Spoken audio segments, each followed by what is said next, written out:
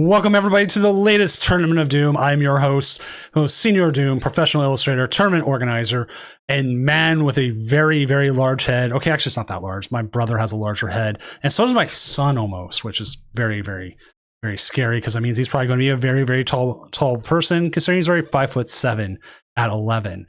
So, I mean... Wow. Yeah. Joining me tonight is Eric Ridgway. Eric, I said your name correctly? That's right. You got it. Perfect. Yeah. Perfect. There we go. Joining me tonight from the Beach Court Podcast. Why don't you go ahead and introduce yourselves to our fine viewers out there?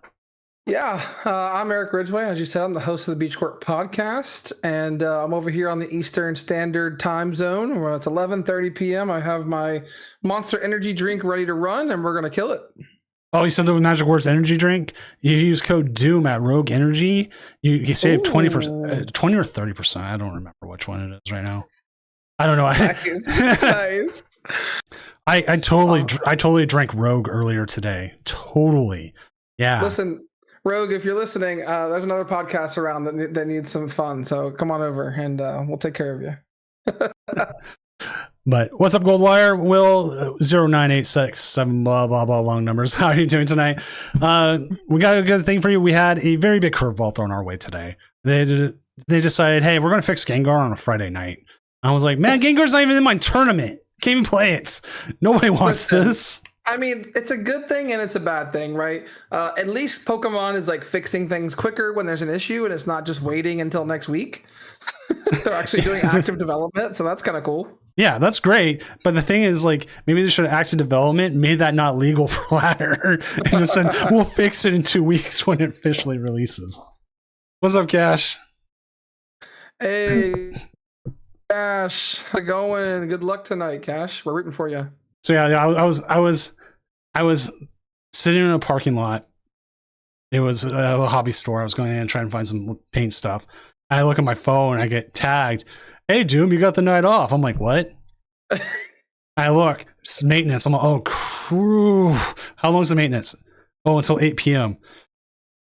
Well, I guess I'm pushing the tournament back. Some people were like, why don't you just take the night off? I'm like, I can't. No, I can't, man. The show goes on. The grind doesn't stop. People are ready for Lil tomorrow, and we have to give them a primer. You know, they got exactly. get ready for it. They got to see this metagame right here. This fancy metagame I just popped up on Scream. Yeah. Sorry, I watched Scream on Wednesday in theaters.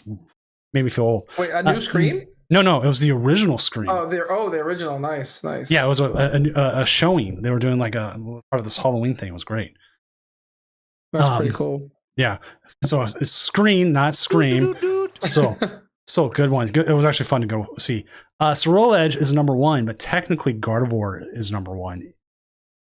Is because you got the jelly and the regular guard. You got to combine. Which you can combine them on Limitless. Yep. But not during like this metagame. So we don't get the updated thing. But I just assume. There's 7 more Gardevoirs, so technically we're at 28 to 22 Swirl Edges, but that is your number 1 and 2 decks.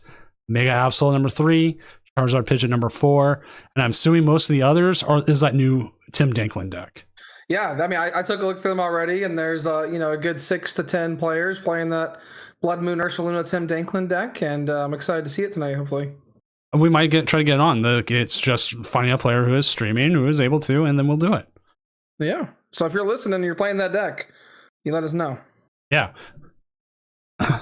So if you are, I told you, you're shining Espeon now. I'm sorry. I forget to do this every week. That's fine. I'm a beautiful Espeon. You know, I shine away.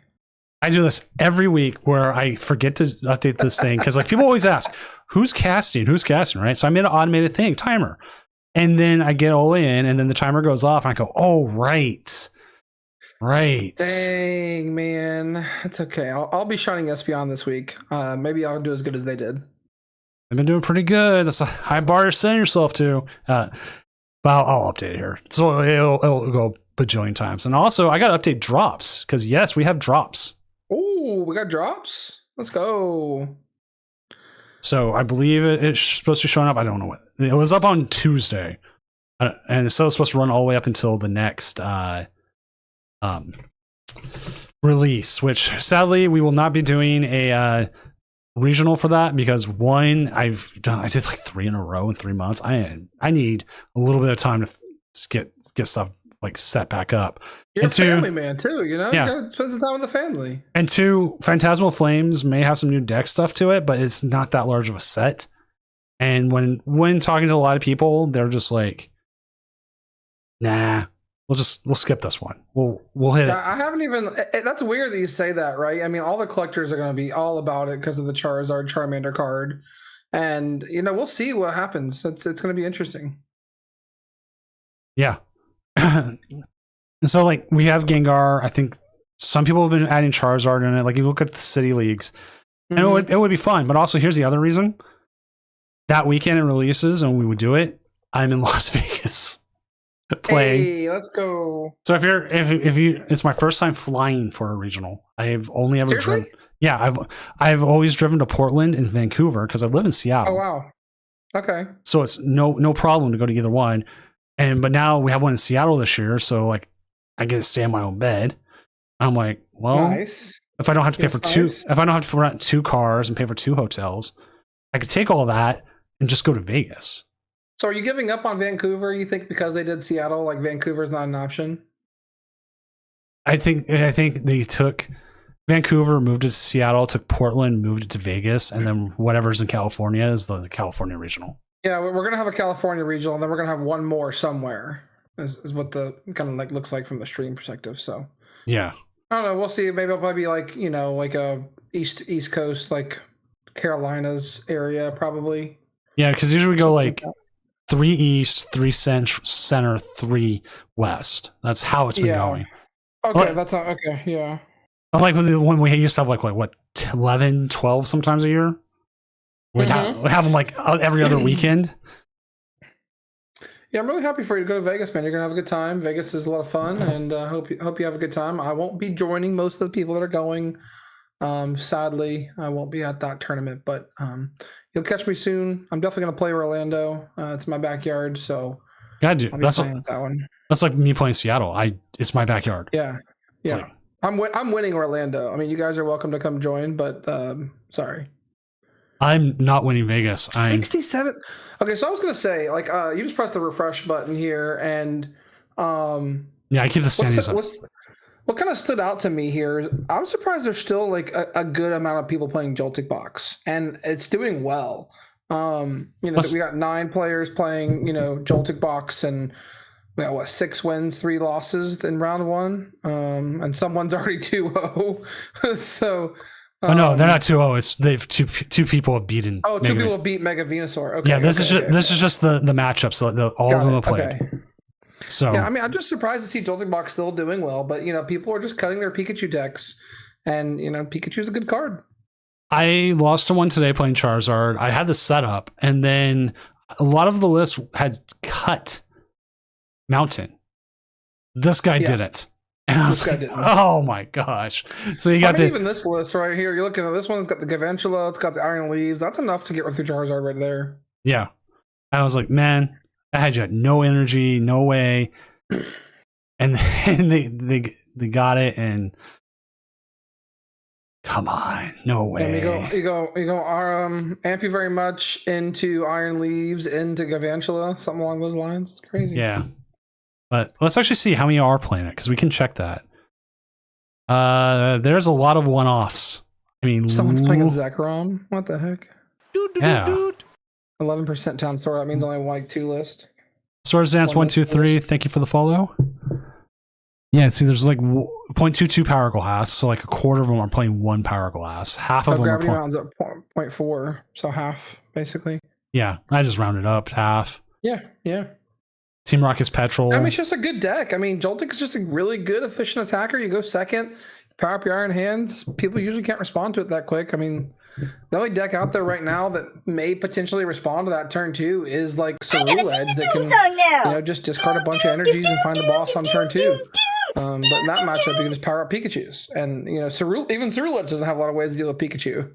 So it's an interesting deck, and it's still doing well. I know. Shout out Ben from Chicago. He's been killing it, and had a couple good finishes at regionals lately with it. So maybe Joltik Box is a very underrated deck.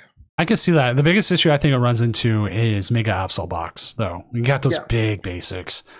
Also, Zan, welcome back as CEO of Judging of the last 43 months. Yes, 43 months. Thanks for coming on and helping tonight, because the downtime did not help. But hey, we do it. Also, I had recently a follower told me 5 years have been following me. I went, holy crap, it has really been. I've been running tournaments for 3.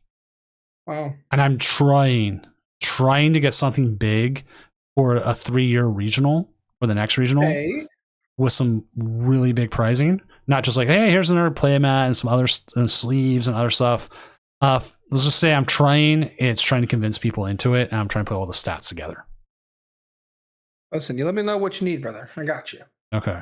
We're going to try this. Surprisingly, if Raz, if you're listening, the winner of the last regional, you have not sent me your information, I cannot send you your stuff.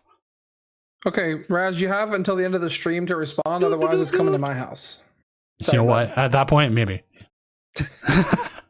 Listen, we have to ask you, because the World Series started tonight, and I know it's probably a little close and dear to your heart with Seattle not making it. But how are you feeling about the World Series and what you're seeing from the Blue Jays tonight?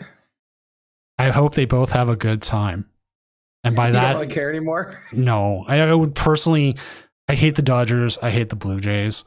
Wow, it's that bad? Yeah. So, and I did laugh when I saw what the Blue Jays did to the Dodgers, and I'm like, I love chaos like that. So I was like, ha ha ha ha, take that, Dodgers. But at the same time, I was like, I want nobody. I've not set that up yet, Cola. I have not set that up yet. Command. Do exclamation point Astros though. That works.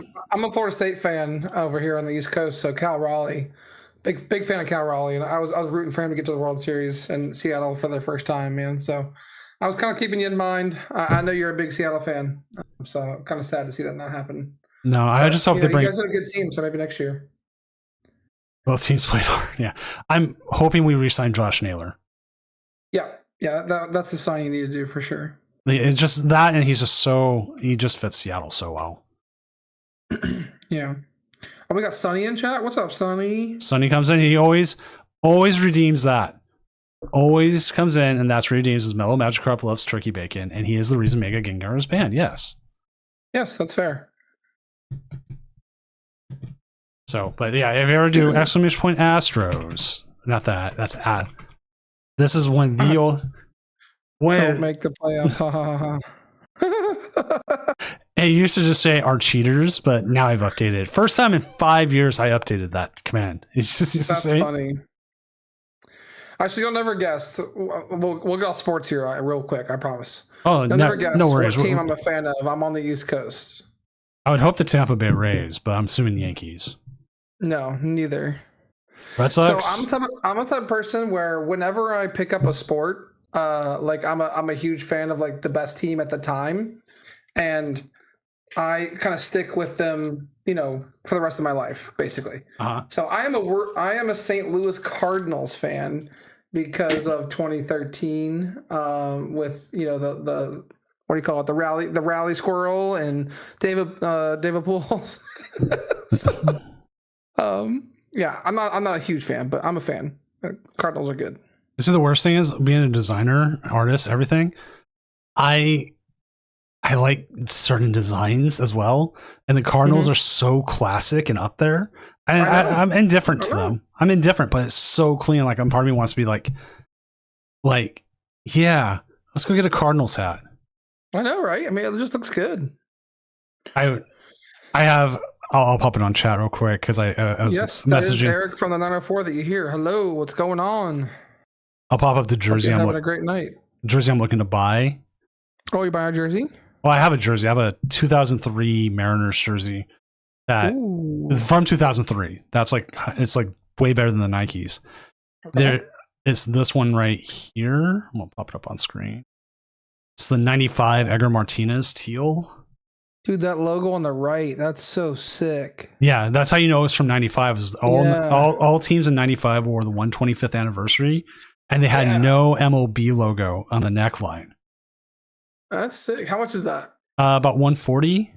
That's not bad. That's not bad at all.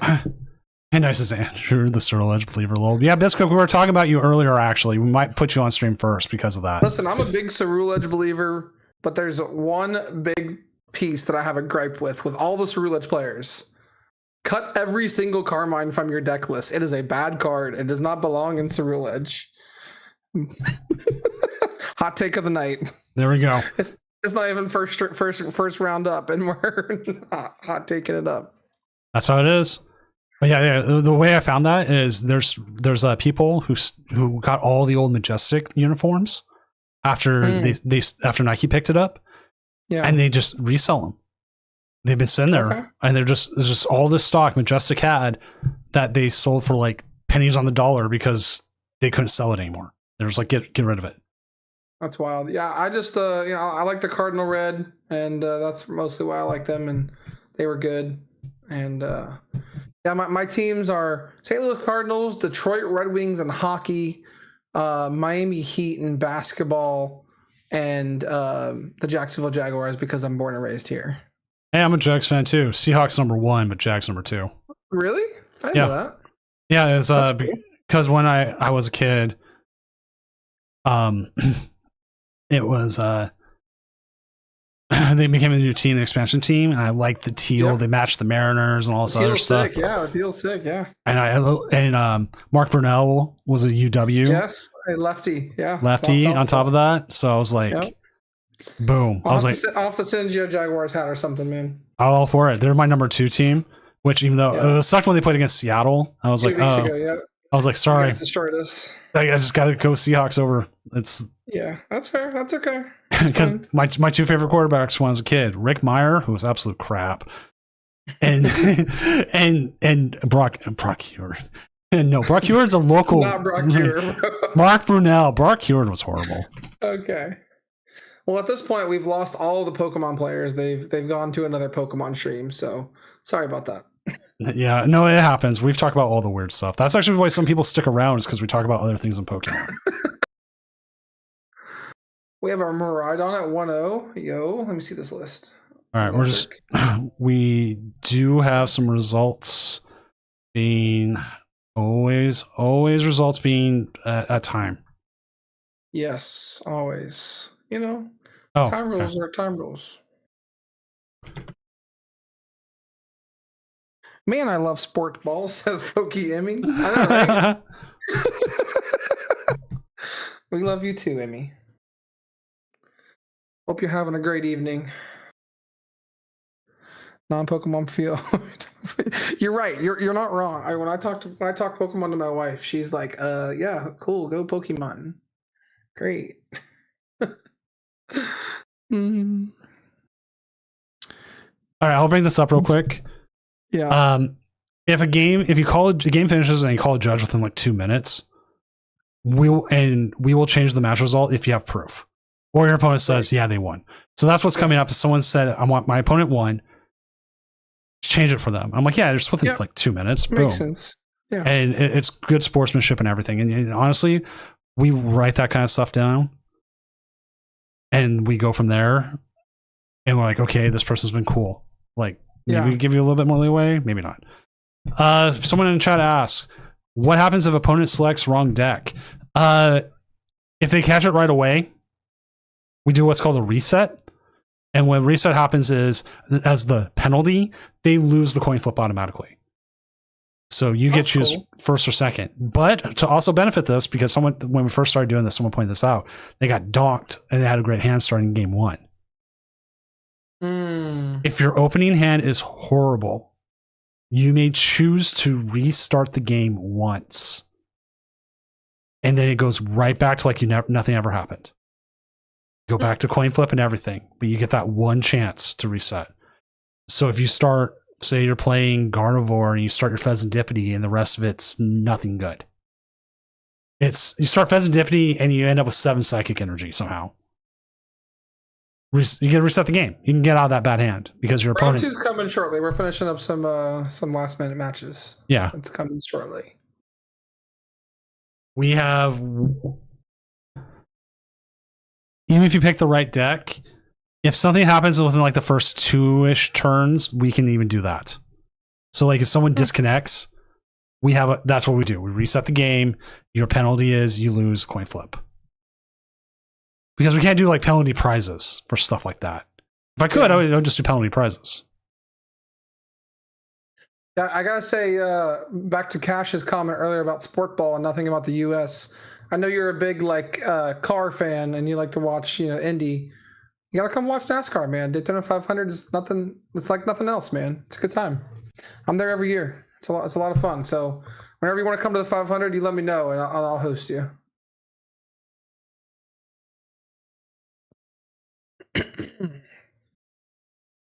My work does a lot with the F1 and they're in Vegas. Oh yeah, they're going to be in Vegas the week before or week after. Week before. Week before. That's good. Am I going to bother watching the World Series? Not really. No.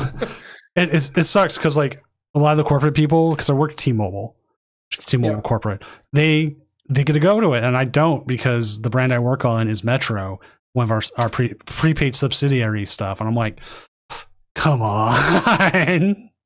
Dang. So just YouTube. Yeah. Okay. All right. We have proof of the game. There we go. Oh, Cash said week after. Oh, okay. Oh, it's a week after? It doesn't matter. I'm not going in. That actually matters because like the amount of people that are going to be in town already. If it was week before, it'd be, you wouldn't have that crowd in town. It's going to be crazy. I'm so jealous. You guys get to see the track too because the track will be done. So we are reset. Round 2 is up. Go ahead and get that going. Round 2. We're just making sure we got the thing. And let's go. We said we wanted to do biz quick. Let's jump down to table 7.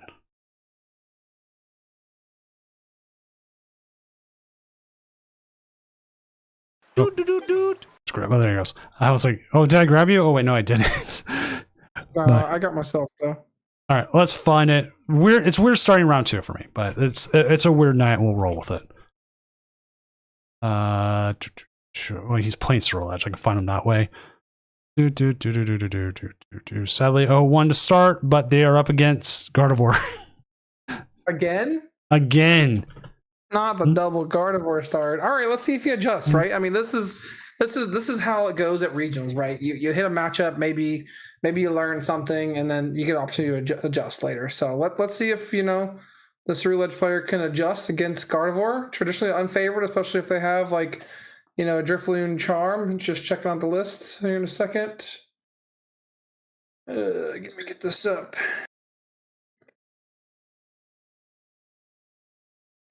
See if we got any charms in this Gardevoir list. What are we playing? We do have the Drifloon Charm, so this is going to be tough. But we got Briar. They're also playing Badoo, so we have fire weakness on that with our basics if we can't find an evolution. So we'll see who wins the coin flip and gets going here. Cyril Edge versus Guardy, round 2.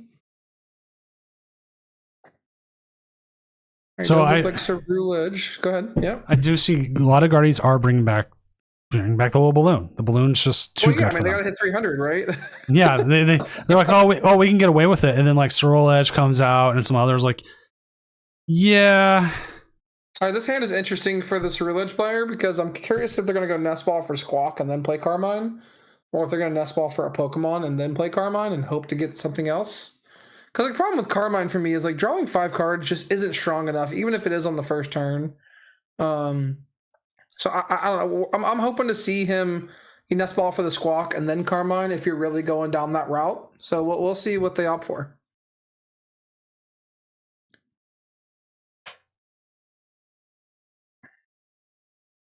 All right, do a little prize checking here.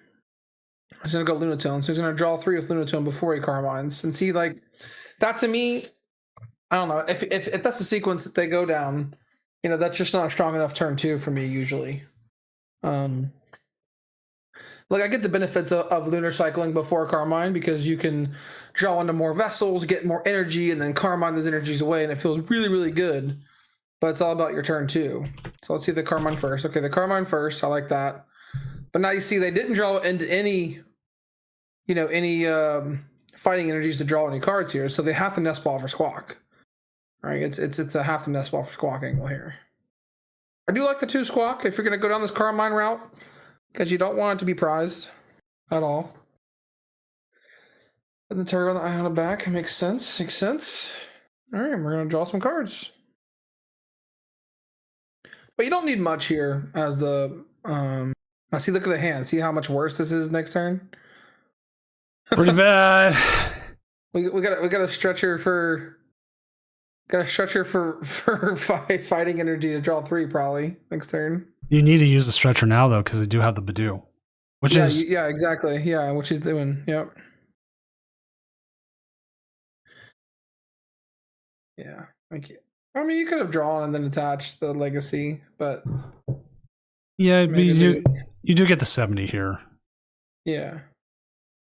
Well, what I'm saying is you can attach legacy to the Soul Rock, but at this point you're just trying to offset Gardevoir's prize trade of 2/2/2. So I like the fighting attachment, and then using the legacy for later. But now we're not doing anything next turn. You just see like the power of like, my list runs, a couple of lilies, 4 researches, just some more draw power. That's all I want. All right, I want to age myself here again because I constantly do this. But who else here remembers Home Improvement? Oh yeah, Home Improvement.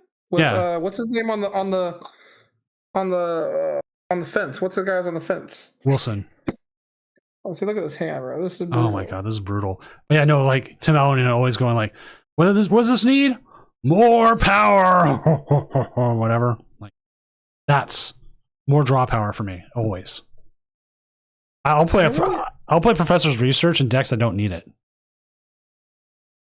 Depending on what happens this next turn, I'd like to see the legacy energy go down on the Squawk. That's an easy pick off for Screamtail. I didn't think about doing it that way because my thoughts would be to put on a Charcadet, but playing Gardevoir, yes, that is a very easy pick off. I mean, just the way this is going. Let me just read the legacy energy to make sure it does work that way, right? Right. Yeah. It says as long as it's damage, right? I just didn't know if it'd be in the active for it to work. So it does work on the bench. So it does look like the Gardevoir player has a little bit of a slow turn, so we can capitalize here.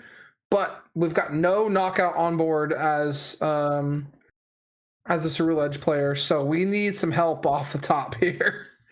We need some fighting energies or something. Okay, we got fighting energies. That's what we need. So probably I would like the Ultra Ball first, but I guess you're just trying to save the energies. Okay, well, we got Ceruledge. You got access to items, which is always huge. Yeah, it's great. I mean, it's great, right? And that's why they didn't Ultra Ball before, because they want to be able to discard energies off the Ultra Ball. Yeah, get rid of the bird. No use having that bird in hand whatsoever. All right, now the question is, do you evolve into Ceruledge now, or do you? Okay, I guess you do. Yeah, you have to, because you've got no KO on board without it. So you have to. Okay. I didn't know if you wanted to do the 70, but then again, I think we just hold the boss here. I like holding the boss. I liked holding the boss too, unless you have enough to KO here. Oh, they do. Yeah, I mean, even then, you're on an odd prize trade here. Like, you're gonna take 1 at one point against Guardy. But see, now Guardy's on the clock, right? Guardy's in this spot where can they go 2/2/2, right? And they have to do it in such a way where they can knock out Squawk during 1 turn. They hit a Ceruledge in the active, KO it with Monkey Dory the following turn, and then KO another 2-prizer. So if Ceruledge just doesn't put another 2-prizer in play, Guardy is going to, at the end of the game, just have to Iono and pray. And they will do that, right? This is Stretcher from you. This Guardy player is really struggling here. So Stretcher from you off 3, you'll see what we get. All right, there's one way as a Guardy player, they can still win this. You do hit for confusion here. Absolutely, yeah. You absolutely do. You got to start, then you start transferring damage onto the other Charcadet, 30. And if you can get another Monkey Dory down, even better. And then you're looking for the Devo play and wipe all of them. You can take like another prize or 2 before you get there. Yeah. So Yeah, I don't know if we're gonna have enough damage for that. We got the Turo on the deck for the Ceruledge Edge player. The Jet Energy will come right down immediately to right. resolve that confusion. I definitely see the line you're talking about there, but that's a lot of damage you got to get in play. That's 210 damage you got to get in play. With an I think if you want to do that play, you're gonna have to like hit the active hard here and start monkey during the bench. Well, you can still hit it for 60, and if you have with the Gardevoir, you can move another 30 and get it to the point. It's one part trying to do that, and the other part, depending on how many Ionos this Gardevoir plays, which is 4, Iono you to something small. Oh, absolutely, yeah. And even better, that's going to happen next turn. Yeah, and even better, and this is something Bisquick should dodge, is not putting down the other. You can put down the other Charcadet. Don't evolve it, because if you don't have the energy for it and you're a small hand, they will bring it up and it will be stuck. And that what you're talking about, this win con that's coming here for Guardy, is the main reason why I didn't like the boss on the Mew earlier. While yes, the opponent's hand was a little dead, you're putting yourself down to like, if you can KO this Guardy here, you're putting yourself down to 1 prize, and then Guardy's gonna find a way to go, okay, I own you to 1. Do you get there? Right. So you always got to be thinking about it. Because the way this hand is shaken out is he's on 210 already, so he can get to what, 250. I mean, he needs a lot of help. Definitely needs a lot of help to get there. Let's see. I'm checking the list. I don't think that I saw a Iron Bundle in the list for this Ceruledge player. Where did they go? Bisquick. Here we go. Bundle, maybe? Yes, no? We'll bundle. Yeah, so bundle's great right here, right? We can just KO anything on the bench if we had it as an option. All right, this is our last chat too. How many people think bundle should be played in most decks right now? Because I feel like bundle is just good. It's a good card. I like bundle a lot. It's definitely in my Ceruledge list for situations just like this, because you don't always have to go 2/2/2 when you play Briar. And you see, like, this Ceruledge player is just in a world of hurt here, right? Do you hit this Guardy for 250? Like, that just seems bad, right? I mean, yeah. And then they find 1 darkness energy, and that Ceruledge is gone. Yeah. So I think what they're trying to play is like, do I hit the active and say, oh, they'll attack with a 2 prize here, and I can Briar them?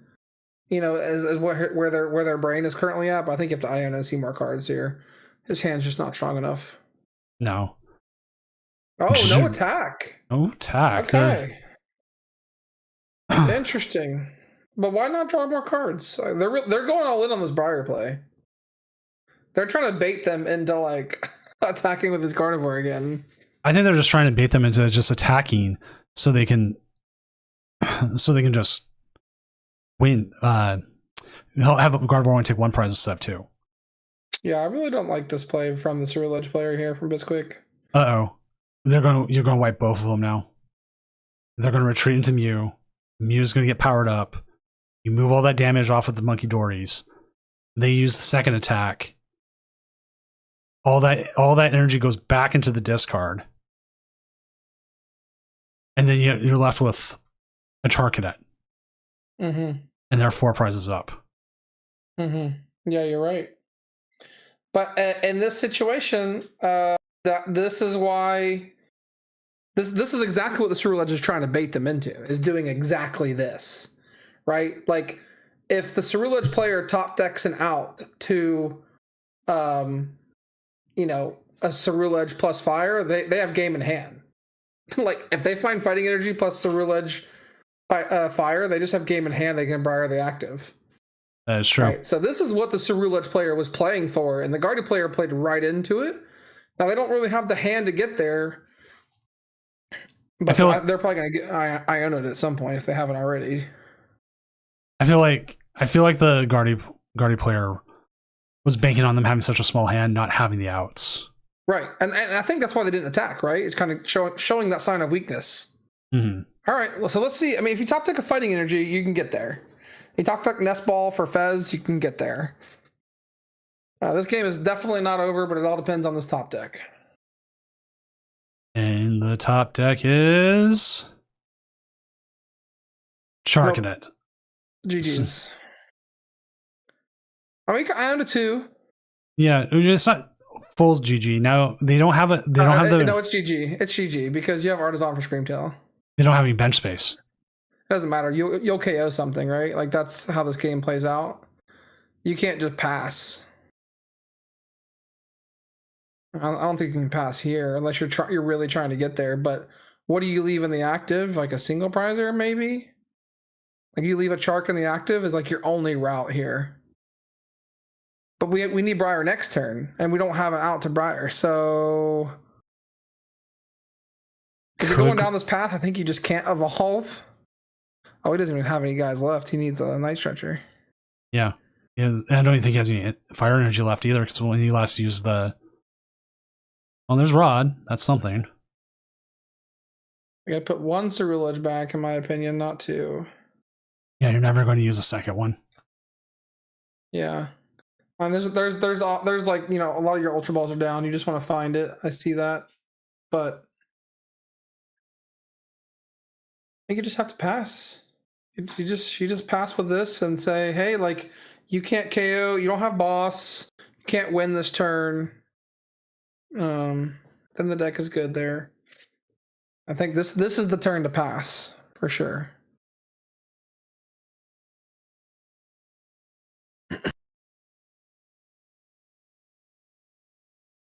Huh? I don't know. What are we doing? What are we doing? Yeah. We need that for draw next turn, bro. We need Briar. I don't know about this. I don't know about it. We need Briar. We need Briar next turn, right? Like, so now as Gardevoir here, your counter is okay, attack with Monkey Dory here. That's your counter as Gardevoir. So you leave a single prizer in the active, you can't lose. Because I can't boss and Briar on the same turn. So definitely some cleaning up of play here. And I think the early to mid game really just shows kind of like those thoughts. I've played a lot of Cerulege. It's a deck I really enjoy. That Carmine's just not that good of a card. You don't see a lot of cards off of it, and your deck is fragile. You got a lot of energies. Yeah, exactly, Lord. If Cardi takes a prize, Briar's not an option. So they could always just bring up any Gardevoir they have. Yeah, I mean this is just checkmate for sure. Like this game is there's no out now for Cerulege. So kind of small window if they top deck the right card there. That's always that's the most painful is when you are in what I like to call top deck city. It's like, okay, if I top deck this, yeah, I just win. Yeah, and like that's why they weren't planning. They were planning for like not Ionoing the previous turn when they had Iono in hand, because they had Briar and they knew that if they added Briar to the bottom, they wouldn't find it. So I get that route, but you just got to see more cards there, I think. All right, is there anything we can do here? I don't think so. This seems like pretty much checkmate. Yeah, there's a Carmine though. Yeah, but like, you're never playing it, right? Right. Like, you play it early. You play the research over Carmine. I just noticed that BizQuick is playing a copy of Larry's Skill in their deck. That's just discard your hand, search your deck for a Pokemon, a supporter card, and basic energy. I mean, I don't hate it, honestly. Okay. I have to bring this up real quick. See, if he discards a hand, you see how he has research and Turo's in the hand, and they're both using playing Turo. This has come up way too many times that someone plays Turo or research when they mean to play the other card. When you play, yeah, and they call a judge and saying I meant to do it the other way. I'm like, what am I supposed to do? It's your fault, right? You misclicked. So I always tell them, if you're playing one or the other, you choose a different art. I don't care how much you love Professor Turo. Change it to Sawdust. Change it to one of the old guys. Change it to the old lady. You know, someone. Juniper. Do that. I like the play stamp, the lady play stamp one. I like that one a lot. I don't know the name of her. Which one's Sada? Is it Sada, the one that's play stamp? I feel like it's not. I don't know. Don't remember. I don't remember everything that's play stamped. Knows. Let's see, professors, because I play full art Junipers. But that's because you can get full art Junipers for like cheap, like $2-3. It could be a Magnolia. Yeah, Magnolia's the one. Or if you want full art professors, full art oaks are very cheap. Yeah, oaks are nice. Any other games still going on we can pop over to? Possibly. Let's let me transfer out of this and we'll see what the other players are as soon as there it is. Concession. Oh yeah. All right. Guardian Gaming 1-1. Let's see. Goldwire's still playing, possibly. Oh, with Grim? Yeah, Grim. He lost to the Blood Moon Ursaluna deck. Oh, that would have been what we would have watched. Hydrogen, good again, 1-1. Luke Snywalker, possibly. Yeah, that's what. This is always the weird thing because like you either do find someone or you don't. There's a Guardian Mirror on Luke Snywalker. We'll hold off on that for now. We got Charizard versus something down there at table 10. Joyful Sandwich. Charizard Pidgeot versus Charizard Pidgeot they won. I feel like we're just going to have to go to the Guardian game. Just go down to table 8 and then we'll figure it out from there. All right, see you there. Let's see where they're at. Oh, no, wait, they just finished, I think. Oh, yeah. No, not there. Close, but not there. I'll pop it up for chat to see. Okay, we got some damaged Guardies on the field. And an Artisan. I wonder where Screamtail is for the player we're watching. I think it's Luke. See, okay, they lost. That's 2 prizes there. 1 prize there. And then you can lose another 2 prizes here off a Guardy, possibly. Ooh, wait a minute. He has to push Monkey. Yeah. Can't you just get trapped? Yeah, you could. Yeah, you gotta push Monkey so you don't get trapped, right? Ooh. Because 190 plus 70. 26. You can move 30 off with the Monkey, but it's still. Yeah, he can't get trapped here. He's safe. He can't get trapped. Because one Monkey's already been used. All right. So I looked up for the stamped ones. There is a stamped Turo. There is a stamped Sada. Mm-hmm. It's the Magnolia. The one is the one I like. With the yellow border. Yeah, that's the one. Yeah, there's the Pokeball patterns of like all the ones that came in Prismatic Evolutions. Bizquick with the can I play another deck besides Guardy SMH? Yeah, rough there. Oh, Juniper had a stamped one too. Juniper did? Yeah. Nice. But Magnolia has a regional stamped one. Oh, I forgot about that. Yeah. Did we see the promo for Lil yet? No, I haven't seen anybody post it yet. Chaz, anyone seen it?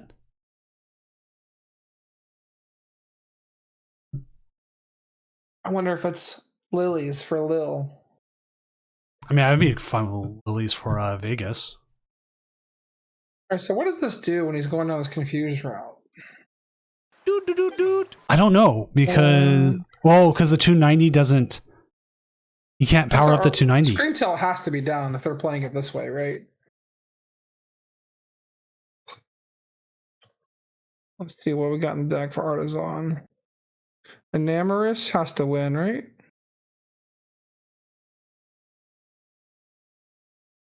Chat, what does Enamorous do? Enamorous is extra damage if you have the same type Pokemon on the other side. Okay, yeah, so Enamorous clicks there. Okay.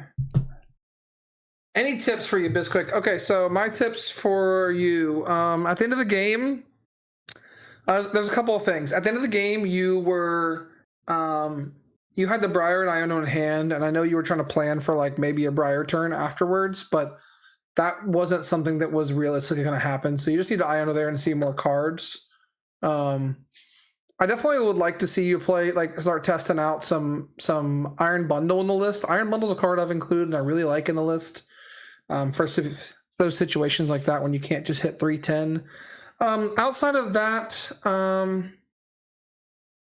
there was like an energy attachment to like the active when you had legacy energy, and because like you night stretchered for the fighting energy and your hand was a little weak, you could have just attached the legacy energy to the active. Because Guardy's always going to play around like that legacy energy, or it's not going to matter to them anyways.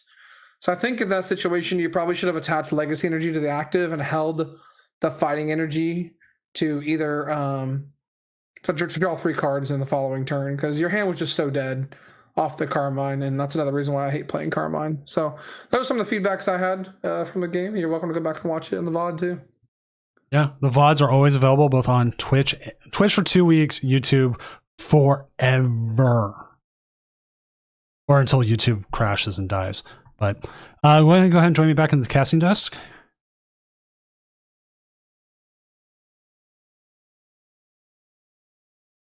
Let's see. I probably jumped wrong. Chat's really trying to get you going on these Seattle Mariners, man. They're gonna try. Really but trying. I've had a week of nothing but memes and cries and everything. One of the more popular ones was Bart and Milhouse wearing Mariner sets, and it's Milhouse showing Bart the cave he cries in. So that's the kind of, you can't hurt us. We've been hurt for the last 49 years. Bizbig, taking a look at your list for the, what do you call it, for the bundle. I haven't enjoyed Gong in the list. It's not a card I've enjoyed. I've enjoyed more copies of like Research and Draw Cards. Maybe kind of Gong. I like the 2 Squawk. I don't play 2 Squawk, but I do like it when you're playing the Carmines. Maybe a Gong is something you can cut. I have seen nothing for the card, the promo card, or the mat. I cannot find it. For Lil? Yeah. Dang. Yeah, there's a lot of stuff about like the broadcast and some people like here our teams coming in for Unite or other things. Team captain, something. So a few things, but I'm not finding it. If someone in chat finds it, tells me. Tell us. Listen, this is our Chaldon deck at the top of the table. I really like this deck. Have you seen this deck in action yet? The Archaladon? Let me pop it up. Yes, I really like this deck because the Risky Ruins Stadium really enables Monkey Dory like very well in this deck. Someone in our locals is playing it, and I really, really enjoy it. Mega Mawile just can kind of clean up towards the end of the game if you need to hit something for 260.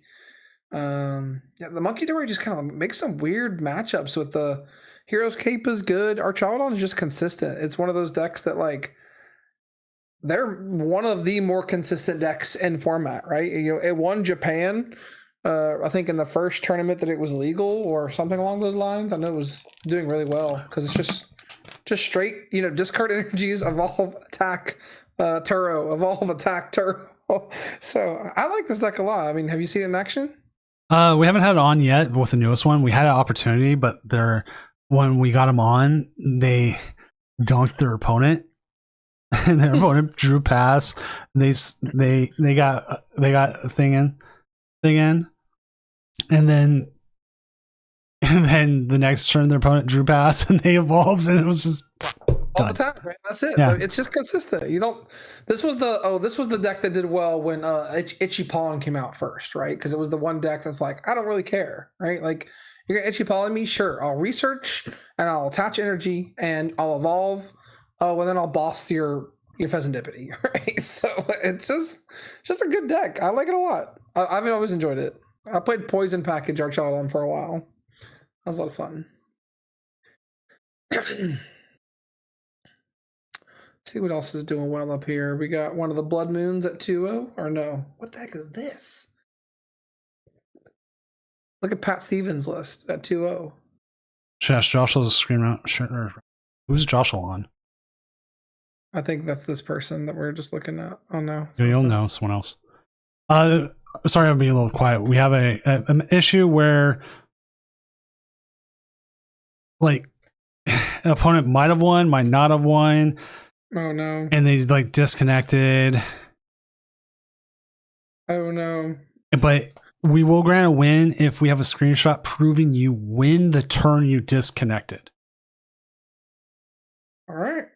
So if you win that turn, great, we'll give it to you. But if you don't, so like say, I disconnected, but I was going to knock out their Grimmsnarl.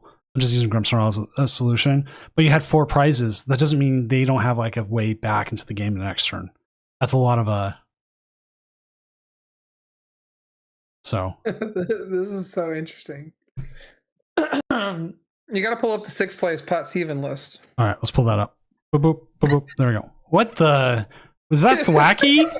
That's a Thwacky, man. That's a Thwacky and a Goldeen. And we're boom boom grooving. And this is kind of like a Mega Absol hybrid consistency deck. Like, just search for cards. Yeah. I don't hate it. I mean, there's worse things in the world. I mean, it's kind of like Pidgeot, but you need a festival lead to make it work. Yeah. And it's 1 prize. It's fine, right? You got the Psyduck, you can't get Dusclops. Your Goldeen cannot get Dusclops unless they have Klefki. I don't hate this, honestly. This list is kind of cool. Hey. Hope to see it do well. It's essentially towards build with like Boom Boom Groove and Arceolo's Mischief slammed in there. All right, that's a deck, Pat. I like it. Creativity. Hey, creativity. You have to be creative sometimes. You do have to be creative. Oh man. Oh, and down at 10th place is the other list I was looking at coming into the tournament. You want to pull that one up when you're done? Yeah, just dropping somebody. Savid brings the heat sometimes. Yeah, this list is gas. We got Emboar Armarouge with a single prize Ceruledge, not the Ceruledge we just had on the stream. So we do have a 2 prize Armarouge EX. Says this Pokemon has full HP. It takes 80 less damage from attacks from your opponent's Pokemon, and it does 40 more for each fire attached to this Pokemon. So you set up your Emboar, you use the Emboar to accelerate a bunch of energy into play, and it doesn't have the other Armarouge, which I thought it would. So we're not getting a lot of energy on the regular Armarouge. Have any way to move energies? No, we don't. But we got Power Glass powered up early. It's a pretty interesting list, though. I like it. I need to move us real quick. Can you join me on table 11?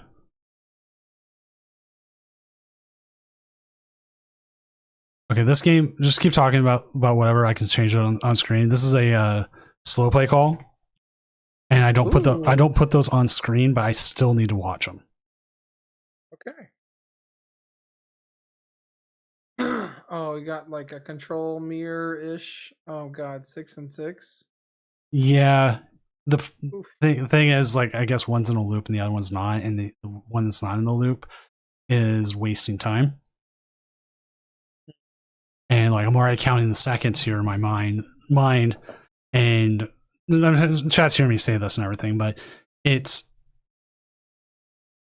you can't sit there and be like, there's a set amount of time I can do what I want. You still need to play in a timely manner. Yeah. They're not taking any actions. Yeah, I agree.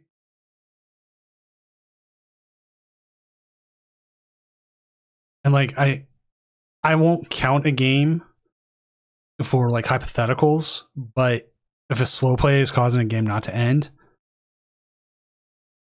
and I can tell what's going to happen, then yeah.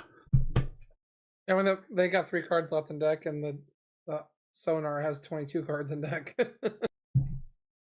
Yeah, so in chat here that I haven't seen it. I'm already at the point where I've just issued a warning. If it doesn't pick up soon, that's a game loss. That's what you gotta do. You don't get to sit here and waste time.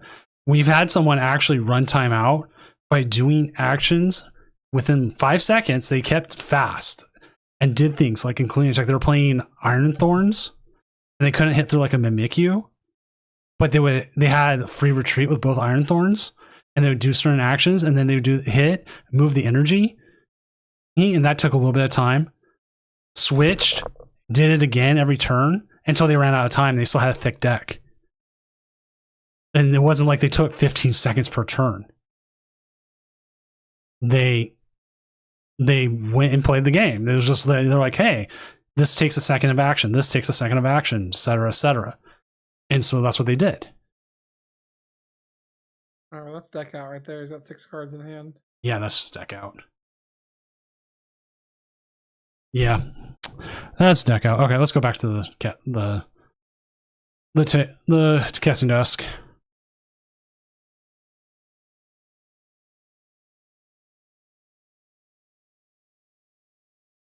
We are back. We are back. All right, where was the judge request? Okay. But yeah, he ended up. We saw it. We can verify all that. Slow plays are always weird. You can also force tie. It's definitely like a fine line for sure. If it becomes obvious that you don't have a way to win and you're doing it to pull a tie, like what we just saw, it's like, what do I do? Nothing. You're not. You did the right thing. Yeah. Do what you gotta do. But if I've had people call a slow play on the opponent who had more time on the timer because they took a little too long on one turn for their liking, so then you end up the other way. But we also can't. Mm-hmm. You also can't make a slow play call based off timer alone. Okay. Because look at this card deck right here. This deck right here has, when we talked about this before this tournament even started, move psychic energy 10 damage. Yep. Move psychic energy 10 damage. Yep. It just takes Adrenabrain, move 3 damage. Adrenabrain, move 3 damage. Their turns are taking so long because the game only lets them move so fast. I can't do anything about that. If you're playing Cerulean Edge and somehow you got down to 2 minutes, I'm going to question it. I'm really going to question it. I mean, let's be fair. There's a lot of actions in Cerulean Edge. Yeah, but I don't think they take that long. You're right.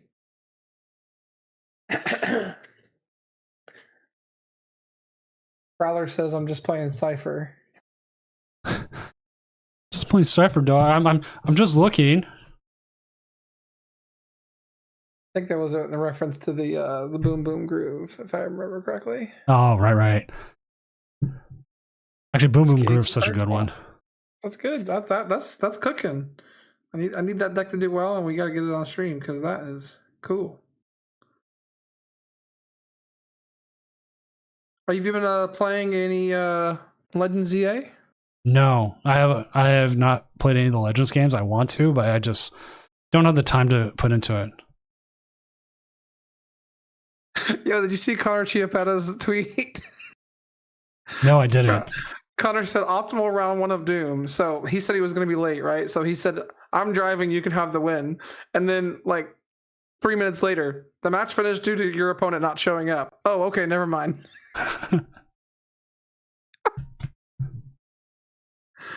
Now that's how you do it round 1. That's nice. That's pretty cool. All right, so I hate this sucks. This is the first time in a while I changed the time to 35 minutes per round to make sure people don't time out. And this is the first time in a long time we've had 2 rounds where this has happened. And then someone saying I had game or I won. It's Friday night, man. It's a long week. Maybe they haven't had their beverage of choice yet. I know. And if you say you have screenshots, please post them in a timely manner because the longer I wait, the angrier I get and angrier everyone else gets. And we all kind of want to get this tournament moving. It's already running late as it is. Thanks, Pokemon. There we go. I still remember one of your regionals. I was doing well and I was like 5-0, but I was on vacation. So then I started, indulging in some adult beverages. Immediately went to like 5-3 and didn't make day 2. I was like, oh boy. Yeah, I've never played on my own. All right. I don't see them actually winning on this turn. They have Sudowoodo in the active. Mm-hmm. They both have used a lot of time on the clock. Mm-hmm. And there's Mew in the active with 4 cards in deck, 2 in hand. Okay. Against what matchup is this? Gardevoir? Gardevoir. So you have to be at least All fair. energy in play? All energy's like in play. But I mean, then he's never winning, yeah. he's never winning, but they both wasted a lot of time playing. That's right, yeah. I mean, yeah. So, well, okay, now we have a picture where they did deck out. Like, minute 50 later. I think that's one of those situations if I think it's a call it. With that much time, no one's time run out. I feel comfortable here. Giving the control player a win. Sucks. But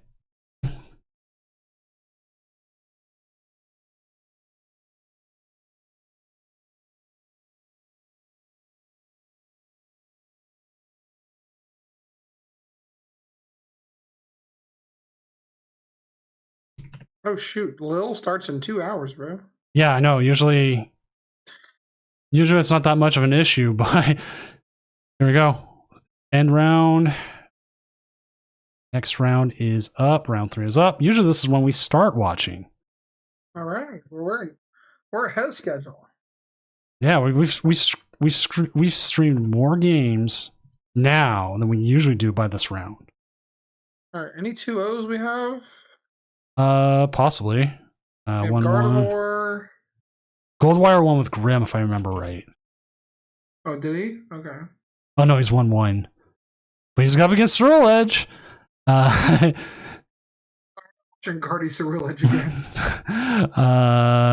Luke Skywalker. What's the player playing against? Table 12, Danklin list, Carlos. He is 2-0. And he is up against Zoroark Crustle. How could you not want to see that? Sure. All right, join me on table 12.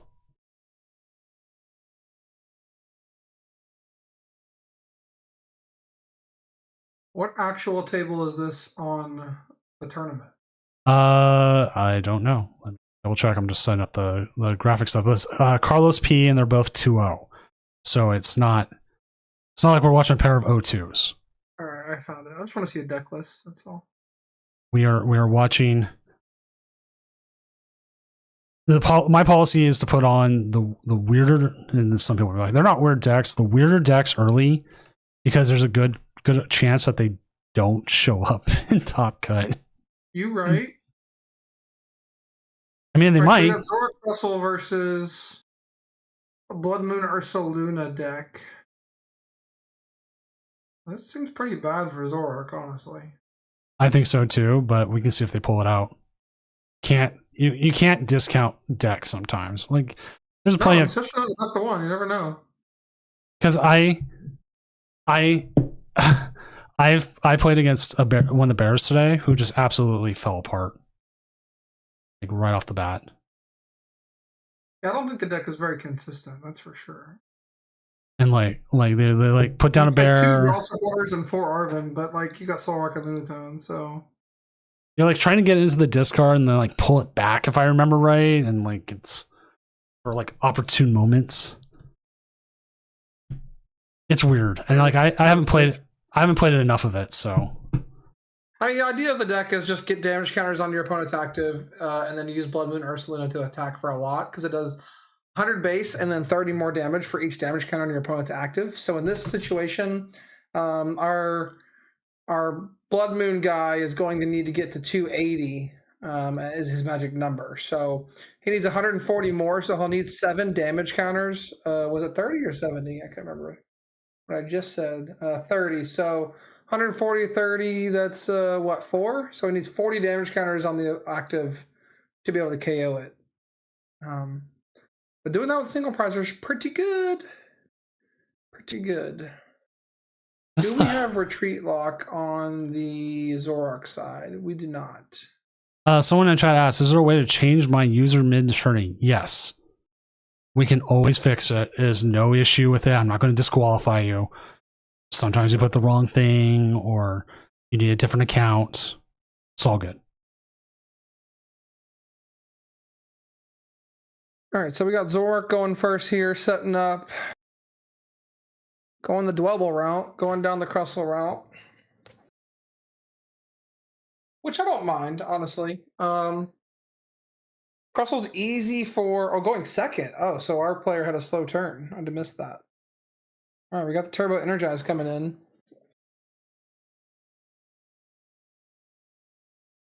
I don't hate going down the Crustle route.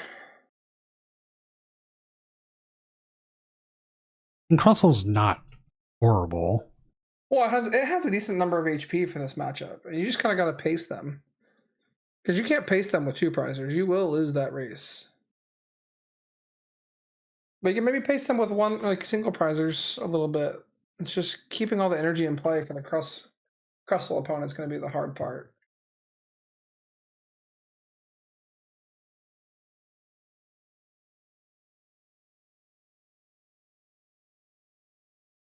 Yeah, someone was saying they have been in tournaments where it's a game loss. What is it? Where if you have the wrong name, it's a game loss. Like sometimes people enter it wrong. It's just 2-second fix. No idea. Yeah. You know how we are. Well, we've had Alright, roll let's sharps, see. so I wonder if we're going to go for bundle here.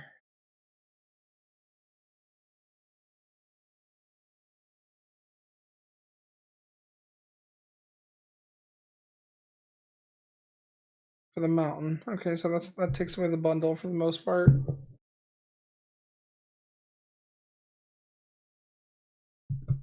This deck is interesting. It's fragile. It's a little fragile.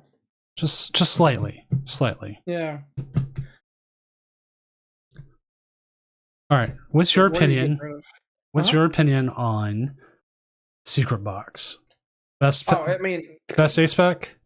I mean, we have to like go deep into the podcasting realms to find some clips, but if you go on my podcast and you like look at the history of it, I was one of the first ones to ever say like Secret Box was like the most broken ace spec ever, and they're all like, "Nah, Prime Catcher this, Prime Catcher that." And I'm like, "Listen, guys, Secret Box is nuts."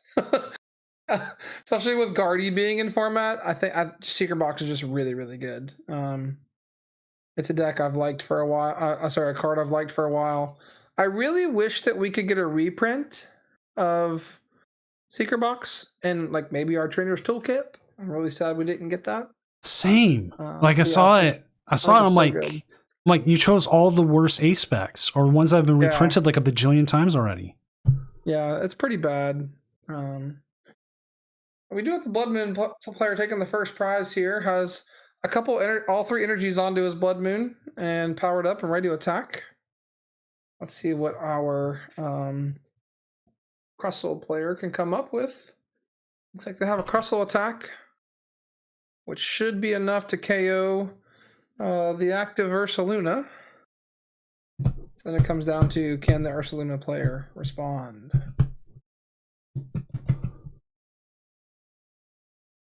Got Grass Weakness, which is kind of cool.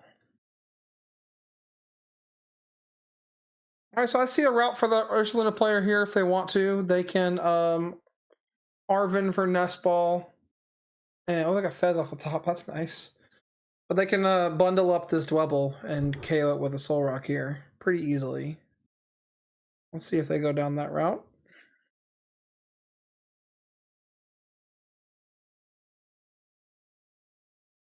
Try to go down that route.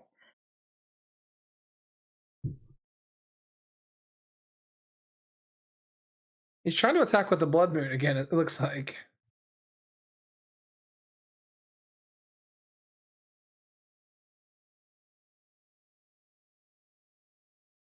Really curious where they're going with this line. Yeah. I don't know the deck as well as they do, so I trust them. But see, like now, like what are we doing? I mean, it looks to me that we're missing attack because we didn't get bundle. We play bundle. It's a really good card.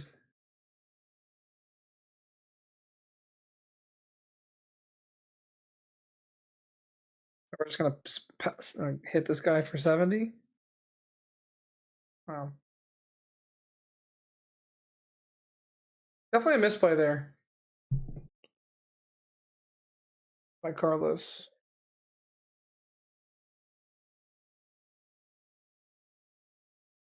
And see, now you're playing this gong early. You don't know what you need next turn.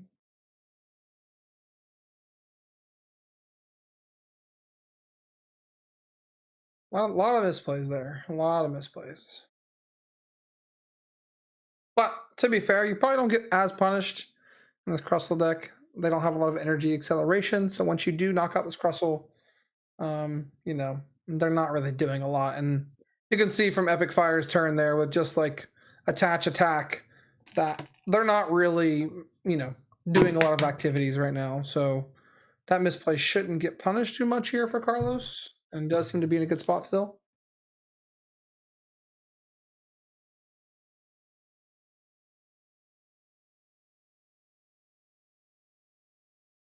All right, that's a lot of gongs.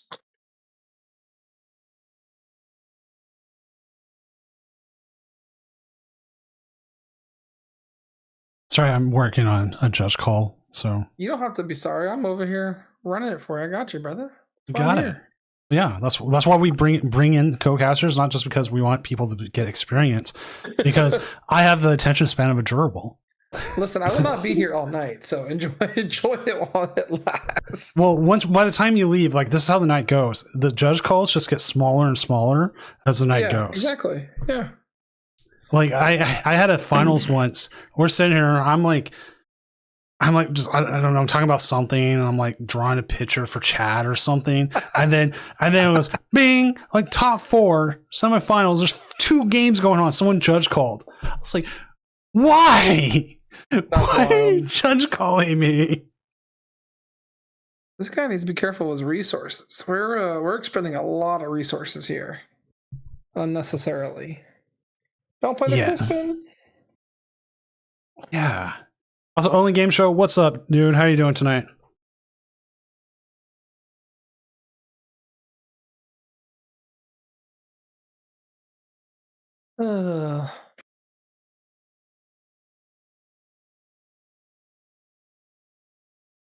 So is this Crustle deck? Is it just a Crustle deck?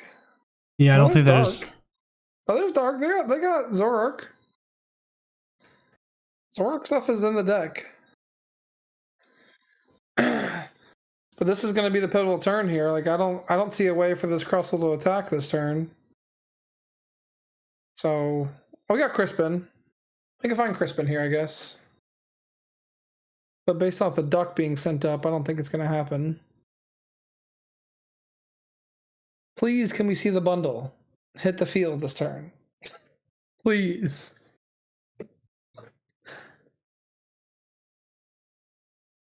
Yeah, me too. Me too, SMX. There's a lot of questions, but you know, this deck is new.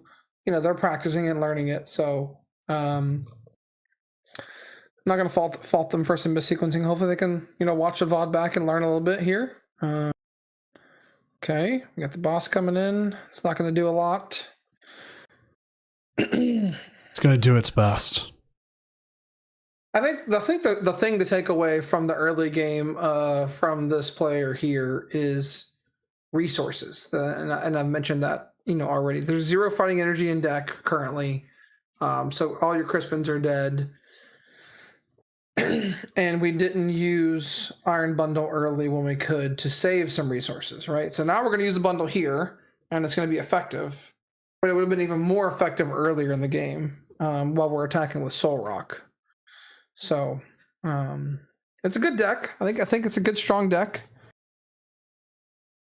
I don't know if it's like. Go ahead. I think it probably is a deck where your sequencing and your deck management is probably is probably the most important part. Yeah, because for sure. You're going to go down to 3 prizes here. You do play an open deck list. You can check to see if your opponent actually plays anything for hand disruption, but you're just one bad hand disruption here, right? From just being out of it. Exactly.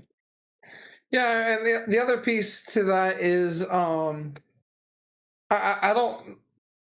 I don't think this deck is super strong to the point of like it's going to be like meta defining, but I think we will see it in play this weekend in France, and obviously we're seeing it in this tournament tonight do well. But I mean, this board state is not anything I'm scared of if I'm a deck that can like keep attacking, you know. I mean, here we are getting more energies and drawing cards after retrieval. Okay, didn't draw the cards. That's good. At least they're starting to learn a little bit. But resource management as a single prize deck is very important. Have you ever played Lost Zone, Lost Box? Oh yeah, you know that. Yeah. Oh yeah, that was my pet deck for a while, man. Well, same here. And then I was like, Giratina would come in like through like by the door and be like, "Can I come in?" I'm like, "Yeah, come on in, Giratina, for a bit." Yeah. And then Giratina would be like, "Oh yeah, I peed all over the floor." I'm like, "No, Giratina, why would you do that?" And then back. The first deck I ever played to was San Antonio Major 2023. I played Lost Box, like truly like spread Lost Box with the Snorlax and Twin Energy. So that I could like thumping snore some things and hit for 180 and put some big damage on the board. So that was fun. I enjoyed that deck. Mine was Zoroark Garbodor in an expanded regional. Ew, dude. I played a mirror my first game and we tied. That sounds horrible. They took game 1, I took game 2. We shuffled up, drew prizes, and now this round was over. I was like, "Oh wow, that took forever." Yeah, that sounds horrible, man. And like I barely knew expanded as it was. I was like just back into the game, and it was there was some bad stuff. Like I'm like Trevenant I beat, yeah, and then I found out about what Seismitoad did. I was like, Seisma what? No, I was like, oh my god, I'm so out. I'm so out of it. Talk about this here. We're talking about like Epic Fire starting to come back a little bit. Right? They have Iono in hand, right? And if off Iono they find Zoroark attack on this Blood Moon next turn, you know, our guy over here is going to be hurting a little bit. So we don't have boss. We can draw with fighting energies to try to get there, but we need to set up another Blood Moon ASAP. Get some monkeys set up. We need some board presence here because that Iono in hand is coming right now. You just don't have the Baron hand. You can't Artisan it. Night Stretcher. He can Night Stretcher it here. That would probably be another one here. Probably be for the best. Energy retrieval first, or Night Stretcher first. Oh, he wants to go. Oh, he's getting aggressive. Okay. Going after one of the Zoroarks. Well, what they're saying with this line is that they can take the last prize of Blood Moon. The last 2 of Blood Moon. But we don't have Calamity's Wasteland in play to get the damage onto the Zoroark that attacks next turn. If they can get the Zoroark to attack. So they should be able to. They don't need much. Yeah, you gotta touch that for sure. Gotta touch the dark.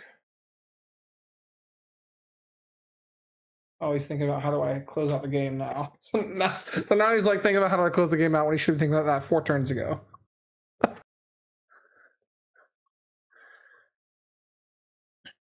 And Blood Moon's in there. Blood Moons are a win con for the most part because Zoroarks can't KO a Blood Moon, right? Not without a bunch of help. They would need the Pecharat to KO it. I did have one of my favorite moments in a game recently is my opponent put down the Blood Moon Ursaluna while I had Klefki in the active. Retreated into it when I was down to 1 prize, so they were looking for that. Retreated into it, and they're like, "Oh." Like I could feel them going, "Oh," through the screen. I'm like, "Yep, it ain't happening, buddy." Funny moment from NEIC 2023 or 24, I think. I was 5-0. I was playing against Ryan Antonucci, and I was playing Raging Bolt with. He was playing Gardevoir. Before Lilies, but it was still a little bit unfavored matchup. Dude, I hit Pokemon Catcher heads on game 2 to be able to boss up his Pokemon for game, and I chose the wrong Pokemon because of resistance. I was so mad. I was so mad. But those mistakes happen, you know. We all make them. Yeah, they happen. Okay, so it's the lilies they grabbed, not an Iono. Interesting. You got more cards, but now you're the way they're sitting here makes me feel like they don't have it. I agree. Yeah. And almost feels like they're gonna they retreat into into the Psyduck. They don't have it. Why the Psyduck? Psyduck just loses. I mean, they're just. Well, no, Psyduck doesn't lose. It's 2. Never mind. All right, we got Gear or Argon for Stretcher. What is Stretcher doing? You don't want Stretcher? He's stretching for Bundle. He's going Bundle. Oh no, Bear. He's going for Attacker. Okay, all right. Pleasantly surprised. Finally, we're setting up for the end game. I like to see it. Finally. The way they played the whole game made me think they were definitely getting Bundle there. But again, how are we thinking it, right? Like, if a Zoroark hits the field, how do we KO it next turn? Every time in casts I've been in or heard, anytime someone says like endgame, especially considering I just watched a lot of the Marvel movies, it's like Tony Stark, we're in the endgame now, or whoever. No, freaking Doctor Strange says it, but still, we're in the endgame now. I'm like, oh god, why am I thinking this?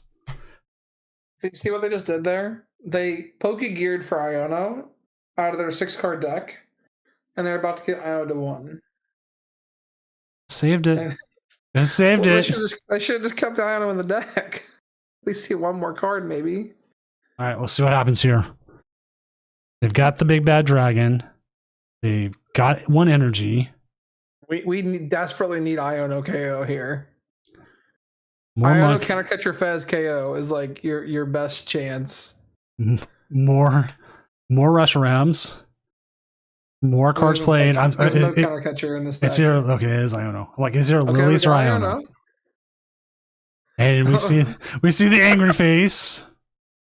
Oh. And there's Zoroark. They're still alive. I mean, the issue here is that the Fez is on the board. And we can't Countercatcher KO it. So that's an issue here. I don't know if I agree with getting rid of the Iono. I know, they only play 2 Iono. That's their second Iono. Okay, Blood Moon cannot attack anymore, but they have a Stadium in hand. So they have a counter to that. Pass. What? Oh, so they want a boss Fez next turn. But what is this pass? Oh, they missed energy. That's what it was. Yeah, so okay. That's chalk then.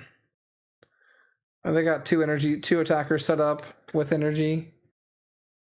You just hit them for 100, yeah. You just hit them for 100, bro. Hit them for 100, because then you clean up with the next bear next turn. Yeah. They needed to hit this turn. Yeah, and they didn't. Zoroark missed 2 attacks like the last 2 turns, and that's just not going to win them a game. The card is glowing, but you don't have to play it. You can just attack. There you go. But I want to transfer some. But the card is glowing, guys. It's glowing. I really like this. I love this deck, though. The Blood Moon deck. Seeing in action, I see the power of it. I see some things it can do. You know, Zoroark's just a good attacker.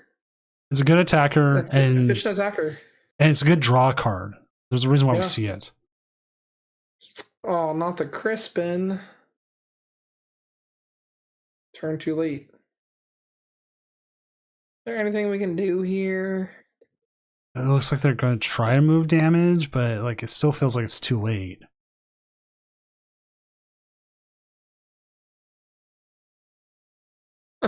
Oh, wait. This doesn't do anything though. They're just killing time. Too bad they didn't have another one. Bro.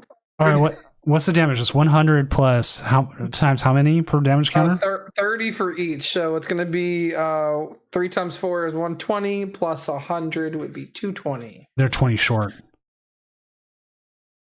They are 20 short, but they got Blood Moon. They have Blood Moon. He's 1 energy. He can just he needs 2 energies. He needs 2 short. energies. So yeah, he is short here. Okay, the double blood moon, like the double monkey dory play last turn helped. Ooh, saucy. So now you just attack with Soul Rock, right? You just go back and you ping Soul Rock, and that fixes the number? Yeah, that would put you at... No, it doesn't fix it. It's still 10 short. Well, if you... What are we doing? Yeah. I think we just poke with Soul Rock here. That way Blood Moon can clean up with the energy next turn. This energy switch might be a bad play. You can energy switch it to the Blood Moon. You have to, right? You gotta put energy on the Blood Moon. You need some energy next turn. Just move the dark, because that still gives you opportunity to Mad Bite with whatever energy you end up with. King Deader said prize both my Reshiram. Oof. I had 3 games in a row. I played 2 games as Gardevoir. I prized 3 Ralts in a row. And so I switched over to Charizard Pidgeot. I'm like, okay, cool. We'll play that. I priced 3 Charmanders. I went, well, we're turning the game off. Turned the game off and went played Fortnite for a bit. I'm like, you know what? At least Fortnite, I know I can't prize my guns. Just can't find them. All right, what do we have here? We got boss.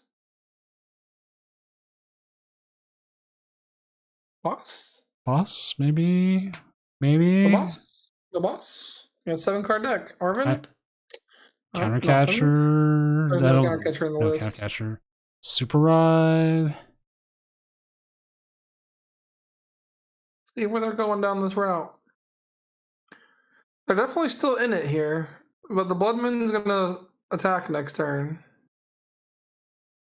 It'll still be what? Probably about 10 short on attack. Ooh, all right, we're getting rid of the 40 damage.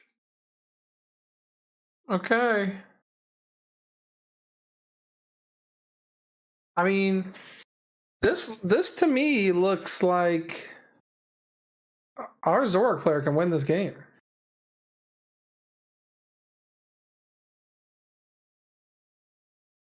This is one of those games where you just don't give up. Yeah. Next turn, our Blood Moon player cannot win here. Yeah, Chat's asking, why did we not attack? Because now it's... Yeah, I definitely like the attack, right? I mean, I liked hitting for 70. And you can still attack here now, but like we were saying, there's just not enough damage. I like to hit for 70 and hold the E switch. Do they have a darkness energy here? Because then that doesn't get them there though, right? I put them to 50. Yeah, they'd still be short. It does because of the mountain. The mountain gets them there. No, the 20, right? Because is mountain 20 or 40? Mountain's 20. Then they're short. They're going to be 10 short no matter what. Because they didn't. But if they had hit for 70 last turn, they would not have been short. Right. Because they would have won. They would have won with Baby Moon. Well, they could have just won with Big Blood Moon, right? Because at that point they could have hit 240, right? Right. They could have. So, because there wouldn't have been enough. There wouldn't have been enough cards out there to take all the damage off. Does this get there? 30 times 3, 90. We're doing 190. All right, so Zoroark needs boss plus a lot. I think Outrage just gets him there. Oh, no, Outrage doesn't get him. Oh, Outrage would get him there. You're right. Yeah, they just need boss. Oh, my goodness. Check this card pile. We got bosses. 5 cards left in deck. You can discard, draw 2. Can 7/2 make top cut? Possibly, depending on your resistance and how much chaos there is. All right, the Zoroark deck plays 3 boss, so unless they've discarded a bunch of boss, which they could have. I wasn't keeping that close attention before. 3, 6. There it is. The boss. Oh, wow. Wow, Zoroark comes all the way back. Lots of misplays on the Blood Moon side, but again, Can't fault this player. This deck is relatively new to the metagame. They're probably practicing it. And this isn't a matchup that you plan for, right? So you run into this matchup once a regional. Like once so a now regional. This is just a matchup where you go back and like, okay, well now I know how to play that. And then if they just poke for the 70 there and hold the E switch, then they're probably in a good spot because both Ionas were in the discard pile. Yeah. So they should have known that they were not going to get Ionoed there. All right, let's go ahead and meet back up in the casting desk. I get a little too excited sometimes. That was an interesting game. We are waiting on 2 matches, so hopefully this one we don't hit time with people debating it. I won. But we do have our 3-0s. We do have... Ew, dude, look at the top. Gross. Lots of Gardevoirs, and then you got Azora Crustle, and then the Ceruledge, and then Lucario normal hands. And then... Yo, Pat Steven 3-0 with the spice. Let's go. Got the boom boom. We have All Out Drip King with Firebirdie Fire Armor guy.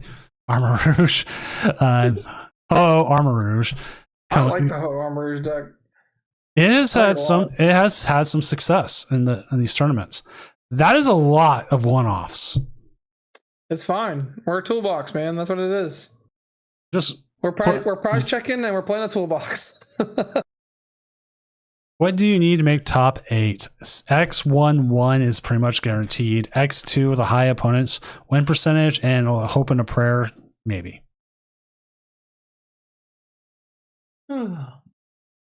Prism only round 3? Only round 3. This is weird because usually like on round 5 by now, to be honest. Again, thank you, Pokemon. Thank you, Pokemon. I will not sleep. It's fine. Thank you for fixing the game quickly, but also thank you for making my night much longer. Part of me was just like, we'll keep it at 7:35, and if they finish early, we start early, and then we'll push back from there. But I'm also like, I've done enough work with things like that. I'm going, or it's going to be worst case scenario. And people want to access their deck list. They might want to still test that last second. They just lost 2.5 hours of time. We'll just push it back. Someone made an interesting point in chat. Omni did. Golden Go, where is it gone, man? I mean, it's down to 5 people playing it in this tournament with a 35% win rate through 3 rounds. Where has Golden Go gone? Is it because of the Soul Rock package? It's making it a little more worse? Do we need to go back to Energy Search Pro? I was seeing that debate on Twitter recently. Well, is the Soul Rock that much worse? Because you kind of already have a powerful draw engine as it is. Yeah.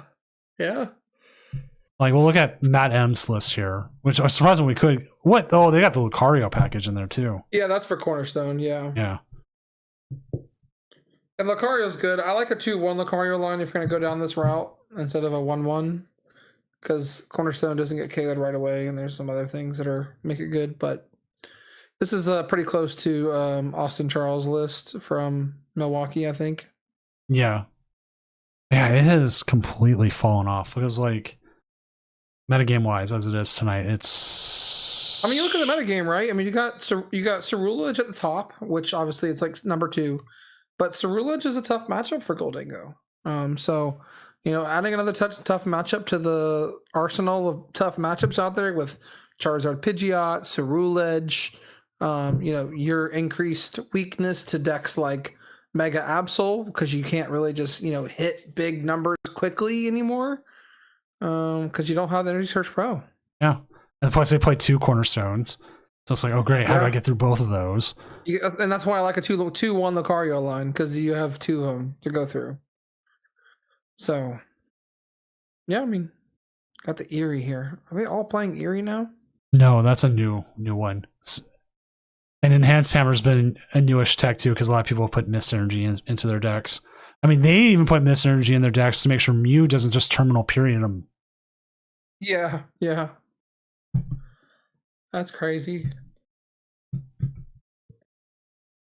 Mew attacking a 3-prizer is kind of funny. I've won.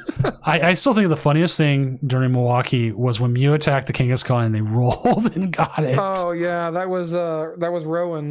That was crazy. That was very crazy. I mean, he had literally no out besides just going for that play. All right, so I had a friend play in tonight's tournament, and they played 4 of the Champions Festival or whatever the one is now, just as a joke. And they're like, "Huh, this deck seems like it's 4 cards away from being good." Huh? Why? I wonder why. He just messaged me that. I was like, "Yeah, Let's take a look at that Kangaskhan Buffalant list at 12th place. So what's going on there? Well, we do have round 4s up. Oh, round 4's up. Yes, we just finished out. All right, what do we got? Let's see who we got. Like, I wouldn't if we could get the Buffon, that'd be good. Actually, I thought I saw them. Maybe I'm daydreaming. Got the Boof. What's a 12 with an unfair stamp? Which one? Table 12 looks like they have an unfair stamp in their picture. That was BOTB. Yeah, in Discord, yeah. Are they good? They're 1-2 with Wug Trio. Oh, I mean, I'm down to watch Wug Trio, but yeah, not what. Yeah, that's where things are a little different there. Let's see. We need some Wug in our life. I don't remember who Xanathar is. See if I can just preview their stream real quick. Nope, can't see what it is. Tyler's Joyful Sandwich. Joyful Sandwich is 3-0. Charizard Pidgeot versus Greninja. I'm down to watch that. Let's go with that. So join me on table 7.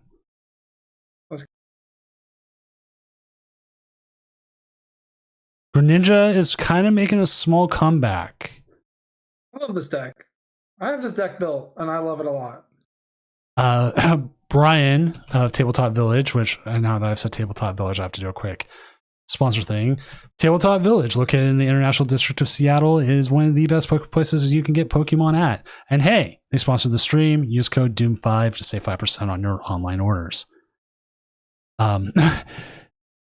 He was a huge Greninja player for the longest time. I think he still is. I mean, the triple acceleration energy is a lot of fun. Like, we got Crisis Punch in here. Woo-hoo! That's kind of cool. Yes, they are playing like all the techs. Only one prize though. I guess we can mess that up with Dusclops. That's kind of cool. All right, we're watching it from the Charizard POV. Yep. Ooh, are they going first or second? Yikes! If they're going second, this might be all she wrote. If we get a turn 2 Mirage Barrage. Oh yeah. Oh, they got some mulligans, so they got some help coming. It looks like. Well, okay. Looking at it, that is Call for Family, but they don't have any energy. Never mind. They got no energy, bro. They got nothing. That's the worst part. Like, I like the Call for Family Pidgey.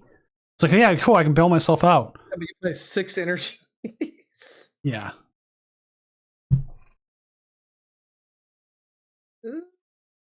Mulligan, 1 mulligan. We need it. Okay, we got Call for Family. Okay. We're not dead, and they got Artisan. Forgot about the Artisan. And we are going second. So, I mean, let's see. The key. Oh, that's a big piece for Greninja, honestly. Like, playing this deck a lot, the key for Greninja, you only play 5 waters, and you have no way to find the waters. So, finding it is pretty tough, usually. But now, if we have Hilda Rare Candy, we can find a turn 2 Mirage Barrage with the Ignition Energy. Now, the question is Joyful Sandwich playing Shaman? No Shaman that I saw. No Shaman. This looks like the Jackson Ford list. It looks like. Yeah, I've been. Shaman's been on again, off again for me, because like you have matches like this. This is risky. Look at this route they're going. This is so risky. Oh, so risky. Okay. All right, we're living. Okay. Would have loved to seen Lilies, but Arvin, at least you don't die, or you don't get KO'd to everything. right away. I think you, Arvin. Yeah, you get double Charizard, and you can't do anything because you've already attached energy. But oh no! Oh, the Charmander surprise. Oh, the Charmander surprise! Oh no, Oh. dude! Oh, not like this. Double Duskull. You're gonna have to blow something up and hope for the best. Oh, not like this, dude. Not like this. I was just talking about this as a possibility. You literally just said you prize 3. How many does he run? He has to run the 3, right? Yeah, he runs 3. Goodness, bro. Oh no! I cursed him. Why? That was like, this is a good matchup. That's going to be Listen, good. We got to attack with Pidgeot here soon, so we got to get that ready. I mean, this hand is brutal too. Even if the active gets KO'd here, you're not doing much. Oof. Oof. And they artisaned for the. You know what's funny? They artisaned for the Tatsugiri and then did this play. And so that is a slight misplay there, because if you check your prizes and you know that's a thing, what you do there is you call for family for Pheasantipity and something else like a Duskull, because you expect your opponent to take a prize. And while it's not fun to have Pheasantipity in play in this matchup because Greninja's Terra fighting, at that point it's just something you needed. Ooh, this is cooked. A slight misplay there by the Charizard player, not checking their prizes. It's the stream curse times 1,000. Oh, and the Grand Tree. No, dude. Without the quick search, oh, we are cooking. Wait, we failed it? They failed it? Oh my god. I mean, that must mean he prized either both Frogadier or has 1 or 2 of them in hand. So we're quick searching for hopefully the piece to Mirage Barrage here. Okay, Pokeyemi in chat, my ever so amazing co-caster when she's on, says the Piper Lapine curse. I do have a Piper story. I've told it before. I'm here. I'm listening. I played her round 1 in Vancouver. Okay. We both played Gardevoir. Yeah. Game 1, I don't remember what happened, who it was first, but one of us prized 2 Gardevoirs and scooped after initial check. And then game 2, the other one didn't. And game 3 was a rush because both of us were like dead drawing to see who got the one lone rolls in the active into a Gardevoir for game. We just had nothing. We're going through all our deck. We're just trying to like candy anything. We can't even find like Ultra Balls, nothing. And finally she got it and won. It was like Gardevoir done like 10 minutes. That's wild, actually. We're like done. My friends are like, what the hell? How are you done already? Did she run you over? I'm like, oh man, I got a story for you. That's crazy. All right, so we did get the Froakie, the Frogadier into hand. That's why we couldn't use the Grand Tree here. But again, another mistake by one of our opponents, right? Because if you're going to put Grand Tree in play in this matchup, you better be getting a Greninja in play. Yeah, because right now you got Pidgeot coming online immediately. As long as they have, the option for it. Well, if they did they Tree first? Grand Tree first. Grand Tree first. Click the tree. It's pink. They're sitting here probably wondering if they have the Pidgeotto. Okay, they do. It doesn't matter. You still click the tree no matter what. Even if you don't know if you have it, like you're going down that route. You could pick up some prizes here and maybe get a Charmander. Could you? Oh, Rare Candy Dusknoir? Rare Candy Dusknoir. And then you have the Dusclops, so you could pick up. You could like take out the Frogadier at least. Yeah, you could do that. But you have to like toss your counter catchers here, and then you're taking essentially a 50-50 shot on getting a Charmander. Yeah, because if you do that and you can Evo and Charmeleon, that's still pretty good. Looks like that's the route they're going to try and go down here. Oh, we can just Dusknoir the active.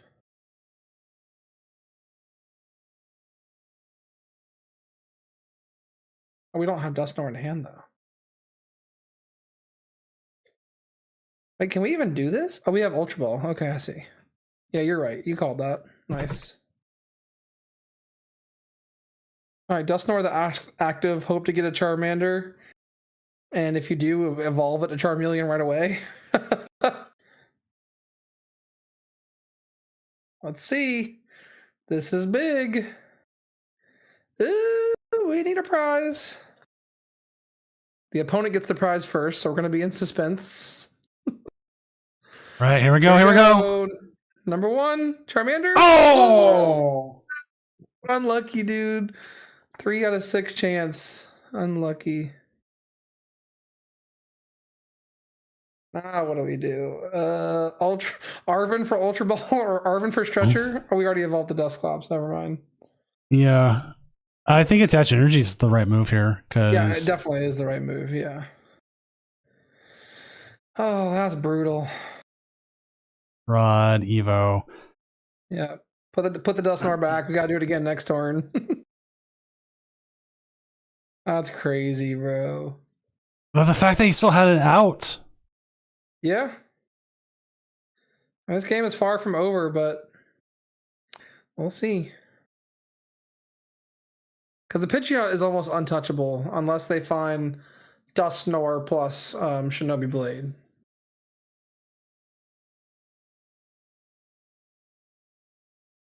Yeah, I mean, Lord of Beef, you gotta do what you gotta do when you prize all 3 Charmanders here.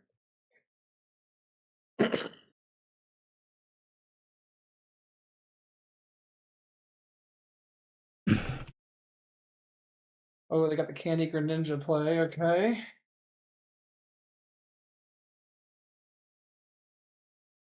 I mean, at this point in this game, if you're the Greninja player, you've got to, all of your focus has to be on that Pidgeot. Because your opponent has no Charmanders on the field. You've probably figured out at this point what's going on, and you got to take that Pidgeot out. He's giving him a prize. He's giving him a prize. Charmander? No, dude.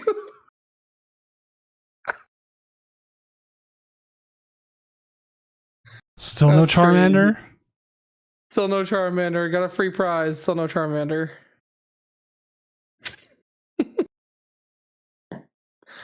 That's crazy, bro. Unlucky. Never lucky. Oh, we got the Blistery win coming in from the other Pidgeot player. Oh, look at this. Look at this. Look at this play. Oh my god. No Charmanders.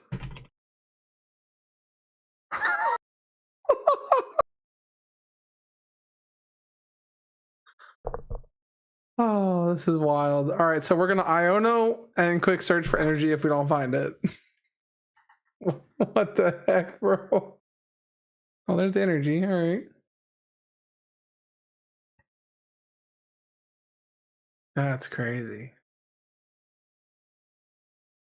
No, we got Iono first.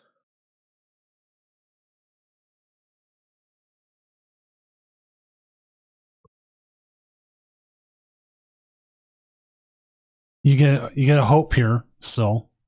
You take out that we're dust. gonna take a prize. I was going for a prize. Okay. Yeah, just got. All right. Surely 75% chance we don't. So here we go. Right? Here we go. Surely. Oh my god! Oh my god! No way. Oh my god. 75% chance. That's crazy. Oh. Okay, well, I didn't expect to have this on my first official cast of a tournament. Oh my god. Let's find the line for the Pidgeot player. Let's find. This is just Pidgeot control at this point. What are we doing? We're setting up okay, so this turn we have to go like what? Quick search for Pidgeot, rare candy Pidgeot, Iono, hope to hit energy to attach to your Pidgeot so you can 3-shot this Greninja. Is it 3-shot? How much damage does Pidgeot do? It's only 120. Right? Yeah, it's 3-shot. So we got a 3-shot this Greninja, dude. Oh my gosh. This is horrible. They're going to hit into here. Oh, wait, we got Max Belt. I think if it's Town Star, we got Max Belt. That is true. We could 170, and you do still have options. Oh my goodness, bro. This is wild. Yeah, we're playing Pidgeot without the controller versus Greninja. God. Oh, that's a take of all time, bro. So you'll never get casters laughing like that.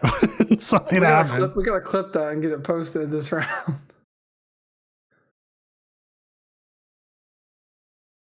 I can clip it from my Twitch.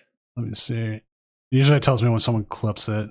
Which also now they actually have a thing where like there's a leaderboard for clips. Like whoever gets the most views. I was like, oh, that's kind of nifty.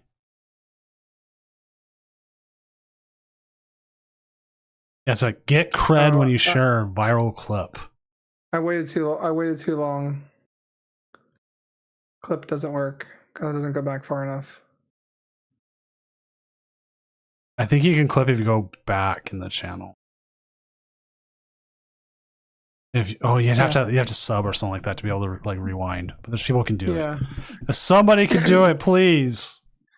All right, we have to get another Pidgeot online here, right? We have to. Yeah, I would say get the other Pidgeot. There we go. Zan got it. Yeah, okay, cool. Thank you, Zan. We'll have to get that posted, Zan. What are we doing? Okay, Pidgeot, right? I get the Pidgeot. I mean, at some point we should have been going Chi-Yu, right? Like at some point, and maybe this is the turn to go Chi-Yu.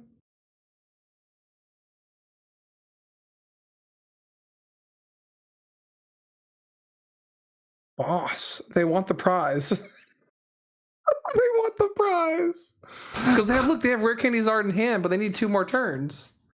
I don't know if they've got that much time. And they just grabbed whatever they wanted. Well, they're grabbing boss. They haven't officially got it yet. They got 8 seconds. They took the boss, so they're gonna go for the Charmander here. But I think this is a little too slow. Because your Pidgeot will get KO'd. Your Pidgeot gets KO'd here. Hey, there's the Charmander, guys. Woo! So your Pidgeot gets KO'd, and then you've got 2 turns to go rare candy Zard, but they're just going to go boss KO your Charmander. Like how this is going to finish up is KO your Pidgeot. They're going to go, cool, I honor you to 1. And they're going to go, cool, quick search for Ignition Energy. Take my last prize. You know, I posted it to Twitter so I can get all the clout. That's all. Dang, that's messed up, bro. It was my idea. Yeah, I know. That's how you do it. That's why they say good artists steal. I mean, great artists steal. Good artists create. Messed up, bro. Yep. I'm over here casting and talking about the game. He's over here posting clout. That's why that's why my name's on the tournament.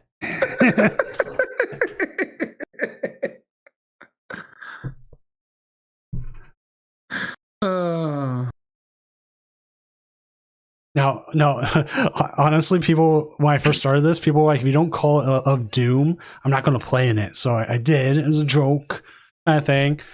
Oh, seriously? Yeah. Originally, I was trying to think of some other name. Like I was like, okay, something of this or that. People were like, no, you got to do Tournament of Doom. You have to. And I'm like, okay. So like my viewers were like that. This is well before 3 years ago. So I did. Joke. And then as a joke, I put like a question, like answer some dumb question. Now, 3 years later, we're playing almost every week, anywhere from 200 to 500 players on a Friday night, answering a dumb question I have to come up with, like every 2 months, I have to come up with like 10 of them, and still playing of Doom to the point where I had to call it the Doom Champion Series. I'm like, well, I guess Doom's part of it. Doom is part of it. This is a great play by this Greninja player. Sets him up very well. Yeah, you got into 1. You have the Pidgeot, so you can't put down a Charmander now. Unless they don't have enough. Doesn't matter. It's game on board for the Greninja player with quick search online. Because they have enough. I mean, does the Charizard player play anything that cannot get KO'd by Greninja? Let me see. Fez gets KO'd. Everything gets KO'd. So yeah, I think that's it. Yeah. I think you saw the writing. Unfortunate prizing. Good game though. Good game. The fact that they still made it a game with that pricing, and it was just. There was the one turn where they went for the Charmander late, and I don't think that they should have. I think that was the turn they should have tried to set up another attacker, whether it be Chi-Yu or the second Pidgeot. And if they set up the second Pidgeot or the Chi-Yu at that point, plus Iono, like maybe they find a way. Yeah. Welcome to the chat, Joyful Sandwich. That was brutal. All right, Amiosaur has come in and redeemed Random Fact. I told you they'd come in.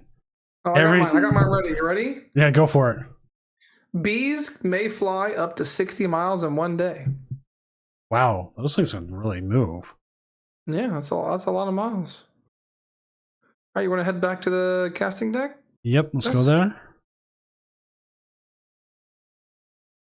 I was looking up my Random Fact.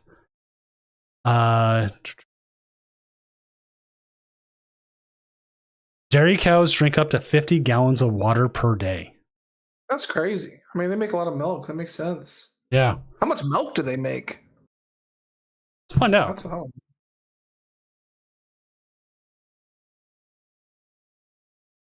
They produce 6 to 7 gallons. That's a lot. That's crazy. So imagine how much of that's like to keep energy and dehydration. Yeah, it's a lot. Mm-hmm. My dad's probably cursing me because he grew up on a dairy farm. He's like, "You should know that, boy. Come on, boy. I raised you better. You knew I came on from a dairy farm. You have family that still have a dairy farm. Why aren't you knowing your dairy farm facts? You grew up driving past dairy farms." We had friends with dairy farms. How did I not know this? All right, here's a fun one. I'll turn it into a trivia question for you. Where was German chocolate cake invented? Oh god, I actually knew this too. Came up recently in my family. I forgot though. Now Mrs. Doom's going to say you should know this because it's named after Samuel German. Yeah, it's named after a person. 1852 created the formula for a sweet baking chocolate bar for Baker's Chocolate Company in Massachusetts. However, it was invented in Texas. That makes sense. Does that mean your dad was the milkman? No, sadly he was not. He didn't stay on the dairy farm after he grew up, so he was the milk teenager, I guess. Was he the Muffin Man? Do you know the Muffin Man? Yes, the Muffin Man. Do you know the Muffin Man? The one on Drury Lane? Yes, the one on Drury Lane. I don't know. I lost my train of thought. You're good. Shrek. I started thinking Shrek, and now I'm like, man, let's just go watch Shrek. Screw this tournament. I mean, I'm down. We can just turn this into a Shrek stream. Yeah, I'm 100% down for that. Sounds fun. We did. It's unlike the Marvel movies, which takes months, a couple months and everything to watch all the way through. Shrek's like a good weekend watch sometimes. You go 1, 2. We usually skip 3. Go into 4 and then watch the second Puss in Boots, and that's a good set of 4 movies right there for a weekend. That's a good one. Speaking of a good one, we gotta try and get Pat Steven on stream. He's cooking with the boom boom. With the boom boom, yeah. The boom boom, bro. We got the boom boom on stream. So I will reach out to his game no matter what happens. We'll go there. I'll say, hey, can someone do it? Even better if they hit someone we know, but we can try. Gotta get the boom boom on stream. You gotta see how it works. I mean, it works by you boom booming. This list is crazy. Right? I'll bring it back up so everyone can see it again. Turbo Energize. It's Ace of Rolls. Oh, it's Mischief? Yeah, so once you have less than 2 prizes, like you choose one of your Pokemon and it can't get damaged or affected. By Pokemon EX. So it's not as effective against not as effective against Gardevoir, but against some other decks, it's amazing. Yeah, for sure. Is this the secret deck this week that we haven't found out from Tord that's like in his Discord because he's sick that we haven't heard it much about? It's in his inner circle only. That's how much we don't know. Dang. Who knew that Boom Boom Groove was going to be in a control deck in 2025? Not me. Not me. I figured it'd still just be Pidgeot. Yeah. I mean, Boom Boom Grooves is a single prizer, you know? Change the stream title. What the? Okay, Zen, what's the stream title change? Where did my Charmander go? Question mark, question mark, question mark. Actually, that's pretty good. Are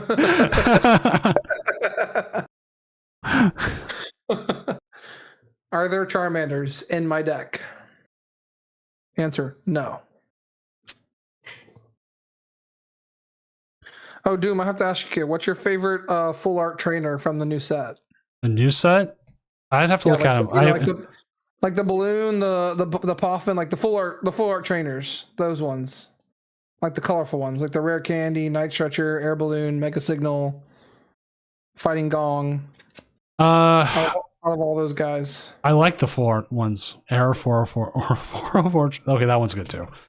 That's good, yeah. Which one of them you like the best? The top of my head, I like the Poffins because of the colors. The green Poffin? Yeah, it's colorful enough for me to I like them because like we can pull them up right here. You don't like the blue stretcher, bro? Blue stretcher. Gatorade bottle? Look at the Gatorade bottle, bro. Gatorade bottle's okay. The stretcher works well because it does invoke night, but I just like the Poffins. Like, and the thing is, like, I do hate when I do play decks with Balloon and Poffin because I have gotten them mixed up. Yeah. You probably just can't play those arts in that deck, honestly.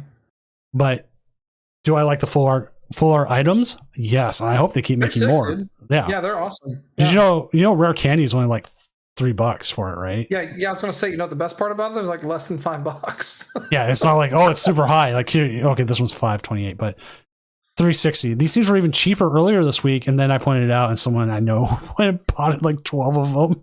Of course they did. They're like, I'm gonna put these in all my retro decks. I'm like, oh, whoops, price went back up.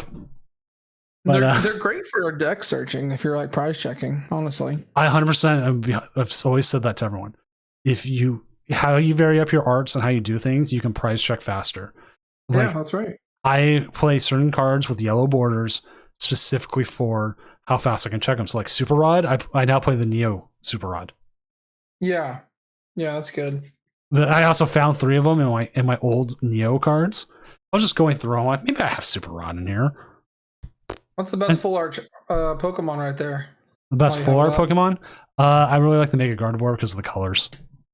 Bro, you're just a Gardevoir main. Yeah, but then I also like Mega Mawile, but I don't like how the full color of Mawile is above the outlined version. I think it needs to be swapped. Mega Mawile looks terrible, honestly. I think of these, like looking at them, I mean, the Jungle Dumper is really cool. For sure. For me, it'd be between Venusaur and Lucario, probably. Those look the coolest. Lucario looks pretty cool, even though this does look like his soul's being punched out of him. Yeah, Mawile's just not in a good spot. Absol kind of has a little bit of the same issue. I like how the Absol has like the other Absol right there with it. They all do. Do they all have it? Oh, I didn't notice they all have it. Oh, yeah, they do. Okay, cool. So that's cool. That's a great decision. That's dope. Yeah. One of the other things, like why I like the Gardevoir is like I do this energy stuff with like my drawings anyways. I like when it kind of goes around them and like kind of plays with the environment in the background more so. Whereas in like here on this, you kind of it's just kind of there.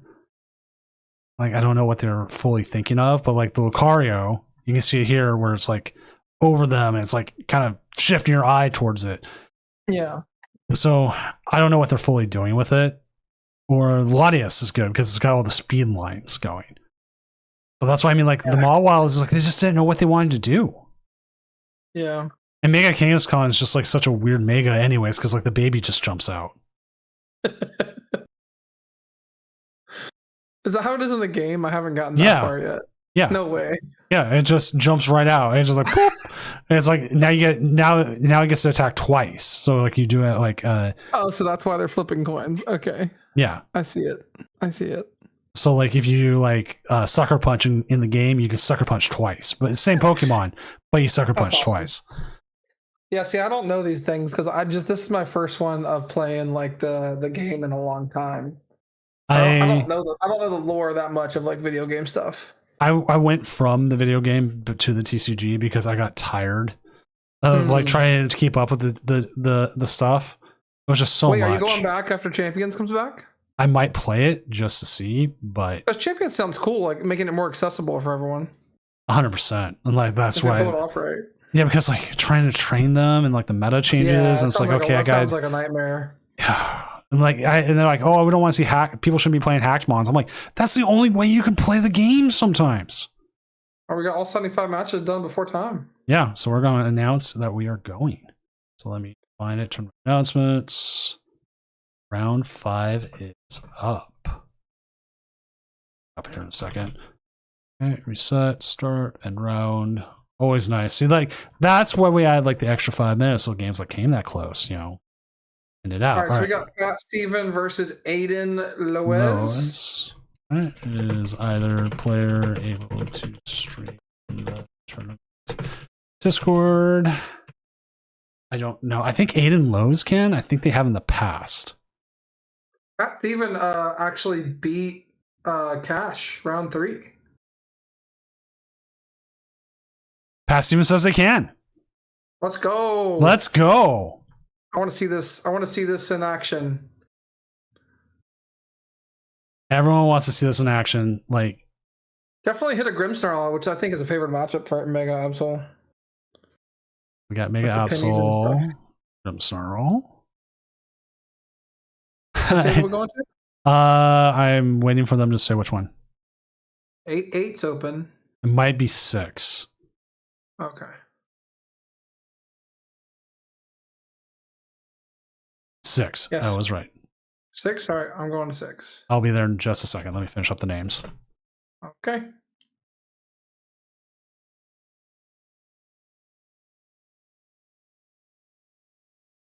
All right. Heck yeah.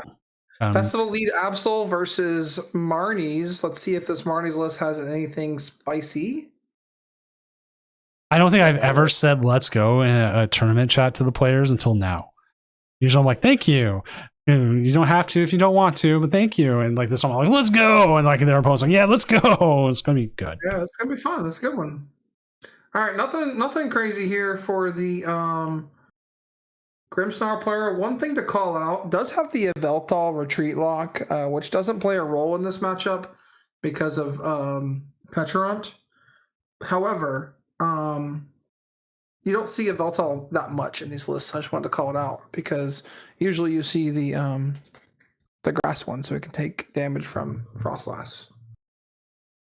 I do think this is a recently favored for Absol into this matchup. I'm going to check some limitless data real quick. But I would have to think it's close to like 60-40 for Absol in this matchup. I would agree with that. Yeah, there's 60% on limitless. So I think that's how it's going to play out here too. But we'll see what they can do because we want to see the festival lead. But maybe this is a matchup where we're just not going to see the festival lead and just play straight Absol. All right, so we see the Kingscon player starting us off, the Absol player. We got no turn 1 trolley, which is weird. Usually we see a trolley on the board, always.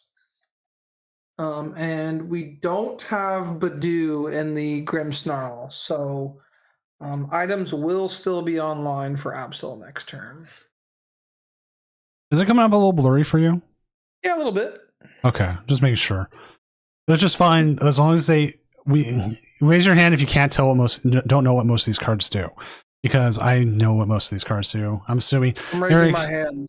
okay, well, I mean, you can look. There's still. No, I mean we appreciate the players, streaming their match, and some people have different, quality of stuff. But it's clearing up a little bit now. It looks like. Yeah, my thing has been, it's not always the quality of the stream; it's the quality of the players. We're here. We can help clear up things. We can look things up. You can look at the lists, and a lot of times the arts are very identifiable. That it's not as much of an issue. So, yeah, it might be a little blurry, and I apologize. Turn 1 Arvin. We got Secret Box coming in. Secret Box collect. Secret Box. Right. We're gonna Evo here probably. Let's see.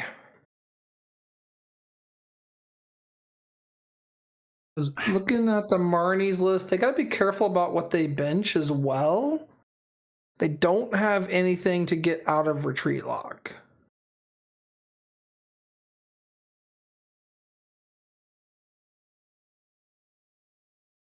My brother messaged me about a game he played against, something with retreat lock. He was playing Chin Pao. He was trying out Chin Pao. He plays a lot of weird decks. Then he goes and plays Gardevoir for like 20 games, and then he goes, "Oh, I'm gonna go play Festival Elite Absol."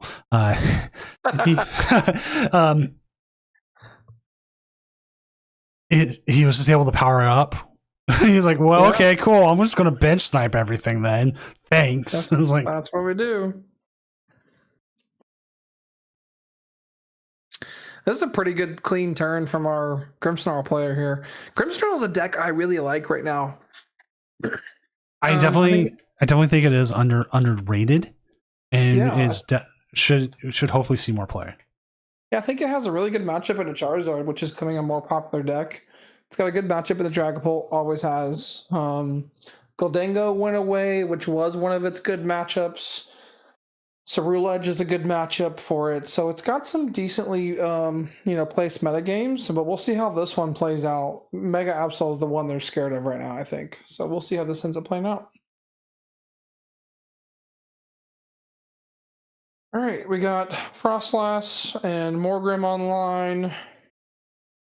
Yeah, Spike Myth here. Just give it a good shuffle. Check your prizes for free. Yeah, first prize check, I think. Trolley's there.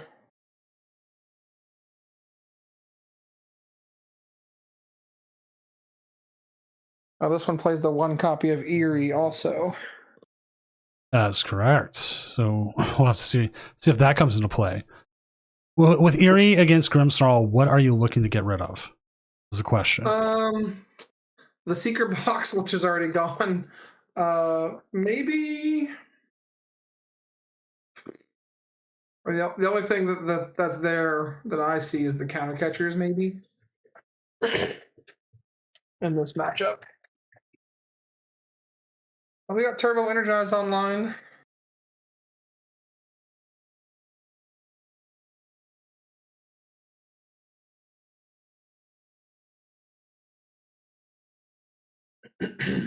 Okay. Absol's getting powered up. I think the one thing that Absol can do in this matchup is, while you can't one-shot their guy once it's in play, except for with Kangaskhan, Iono plus get rid of a card is pretty good against a deck that's a little weak to disruption. And I think that's why we haven't seen Marnie's do super well. At majors, just because Iono's such a played card. Some disruption there. I can't think of a deck that doesn't play Iono. There's decks out there. Cerulege, one. Raging Bolt usually doesn't play one.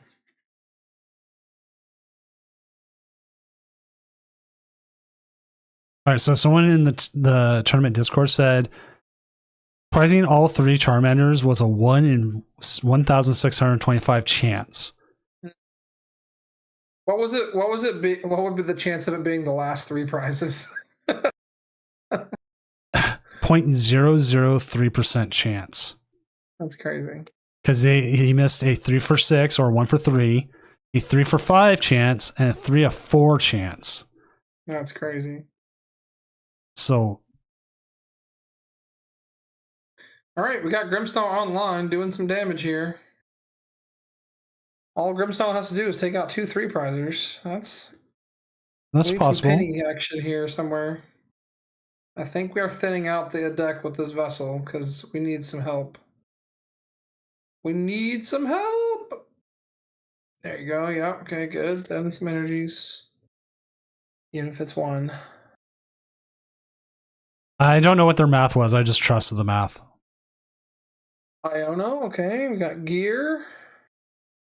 I wonder if he's still looking for the trolley, so he might be looking for Iona. Or for Arvin, excuse me. Lilies isn't bad here. I mean, it's better than Iono, I think. Maybe. You have what? Maybe. 3, 6, 7. What's the math on that again? The math is like,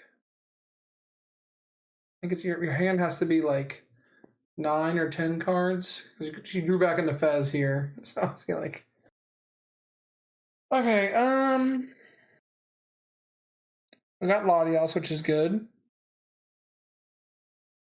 We just had a 3-1 drop. They checked in and then dropped. Yeah, it's bedtime, man. It's East Coast. It's 2 Yes. o'clock.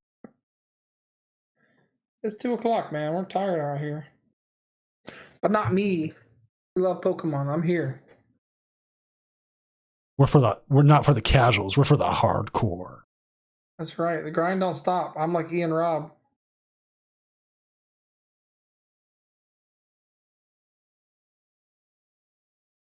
I won't lie. What's the board state here? I won't lie. There's been times at work I've gone to the bathroom just to play. I was like, I want to play. All right, so 30 damage on the active. Is that 190 on the bench? So 110. We can move 30. The hand's dead. 30 puts it at 220. 230. All right, so we're not there yet. On the 3-prizer, we're just not there. But the Absol is set up and it's cooking. We need to start powering up our second one because this first Absol is going to go down in 2 turns. Right? Unless we set up second monkey. Monkey, does that play around it? 180, 180 is 360 minus. No, that isn't good. Thing. And so this Absol's going down for sure. So the win route for Absol is let this one go down, penny up the Kangaskhan at some point while you set up another Absol.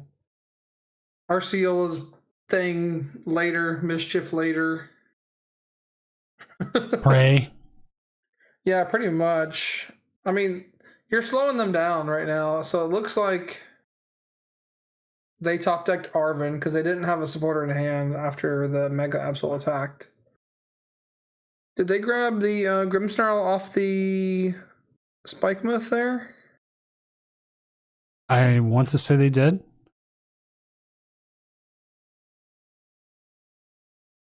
Because if they can get another Grim in play, I like them. I like the Grimmsnarl's position if they can get another Grim in play here.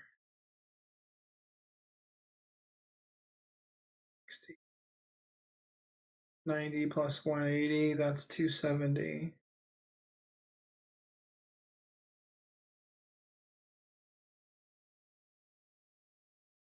We're 10 short away from KO on this Absol.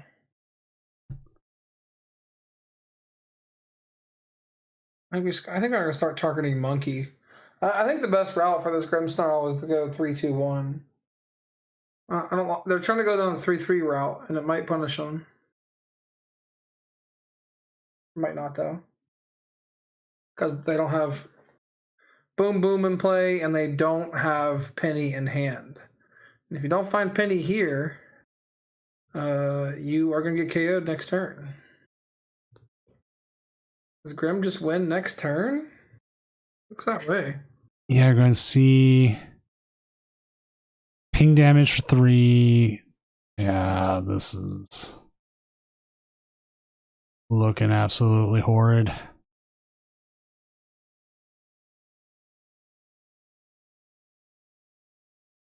Another monkey that will help save some, but not enough, I don't think. Well, you can move 60 damage off of the... Yeah, it buys us 1 turn. And if you KO, you can hopefully prevent here.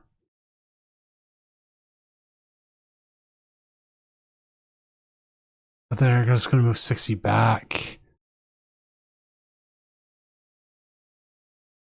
Oh, you know what? The Absol's going to snipe a card. Yeah. And this Absol can probably prevent another Grimmsnarl coming in play here. Because I think off the Arven they took Candy, but didn't evolve into Grimmsnarl last turn. They whiffed the darkness energy, didn't they? Stretcher might be live.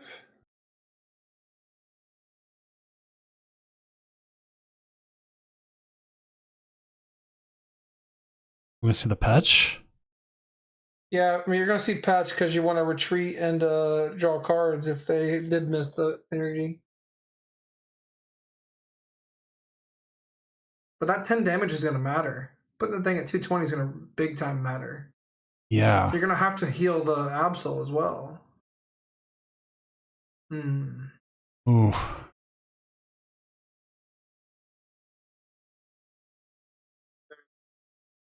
Yikes. Now what do we do? All right, we can just pray they don't get another guy set up here. I mean, you can move the damage off that, put the charm on.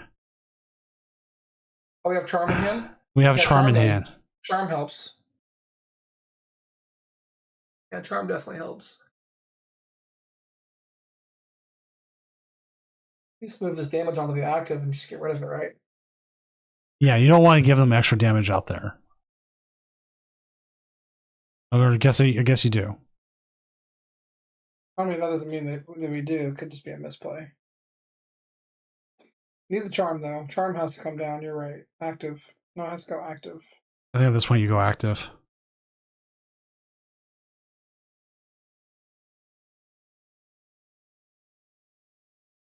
Oh, wait, we're only at 180?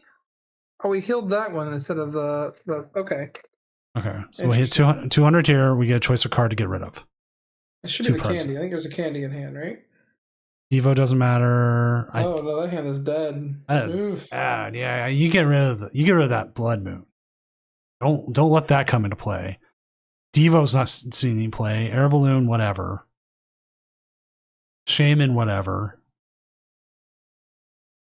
Oh, so last turn they Arven for Nestball to get a monkey in play. Is what they did.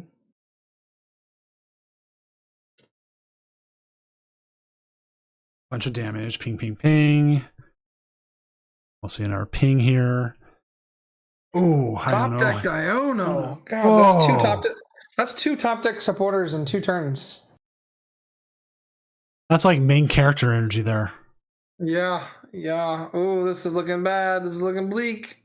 Does he have Candy Grimmsnarl? Oh, he has enough damage here. He can move it all onto that. Yeah. There goes the Kangaskhan. So I was like, why move it there? Because like you don't want them to build up damage. You want to see it disappear. Yeah. I gotta step away for a second. I'll be right back. Oh, no worries. All right. Oh, we see the Morgrim. Okay, getting a little bit there. More Adrenabrain.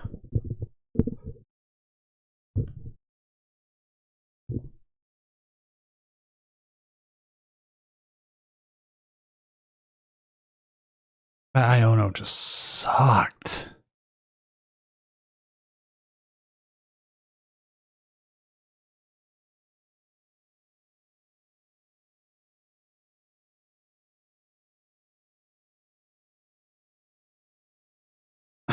You could see it active here. Boss's orders. Get rid of some the stuff off the bench. You do have access to Night Stretcher here. Does get you back another darkness energy, so you can keep getting rid of all these things.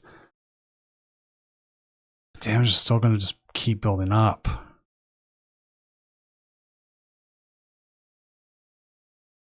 Don't know if a Yveltal makes sense here.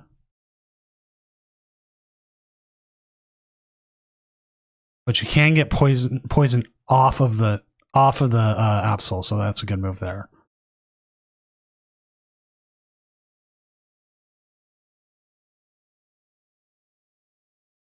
I would put it all on, depending on what you're attacking.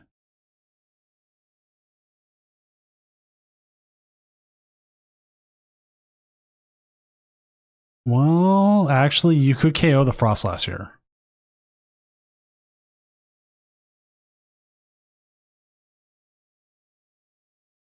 You have enough damage out there. I believe that was at 60. You can KO the Frostlass. Probably be worth the boss's orders here to go towards the Morgrim. So they don't have an attacker, a possibility of an attacker at all. Countercatcher. Oh, it would have been nice before we had the boss's orders. So we do see the boss's orders onto the Morgrim. You have the attack here. You got the KO. Boom. It puts you down to 2 prizes. Does 4-1 can 4-1 make top cut? Yes, it can. Yeah, it's got to be the lilies here. They have too many outs with lilies versus anything else. They can countercatcher, boss. Oh no! You Arven. You gotta get rid of the Arven. Good call there, because like they could lily into something better. Could, but they have it with Arven if they have that candy, and that candy will evolve, and it will. You will just lose. You just lose. So they set themselves up in a pretty good spot there. Not as good now. We'll have to see what happens as we do see the energy switch coming off here. The very, very blurry energy switch. Again, we're looking for quality of play. Sometimes you have to deal with quality of stream. Just is what it is. We see the Vettel come down on the other side. Not going to do too much here other than try to make someone poisoned. We see the lilies play, what we thought may happen. We see Night Stretcher into Bear. Bear into energy. Bear for game. Oh.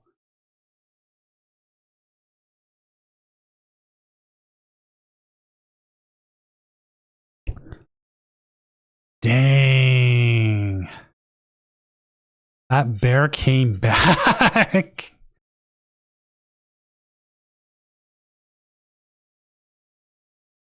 Not something you see. Not how you thought it would end, but it did.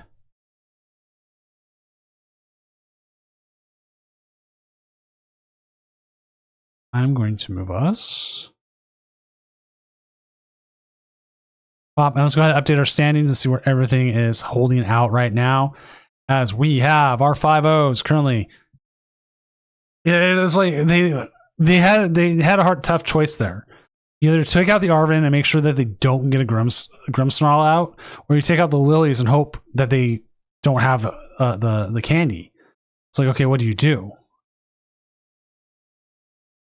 What's up, Cash? Oh man, dude, this sucks.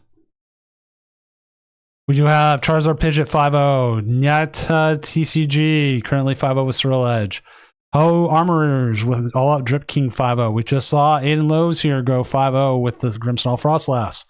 Matthias Monk, I want to say that's how it is. Gardevoir Jellicent 5-0. We just saw Pat Stevens with their other deck go 4-1.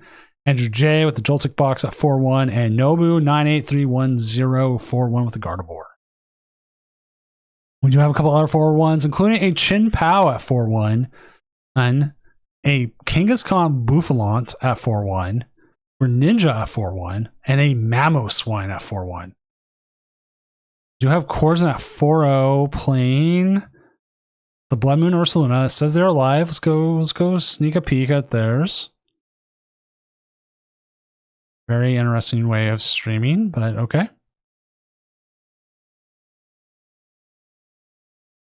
Are they playing against? Oh, they're playing against Control. Wow, that probably isn't good for them. Okay.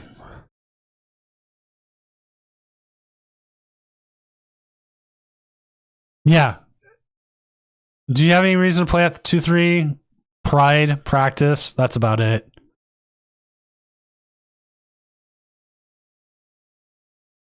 MDG, 459, 4-1. Man's doing it.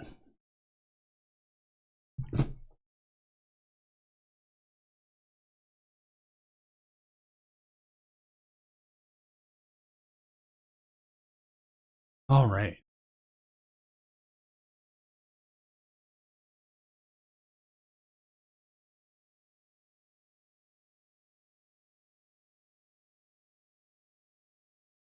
Let's see, what else were we seeing here? Jeff Lynn, 0918 with the Sorrel Edge. Sorrel Edge? Okay, let's look at the metagame. Let's look at the metagame. Let us... Excuse me. Let us take a look at the metagame. What is our highest win percentage tonight? Is Goldingo Jolting Box at 1-0. Let's look at the one with the most. Pigeon Control's having a pretty good night, 68%. Grimstall Frostlast is 61. Joltik Box is 62. Again, with a nice amount of numbers. Gardevoir at 56. Wow. Well, play as long as you can. Drop whenever you need to. It's all in fun. You get practice out of it.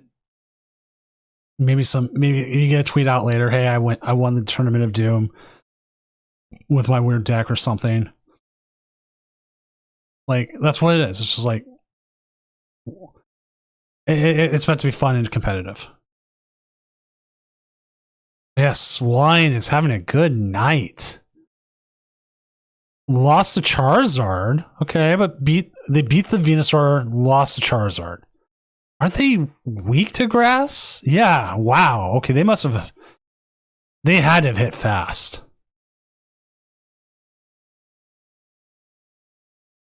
Hit fast or hit the right things.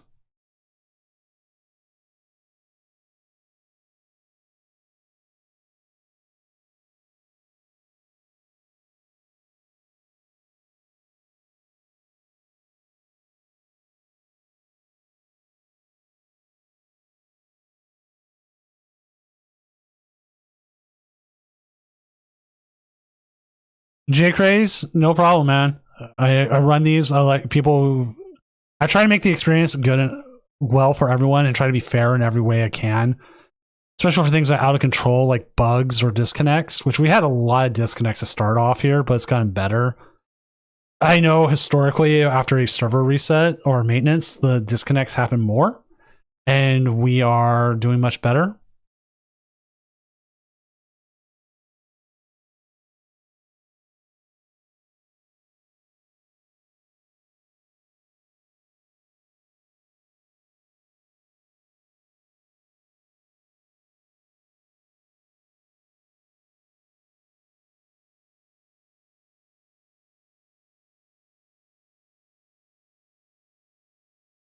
Uh,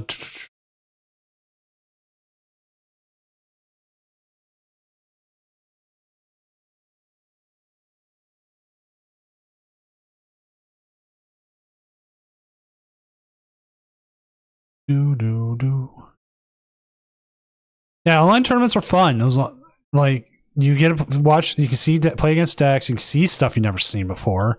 Like, I mean, we watched Pat Steven here, never copied. Nobody thought we're going to see this. Like, it's like, oh, cool, great. Like, it didn't win. It hit a hard matchup, but it's still fought the entire time. It was just a little bit of poor luck at the end.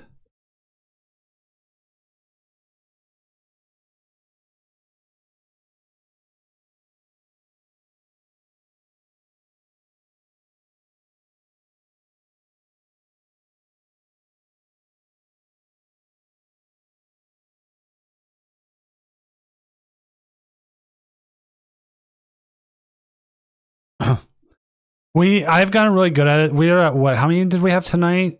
258. So not 360, but 258. There's going to be a tournament tomorrow. We'll see how big that one is, or Ursi's tournaments.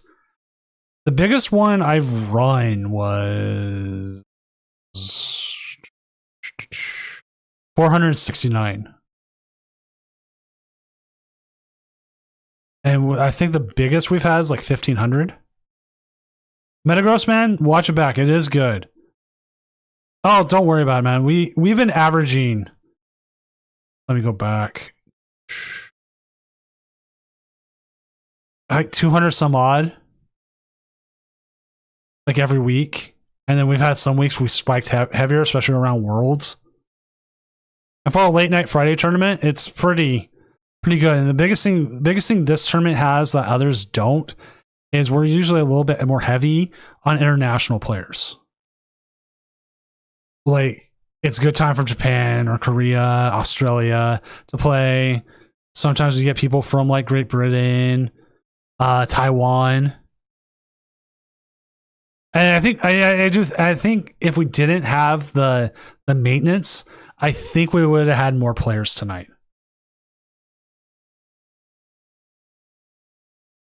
I definitely think if we didn't have maintenance, people would have been more up it. Or if I stood firm on the time and hoped that it got done early, no idea.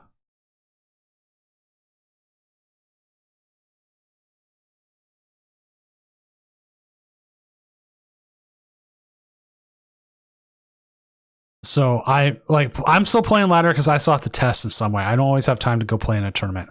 I don't play in my own tournaments. I think it just looks bad if I play in my own tournaments.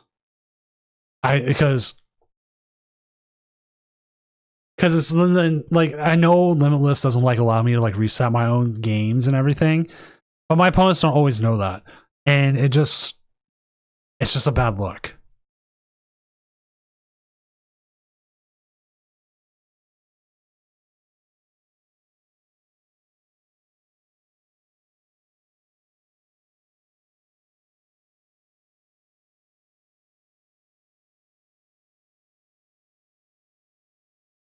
Yeah, you could. In the sources I have, to the people I have told, I have said that I wish Gengar, even if it's still released, was banned on ladder. There is a casual button to press. Let casuals go all out, but for ladder, it needs to follow standard. I would even 100% say ladder the card shouldn't be legal until 2 weeks. You should be able to go on ladder, the ranked ladder, and play the same format you could play going down the street to go play on locals.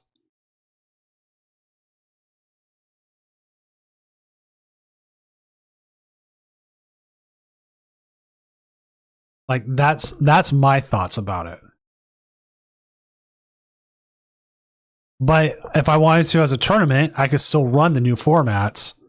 There should be no reason I don't do that. But like playing against your friends, you should be able to just play whatever deck you want.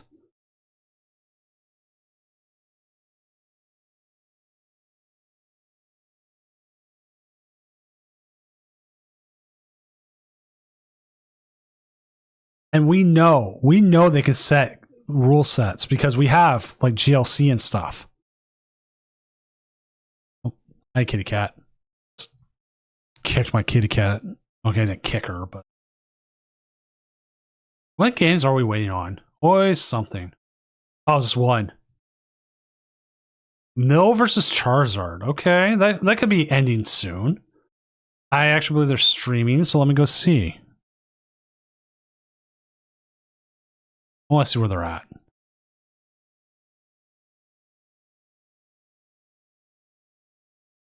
Oh, I think they just win if they hit one coin flip here.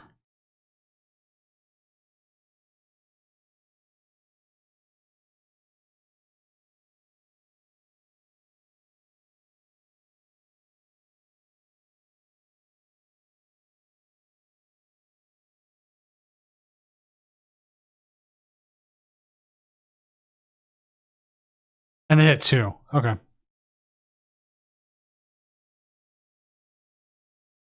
What's the C-PAL list? Let's look at it while I wait for them to give the last whatever it's called here report, and then we'll get that up, and then we'll get the next roundup.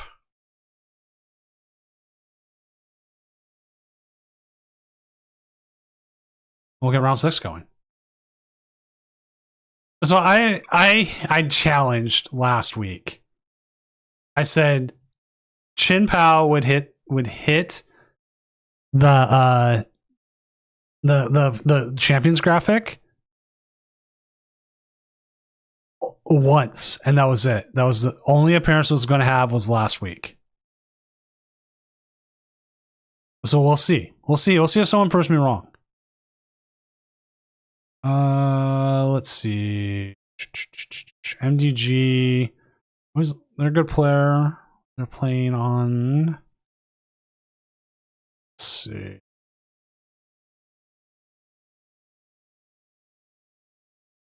Stratosphere, Charizard, Pidgeot. They should win that one. We had Carlos on already. Joyful Sandwich. Awesome Dude.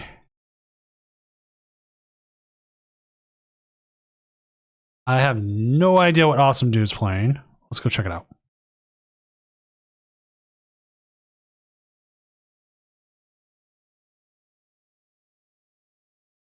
See Danny's. So they're playing Garchomp. Your opponent gave it to you? Okay, I don't blame them, MDG. They were playing Garchomp, so let's find the Garchomps.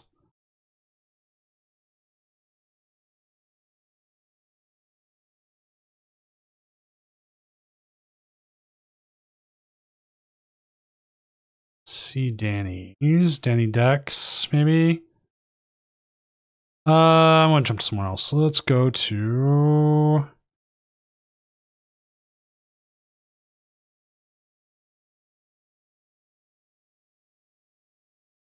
Yeah, to sleep. That makes sense. Wow, it was Mr. Squeezle. I remember Mr. Squeezle. Why am I forgetting who they are?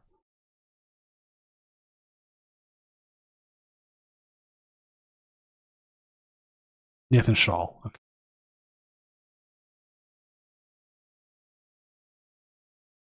(3-2) Gardevoir Jellicent. Okay. Goldwire. Maybe. King Deader. What is King Deader on again? King Deader, if you're still in chat, if you can remind me.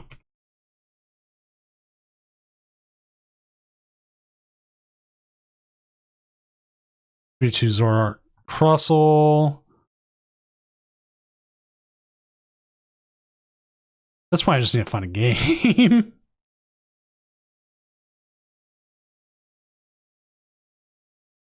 Joyful Sandwich. What are you playing? I know what you're playing. What are you playing against? Carlos P and the Blood Moon Ursaluna. You know what? I am willing to take that one.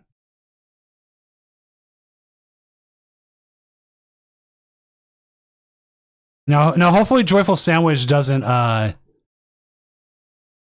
prize all his Charizard, his Charmanders again. So we'll give it a shot here.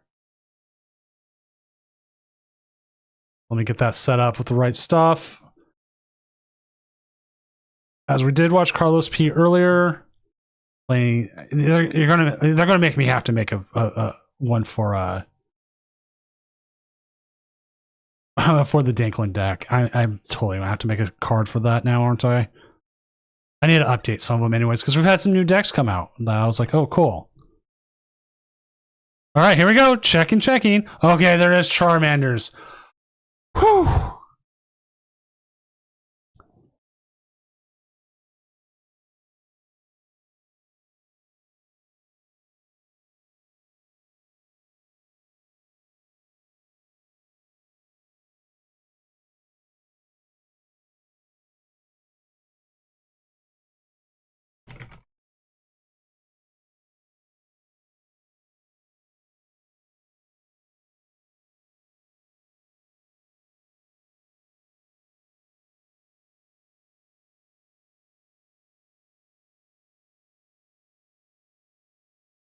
All right.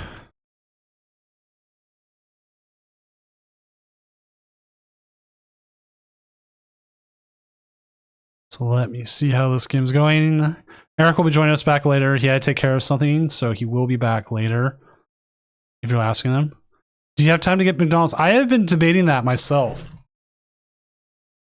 To me, it's the ultimate try. Like, I have McDonald's near here. I have Taco Bell that can deliver pretty cheap, if not for free. Like, I have timed it. I'm like, okay, could I do it? Maybe I do it. Should I do it? And then I don't, because I have to run the tournament. Someone's got to keep the stream going. Someone's got to make sure the judge and stuff working.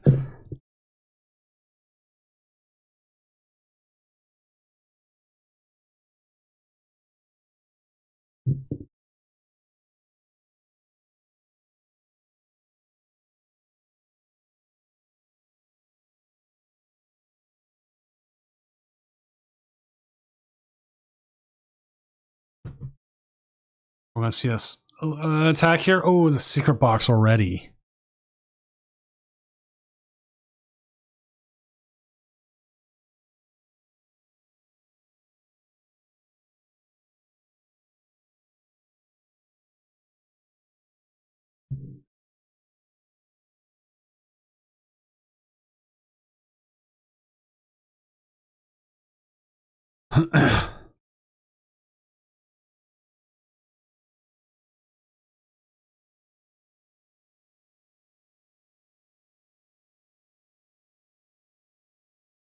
It's 2 a.m. Not allowed. Okay, see, I'm legally allowed to do whatever I want because I'm awesome, and also I'm nearly 40.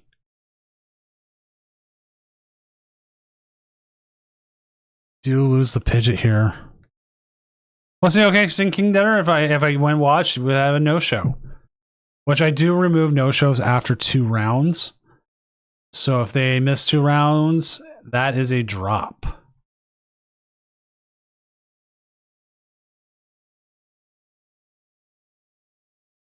I remember kids.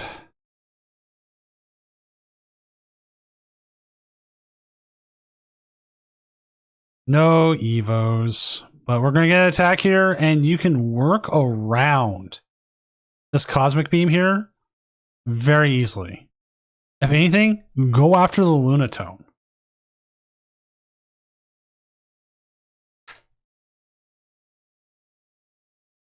It reminds me of the first tournament I ever ran. We're talking about kids being up. What? Day camp? No way. Also, day camp, I have an item I need to send you that I might get.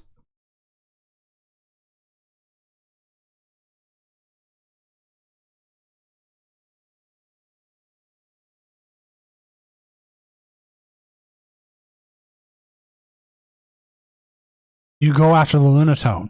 They can't attack without the Lunatone.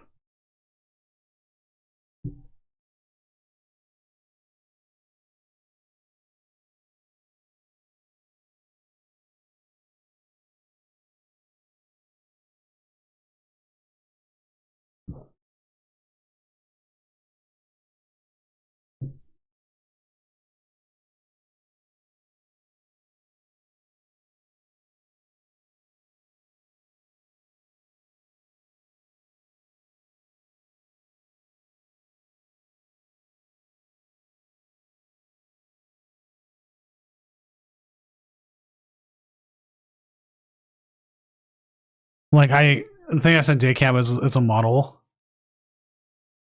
I just recently got an airbrush compressor, an airbrush, so I might be all for it.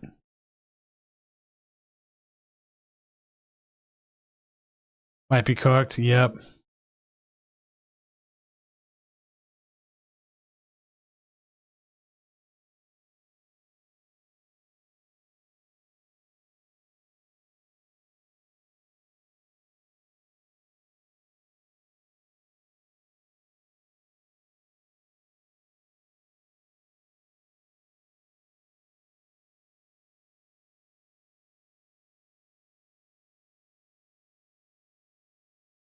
Wow, okay, this is pretty cool.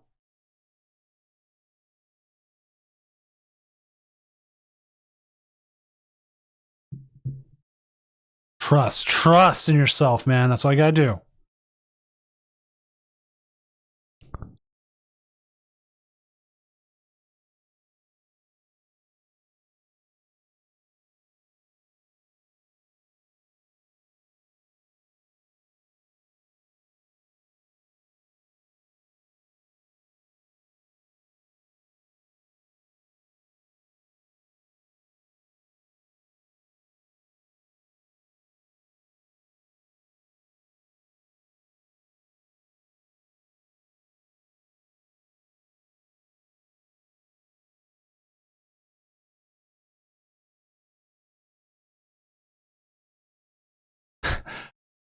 My brother makes that reference all the time, Eric. He goes and says, play the trump card. Play the trump card.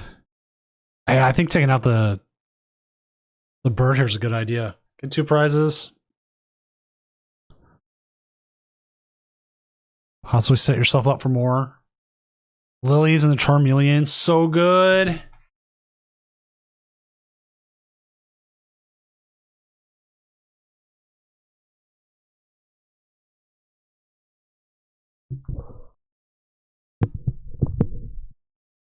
You know what card they need to reprint?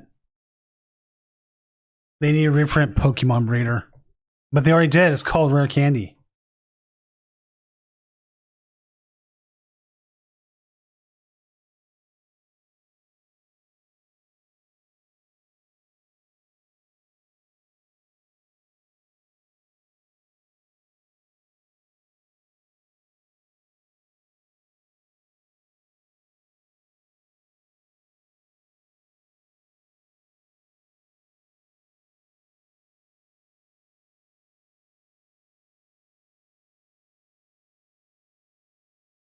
That was one of my favorite cards as a kid. Like, I was like, all right, put it this way. I've been playing Rare Candy decks since the game first came out.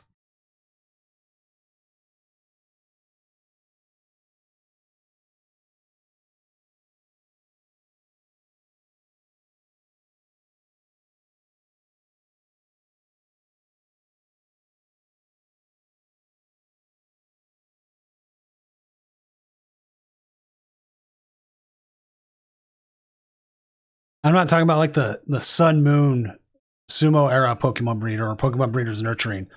I am talking the old school.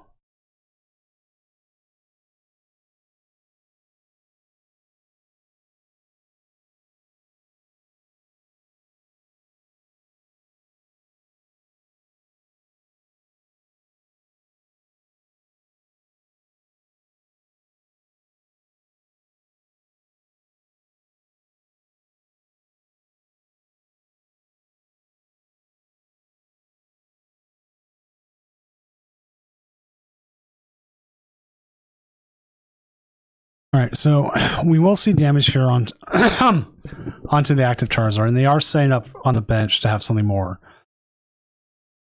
We see the Monkey Dory. They're going to be able to put some damage here. I don't know if you need that much more damage.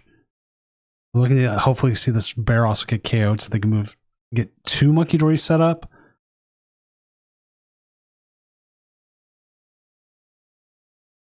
The question is there enough here for this Charizard to win?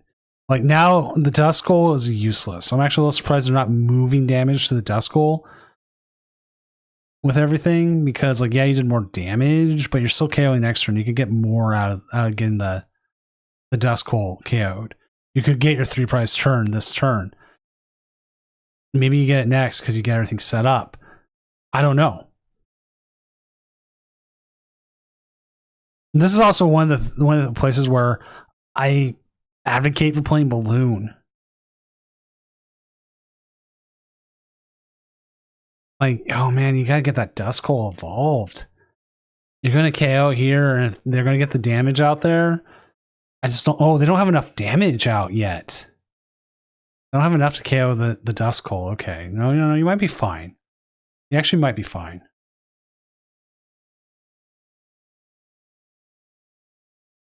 Your next issue is trying to get the final 2 prizes.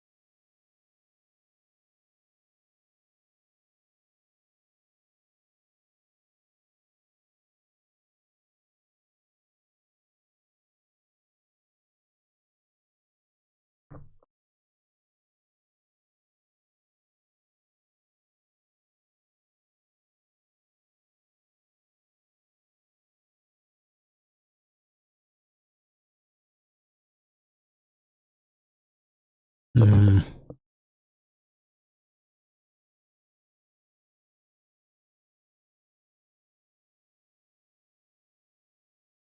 Like, there's just not enough damage out there to just KO that there. You can Iono them to 1, or they IO you to 2. Never mind.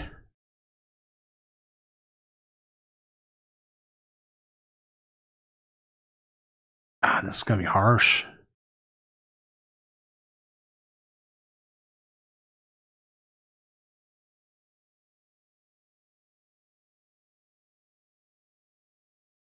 Wugmill is a very harsh deck to play.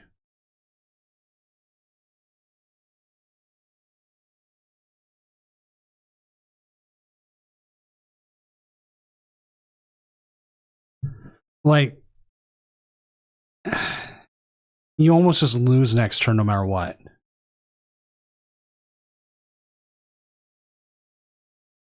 Like, that Iono to 2 hurt you more than anything.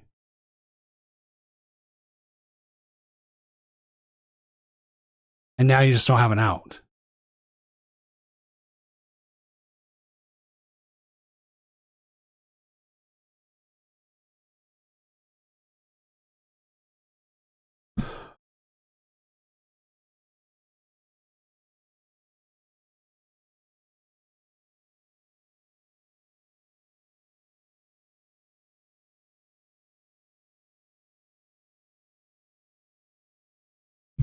Like, yeah. I feel like this is checkmate.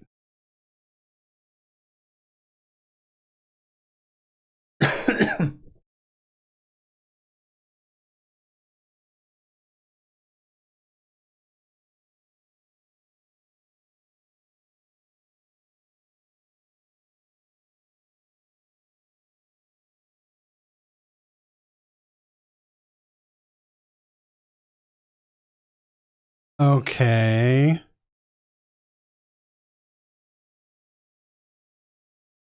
Yeah, just go out on your own terms. All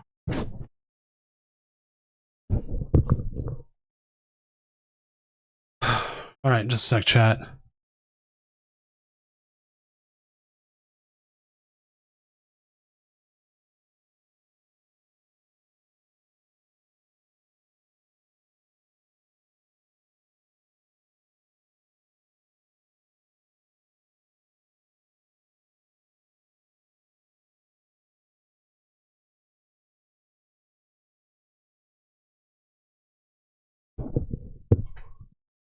Hey, the guard chomp? Well, I wasn't sure what you were playing, and then I.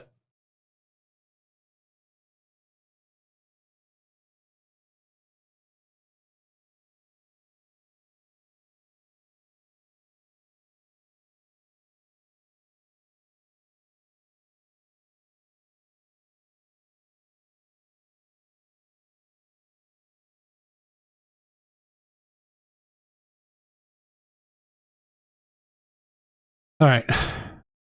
Yeah, I looked at it for a second, Rico, and then I went, okay, let's check something else out real quick.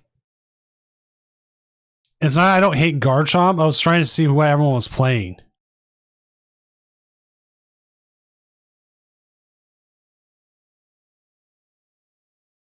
Because I had no idea what you were playing, so.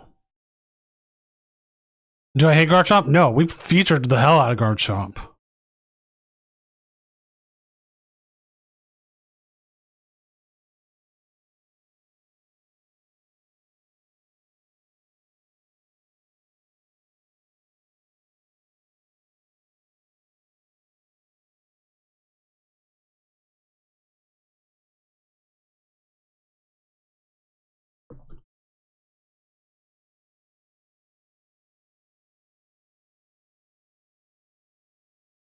What's Corzin on? Corzin is on. Thank you for bringing that up. The Blood Moon Ursaluna.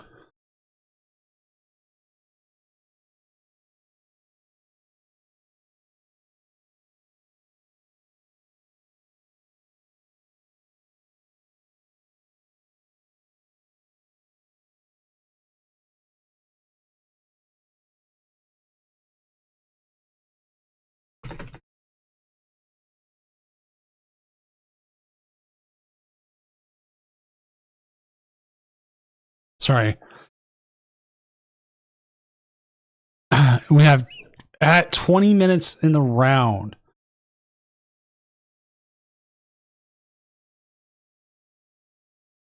Oh, thank you, kitty cat. We had 2 people call for slow play at the same time, which is weird.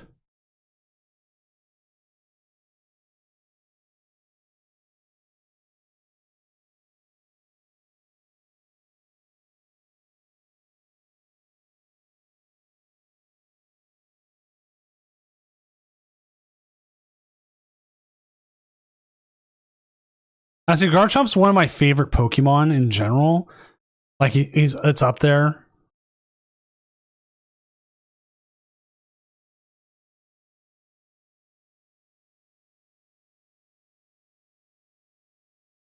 All right, what was on YouTube just answered. That's why my local tonight went with Guardy, paired up with Cancel, and came down to having boss my balloons. We're putting in work. Yeah, one shot Megas is fun though. Like you want it to work. This might. Sorry, making sure everything's working.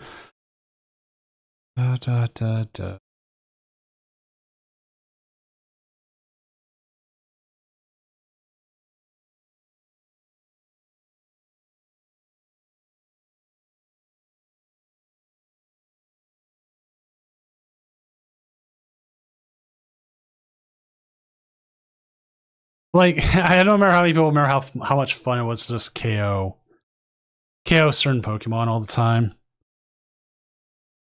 All right, part of me was sitting here recently. I was on the train and I was like, why doesn't Dragapult play Prism Energy with the monkeys? And I totally forgot that Prism Energy only works on basics. I was like, oh right.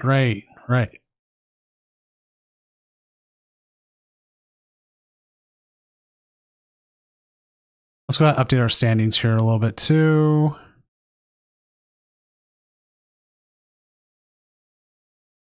What do we have? Aiden Lowe's is 6-0 currently with Grimmsnarl. We do have Ho Armarouge at 6-0 as well. All Out Drip King. They are both 1 win away from being able to just ID through the rest of the tournament if they wanted to.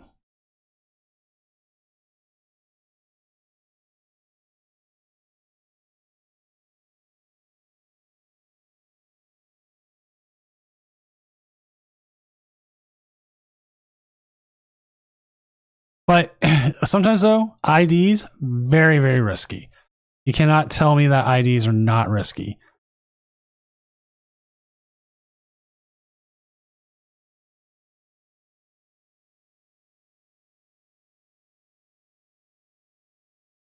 I have won or gotten into top cut tournaments from someone else taking a risky ID. They feel, yes, it is worth it. As stuff falls over, give me a sec here, chat.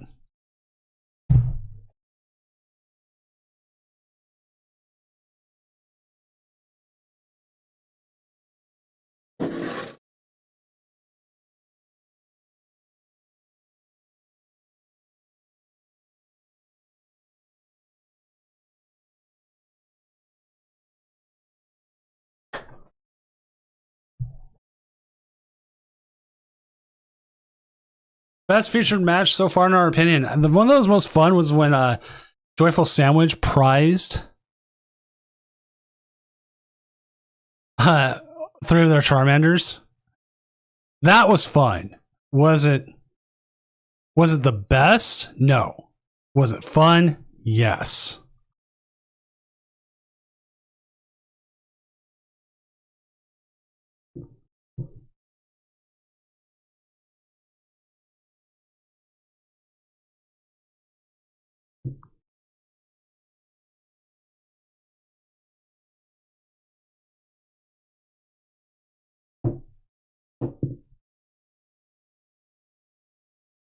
I'm trying to remember what else we featured. We feature so many at night, and I always never know.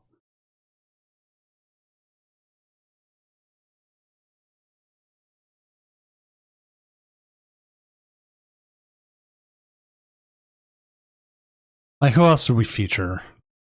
We did have that.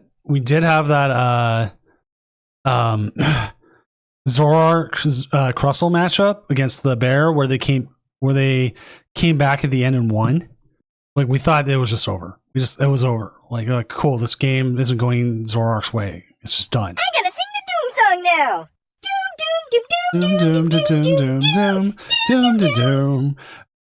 Bot B1W, thank you for the Prime Gaming sub. All the money you take from Jeff Bezos and give to me is so much more fun than giving it to Jeff Bezos. Because you're new to Doomco, you can be our intern of Wugtrio Mill, which actually makes you the CEO of Wugtrio Mill, because I don't think we have one. So by default, you get to be CEO. So remember, Taco Tuesday is always great, and we also now have Filet-O-Fish Fridays, where I don't actually eat Filet-O-Fish. I go and I eat like tuna fish or something, but there's Filet-O-Fish in the cafeteria, so enjoy. Also, anything, all subs, everything goes back into the stream however I can, be it however I can, albeit though with the stream, I don't make a lot of money doing this. Like, I make enough to like cover shipping costs for some of the stuff, and that's about it.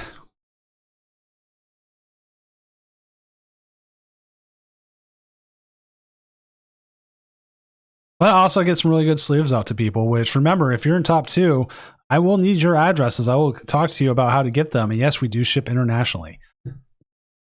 Get you some dual spec sleeves here, who is a sponsor of the stream. We also have Rogue Energy. Use code DOOM, that's DOOM, to save at least 20%, maybe 30% off your order. I can't remember off the top of my head. We have doom-gaming.com. Makers of artisan playmats and materials. Hey, we got a whole bunch of Ouija board tokens in. You should go buy them if you ever wanted them.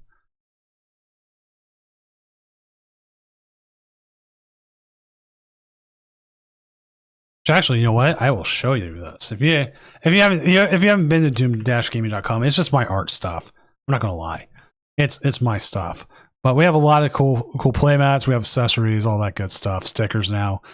And we're working on prints. So if you want a playmat, print it, but without paying for the playmat, working on that. Also, the #1 selling t-shirt of all time, Boss for Game the Tee. Comes in black, comes in white, comes in gray. I don't know why the mock-ups don't show it, but here you go. Wear this, irritate your opponents, point to it. There's also a playmat version. One of the best. Pick that up at doom-gaming.com. Here, you can pick it up there. I'll put it in YouTube as well, because I'm a benevolent streamer like that.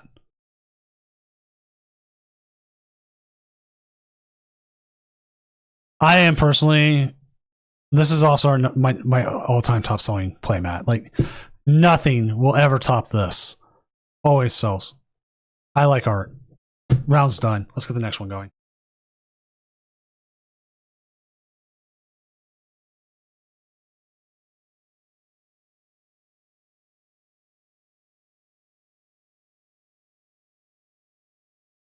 Round 7 is up. Let us find a game that's not Joyful Sandwich.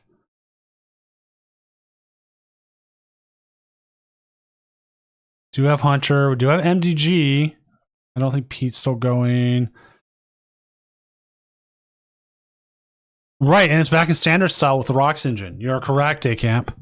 I am back, Senior Doom. I apologize. Oh, no worries, man. I even remember having a 5-month-old. Oof. You Yeah. did not want to go back to sleep. Yeah. Okay. I'll tell you the story about mine. Actually, Mrs. Doom hates MASH because of it. He always sit there and watch episodes of MASH while rocking them to sleep. And I got through like the entire series because of that. We do have. I don't know if we want to watch a Dragapult Dusknoir versus Control. Yo, what's the Ho-Oh? Who's playing Ho-Oh? You know what? Let me find out. All Drip King versus Corzin. Oh, Corzin's already streaming. They're streaming on their own channel. I will let them be. Well, I don't like to ask people who are streaming on their own channel. Hunter. Which one's Hunter? Let's see. Hunter, Are the 260s going to ID, or is it 8 or 9 rounds? 9. They will not be on ID. I meant to go into the pairing. I hate doing this in front of people, but we could watch the Buffalo Kangaskhan. Sure. All right, let's get that one. That is on table number 9.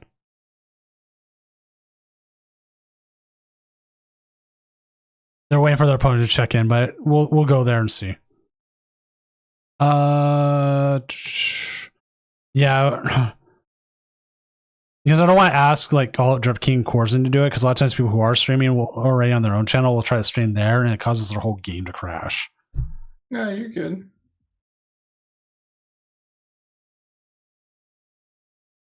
How can you stream this? Jay Crazy, we have the tournament Discord. You just join a table there and share your screen, and then we jump to you.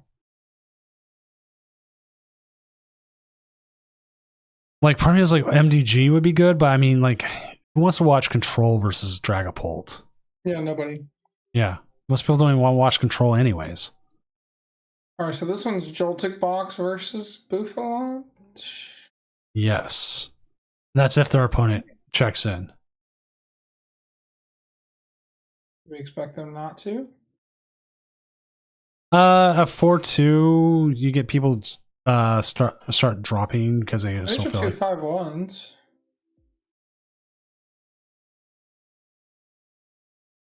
See it? 2 5-1s. I see Jay Crazy already done. King Deader. Which one's the 2-5-1s? The Buffalon versus Joltik Box. Oh, is that I thought there were 4-2s. No, they're 5-1s. Oh, because I'm looking at Hunter Smith's deck. Is there another Buffalon out there? Is there more than one Buffalon? Yeah, I mean, there's FX Manu. Is it not who we're watching? No, we're watching SMX Anthor. They might not show up because of Got it. Yeah, I mean, FX Manor is playing it at table 4. Okay, let's just... like actual table 4, like not. Right. Should have been asking ahead of time, because we do have Carlos P. Again with his We he's watched doing him earlier though, right? Yeah, he's playing the Blood Moon Ursaluna deck. Which one is this? King Deader's on something else. I think his opponent now showed. Mr. Squeezle. That was Nathan, right?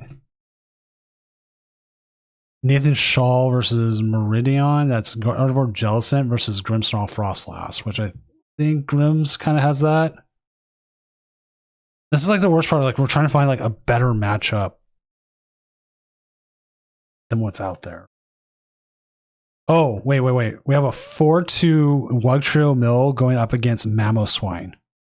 That is table number 12 on here. Sure. Oh wow, did Discord just reset on me?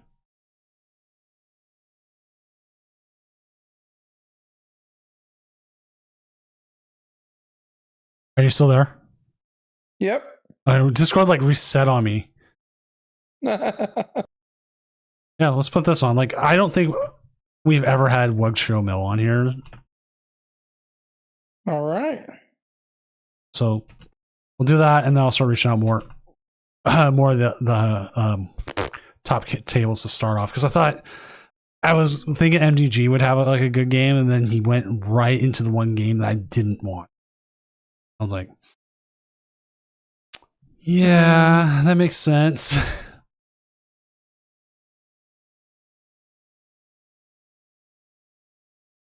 Oh wow, I actually have a Wugtrio card. Wow. So, 7. As long as their opponent checks in.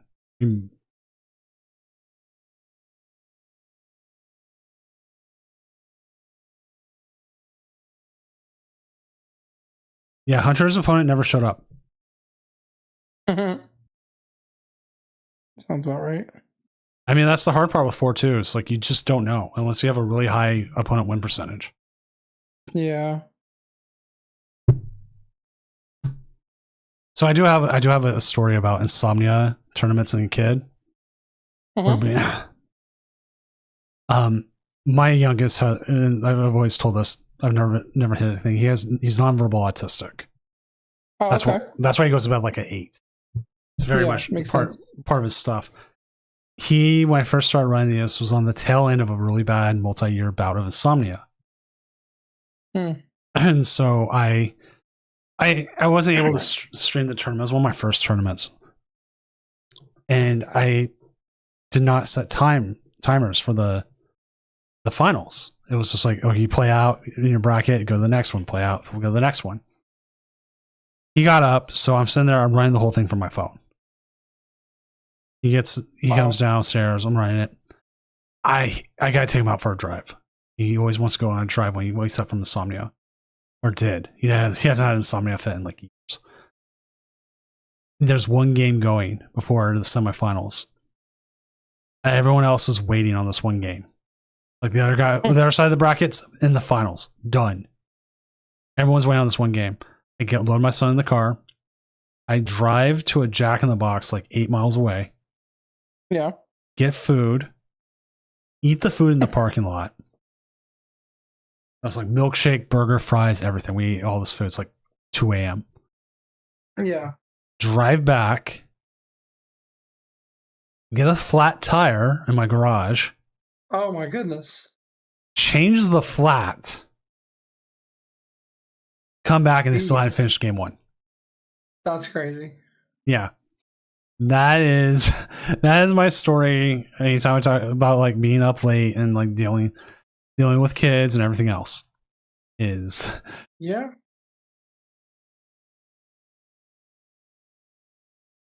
Yeesh, what are we getting off this Arvin? Oh, we got Ultra Balls. Okay. We can get Ultra Balls. Are they able to attack this turn? No, they're reversaling, it looks like. We're just trying to set up our board and get some cloaks down. I don't know about getting rid of the aid. Right? The aid gets you back so much.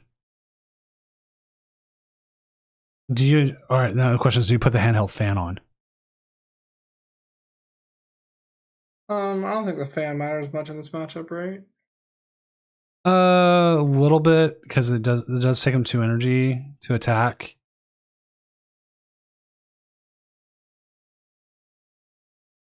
Dude, this hoe box is cooking. Did they already win? No, but I'm watching this. I'm watching the match. Over on Corzins? Yeah. No, it's Amy Psalms is who I'm on, not Corzin, actually. Maybe it is Corzin, though. I don't know. Are they cooking? Yeah, see. Yeah, that's Corzin.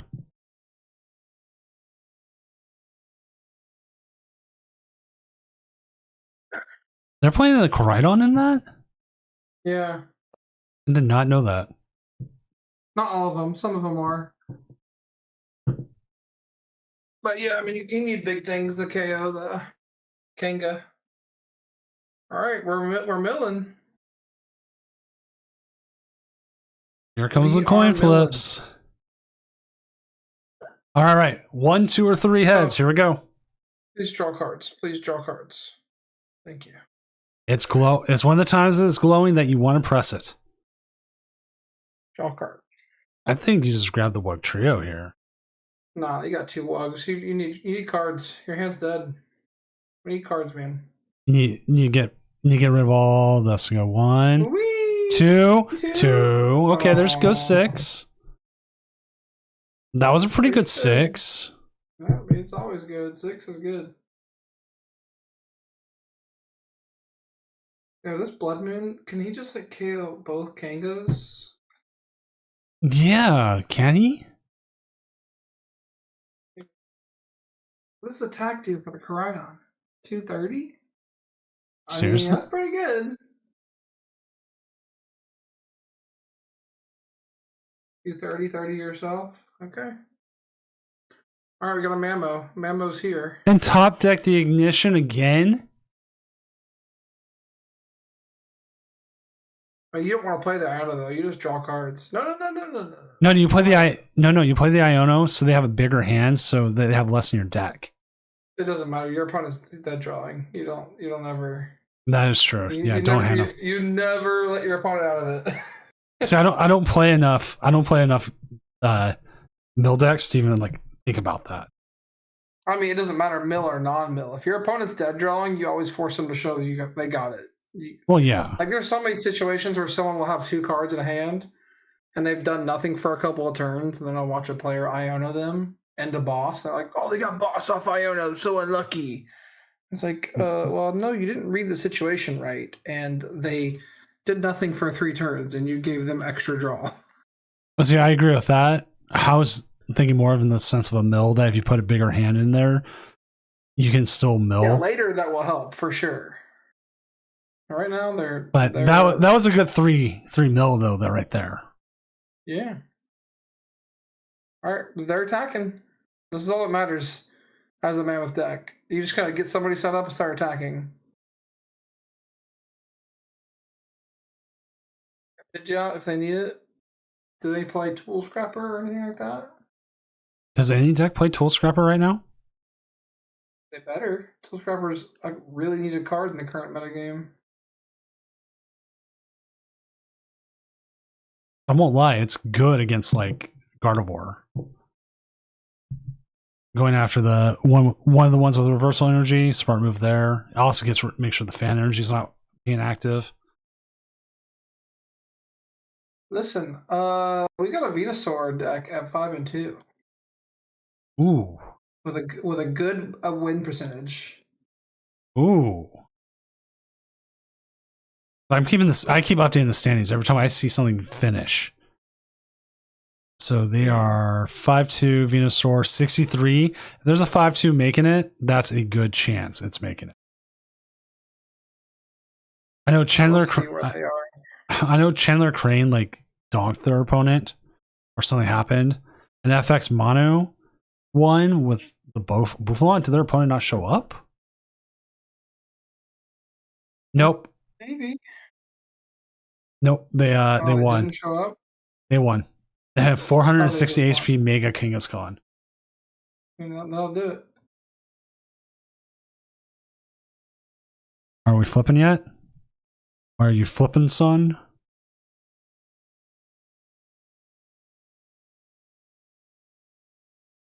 Oof. Three something. We're discarding. I mean, yeah. The problem with this deck is the energies, right? Like that's the problem. At some point, you're going to run out. I don't know why this guy put Nacli in play. That seemed like a mistake. Yeah. They may. I know you can do energy acceleration with the third evolution, but they're not really knocking off your energy. They're just moving it around. Yeah.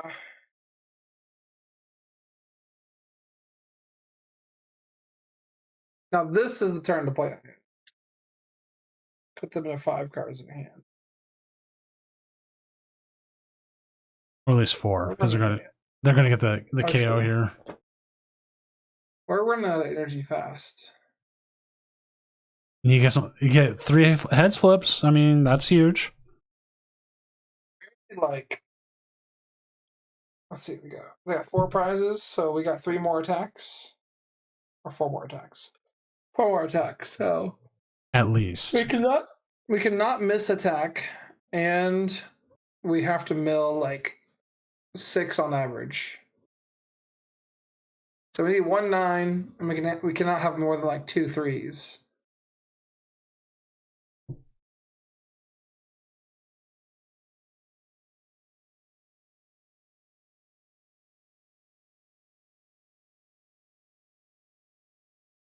Blood Moon deck's about to beat the Ho box. Go 6 and 1. Dang.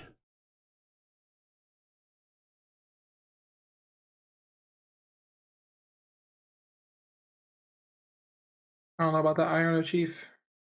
He says he has a 2-minute delay. Yeah. Or no delay this time. But still.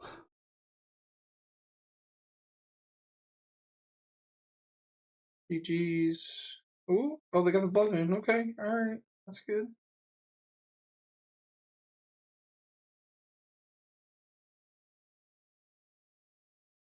Catcher. Oh my god. We're cooking a little bit now. It's Wig Deck. Or Woggin.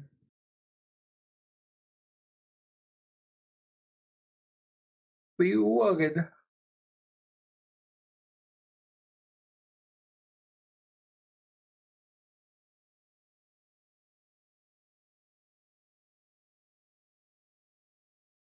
Alright, what do we need? We need.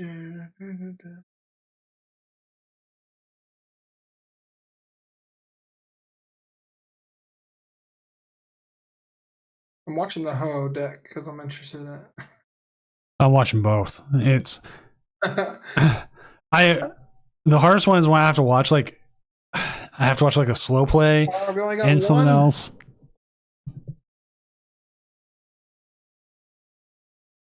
Here comes the switch. We're gonna have the Mamoswine take another KO here.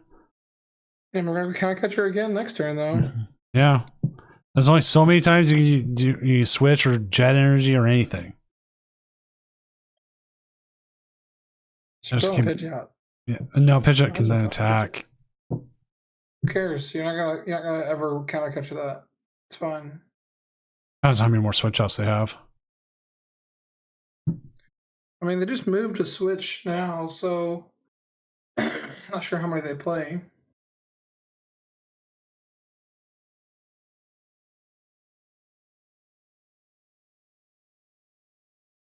Looks like they just play the one switch. Well, then they might be stuck. Let's see. One switch, 6 fighting. All 6 fighting are in play. Oh, there are 5. They look stuck to me, though. I don't see anything else out in their deck to get out of the active here. Seems like they're getting punished by an overbench. That's definitely something you need to watch out with when you play against control and or mill decks. Is like if you can just get one out. He's already hitting 180. There's no reason to have like the Knackley down or the Swin ups. That's right. Yeah. All you gotta do is hit 90 in this matchup. You can sneeze a little hard and be like, "Oh, oops, I destroyed the Wug Trio," but yeah. You could also have this happen though. Triple, but hey, it's okay because this thing's not moving. We got no way to move this thing.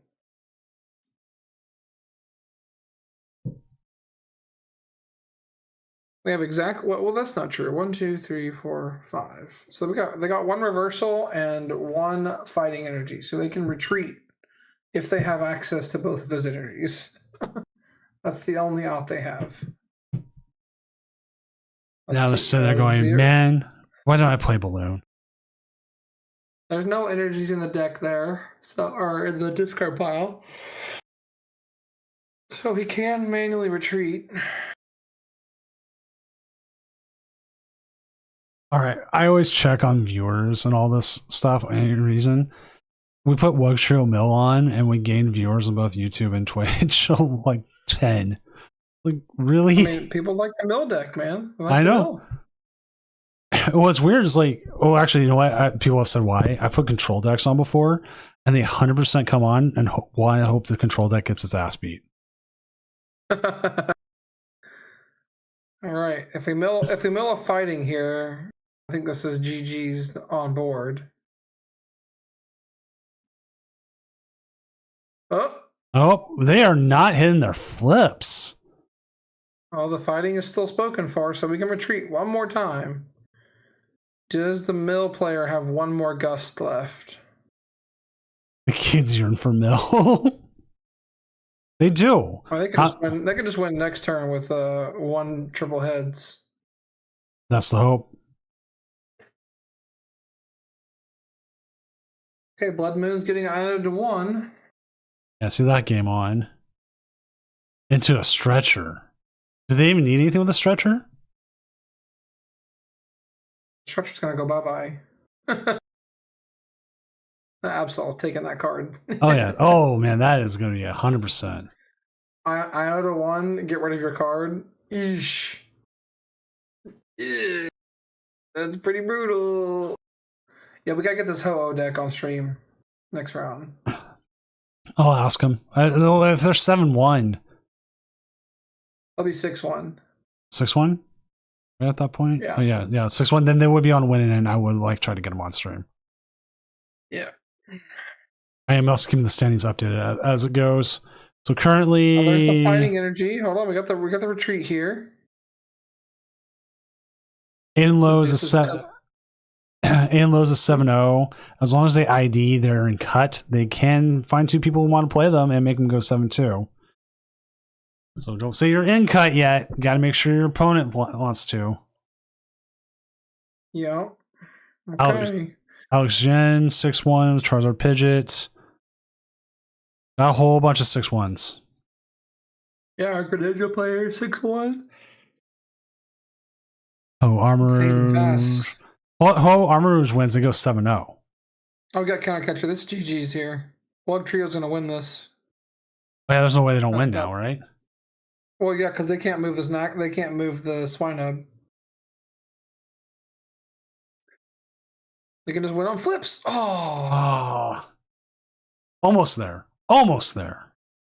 Yeah, but that's GG's. They literally cannot move the Swinub.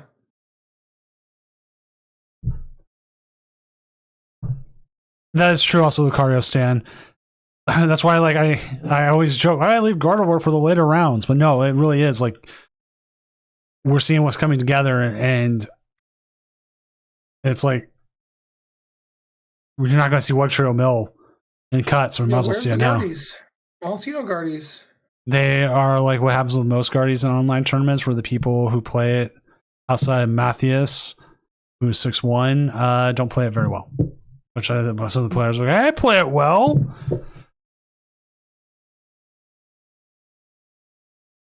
Or they drop. They drop early. All right, we just need 1 heads here. There you go. Or you can make the game last longer, and Iono just is like, yeah, I could keep this going all day. That'd be kind of funny. Oh no, they hit the 1 heads. All right, there it is. There it is. A trio with the win. Something I didn't think we'd ever say on stream. Wait, did the Ursaluna win? I missed that. Let me. Ain't no way, dude. What'd they top deck? I didn't catch it, but they did. That's crazy. Because I was looking at standings and everything else, which if you want to meet me back in the caster's desk. Yep.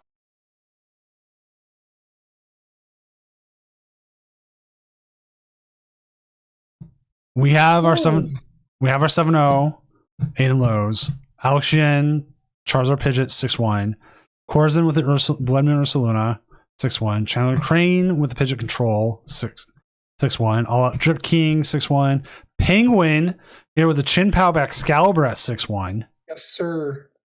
FX Manu. Yes, sir. Look at all these 6-1s. There's 2 6-1 bird controls. Come on, man. All right, we need Chen Pao versus Ho-Oh box. That would actually be a really good one. Does X2 make cut? I don't know. I really don't know. It's chaos. It depends on how many 6-1s we have. Well, then you can assume half of those lose. 9 rounds, right? Yeah.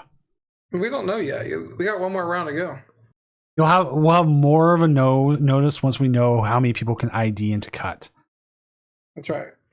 Do we even have another 7-0? Are we going to have another XO? No. There's no. There's not 1 XO. So Aiden will probably have to play. Yeah. Or they could take the intentional L and hope they ID the next round. We've had that happen. So if we have all these are all 6-1s, how many left do we have that could possibly be 5-1s? One of these 2 will be 5-1s. Oh, we could have played Richard Rico with Garchomp. Goldingo Luna. Maybe. I think Garchomp wins that one. So we'll have 1 more 6-1. So that means we will have 14 people fighting for 8 spots. So that's at least 5. 7 people will go. Don't do the math this far out. You're hurting yourself. Yeah, I Let's do it am. next It's round. too late in the night to be doing this. Listen, all I need you to do, I need you to go to the back end of Limitless, and I need you to fix up the matchup of Penguin versus Drip King. All right, here we go. Like when you press the pairing button, just like manually do that one first, All right, because you know it's fixed, right? Here we go. View page source. Yeah, see? Uh-huh. See? Don't show ads on this page. I've never actually looked at the page source of Limitless. We got 2 more rounds, Will, before Top Cut. Which right now we are just currently waiting on one match, and as soon as the match is finished, we keep moving from there. Cardboard Penguin is on YouTube. Said I will take that. They are. they will take the Ho Armor Rouge.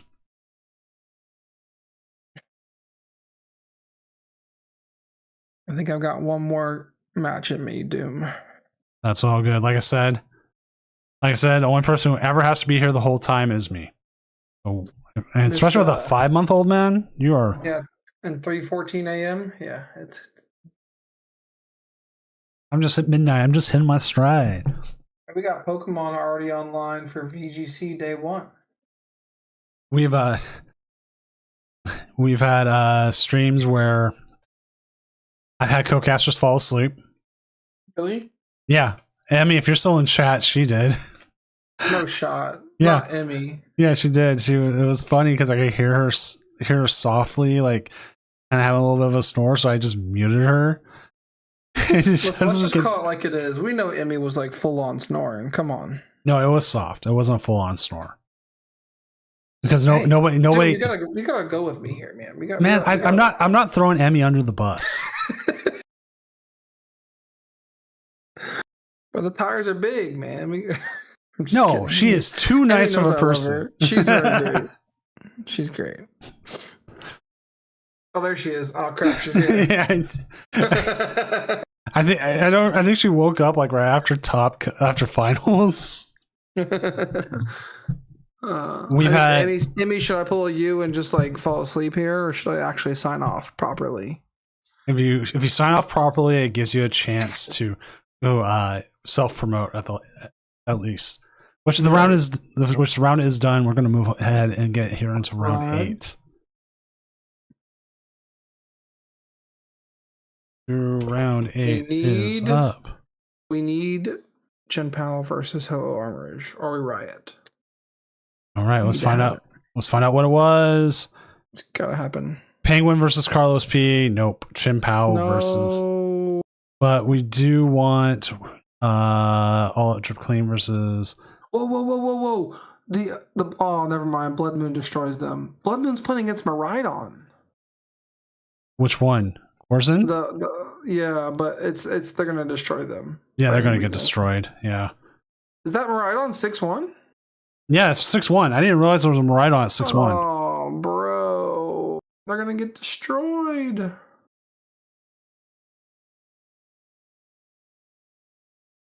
Wait, where's the Miraidon on your screen? Let me see if I can find it real quick. Is it not a down pair? Where is it? We saw it, right? It was Corzin's playing against them. Corzin. Spotty 12. Spotty. What is it showing up as? Okay, it's Miraidon. Yeah, it was weird. That wasn't Yeah, it's right there. Oh, there it is. Yeah, okay. Yeah, what year are we in where we have Miraidon and Chen Pao both 6-1? What? All right, so Aiden's not able to. All Drip King's not able to, so we won't have that matchup. Okay. What else we have? We do have Carlos P versus Penguin if we want to see Chen Pao versus New Bear. That seems rough. What's Cerulege playing against Guardy? Which one's that? Nayata TCG versus Apex Manual. Let me see. Who are they playing? I found him. I don't know if they've already started yet or not, but I'm just hitting up any players we can find because like we do have that MDG didn't win. We do have Carlos. I mean, we could even go further back with Pete, King Deader. I mean, Carlos has like the biggest winning in as the next one. Yeah. That's fair. Hunter Smith versus Miss Shelley. That's Kangaskhan Khan Buffalot versus Cyril Edge, though. Pair of 5-2. Pair of 5-2s. They are. 5-2s? Oh, never mind. They are 5-2s, but I'm seeing what their win percentages are. We can do Carlos versus Penguin. That's a win and in. All right, let's do that one. That will be table 10.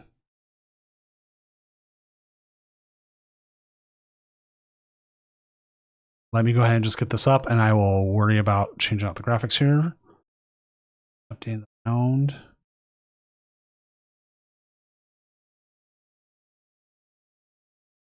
I figure, like, I have to be quick about trying to get these set up sometimes because some people they're just right there. And they're like, yep, here we go, here I go. And there's only so much I can do. Like, I do ask players all the time, like, if you can stream at all, just jump in. But there's no obligation to.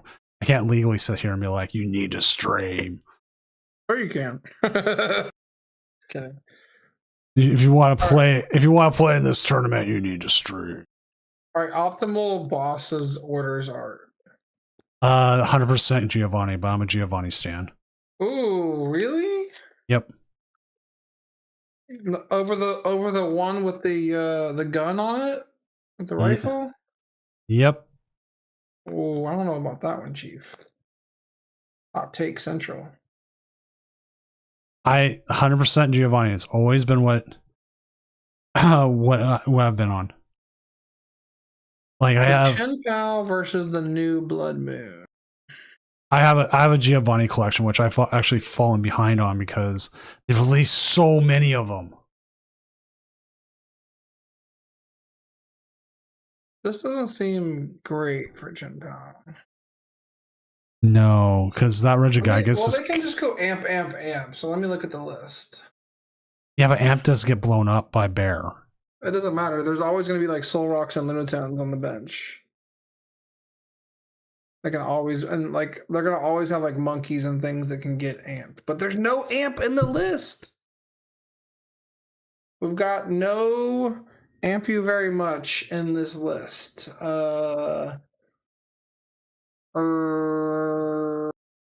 We can Buster Tail? Question mark.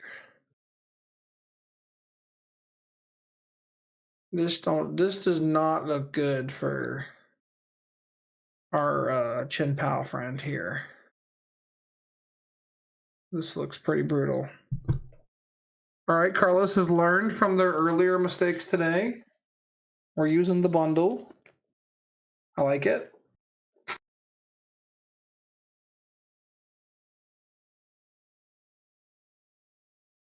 Got some bundle action. Get some Frigibacks KO'd. Sec, I will be right back. All right, sounds good. I gotcha. All right, so we're searching out Fighting Gong and a tool card. Looks like we're looking for the energy card here. Saving that secret box for next turn, knowing that your opponent doesn't play any Iono is a smart play. I like this board state. Your opponent doesn't play any Iono, your hand's pretty good. You got Switch. You got some good things going. You know, you can just leave it like this. You don't have to play any cards. Yeah. Carlos has cleaned up their play a lot for them since the beginning. That's good. Someone was got up. I was just making sure it wasn't Mrs. Doom or someone else. Or my oldest. It was the oldest, so I'm like, okay, cool. That's good. All right, so I think we have to try to tackle Regigigas here or Buster Tail. The Regigigas only does 100 though, doesn't it? Man, this is a brutal matchup for Chen Pao. They are in Hurt City right now. Yeah, I mean, there's just no good attackers. Water Pond doesn't do anything. I mean, you could try to lock something up there, but in time, it's Yeah, I just mean, going to they get play a KO'd. switch, so yeah, and like you said, and it'll get KO'd. So, but it does 120 to the bench, so you could maybe go for that route later. I don't know. Doesn't seem very good though. All right, Penguin's gonna set up. We got a Pidgeotto and 2 Frigibacks, 2 Arctobacks. Okay. So now this is going to force Carlos to get out a Blood Moon and start attacking. So we'll have to see how he can piece this together. He's got a lot of good cards in him with Secret Box, Arven, Crispin, and Gear. So we'll see how he wants to piece this together.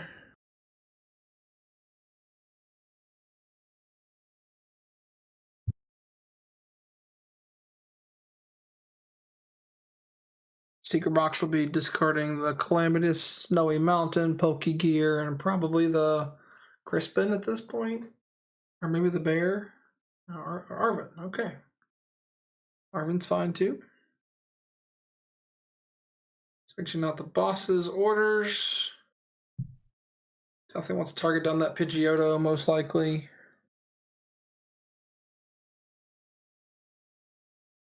I don't know if we can get there with the boss's orders, though. Yeah. Seems like it's a reach. I don't think you have enough pieces. There's no 70 HP guy to chase.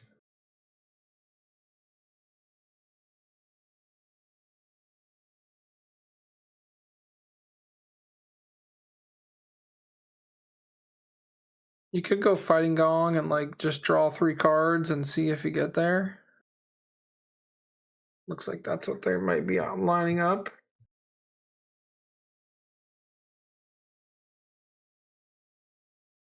All right, Lunar Cycle, draw 3. Ooh. Do we have a Blood Moon in the discard? We do not. Okay. Oh. I don't see a way that we're attacking here with getting rid of that Arven. Bit of a misplay there. Not keeping the options open, playing the Secret Box early. We needed the box to get the energy, which makes sense. But yeah, we don't have an attack launched here except for Cosmic Beam for 70, which isn't that bad. Not horrible. Still puts pressure on. I don't think you waste the boss's order for it though.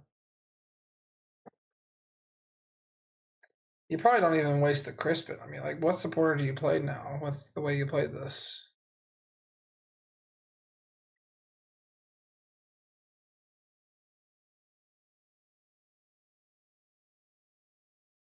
Looks like they're struggling with a decision.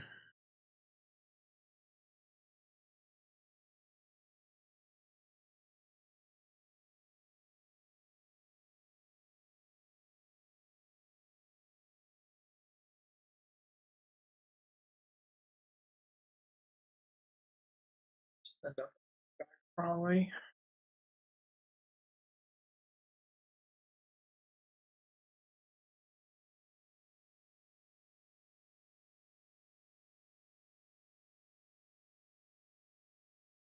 Ooh, goodness gracious.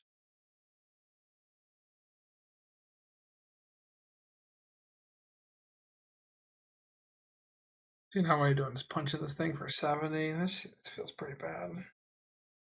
I know.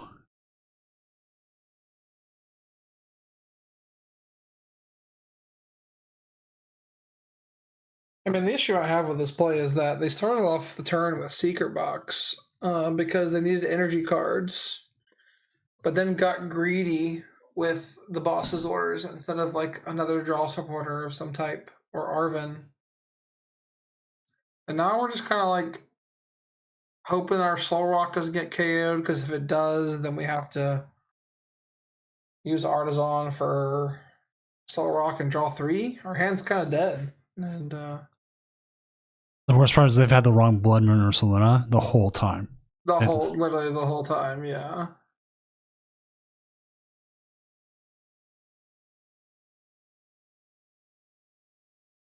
I mean, like, this goes back like the same matchup as earlier. I don't think I can get that punished because I just don't see a good attacker for Penguin. No. And we have to attack with Buster Tail, probably.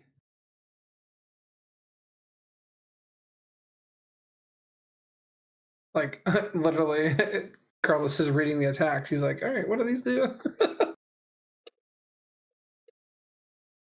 Well, I mean, like, how many times have you in a regional like picked up your opponent's card saying, okay, I did not know that card did that.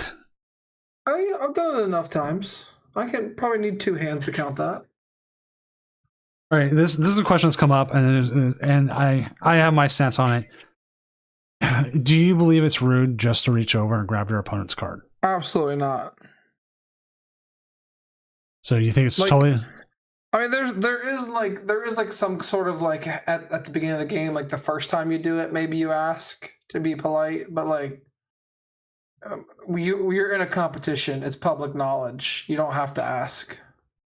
Like it's in the rule book that you're allowed to have access to it. Yeah, I agree with that. They can't deny it. I think some people will just take it more that they, it's rude not just say, "Hey, I'm going to grab this" kind of thing. Yeah, for me, it's a time thing.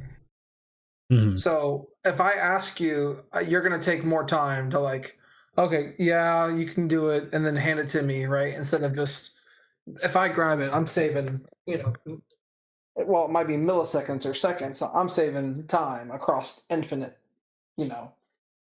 times I do that.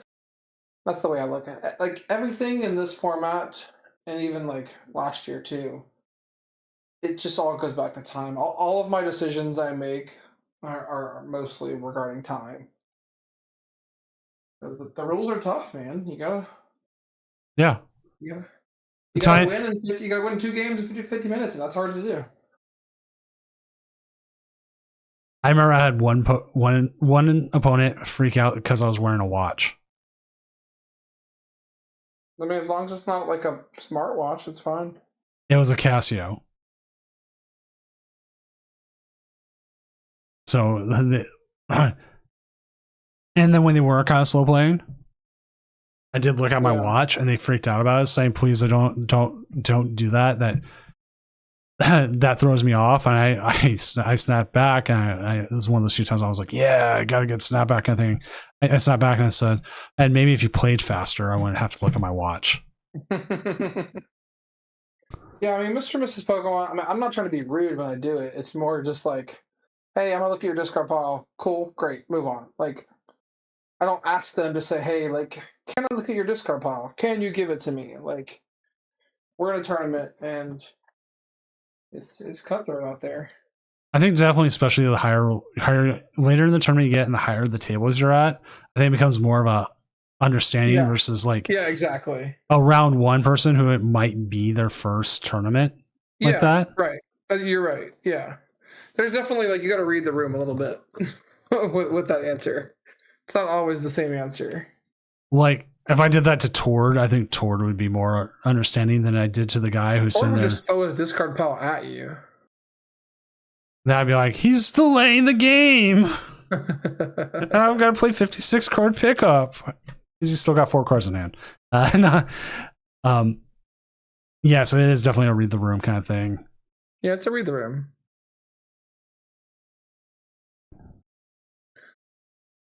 Will at 7-1. What's Will playing? Will is, let me update the standings, because it's so much easier in this game to do it. But Will's playing Absol King of Song. Coming in 7-1. They can now ID and BN. Aiden did win, putting All Out Drip King to 6-2. Oh no, not the Ho box.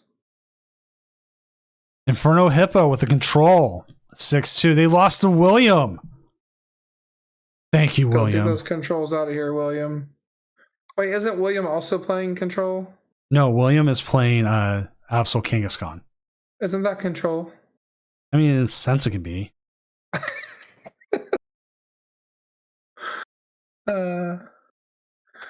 If you don't ask first, I'm slow playing.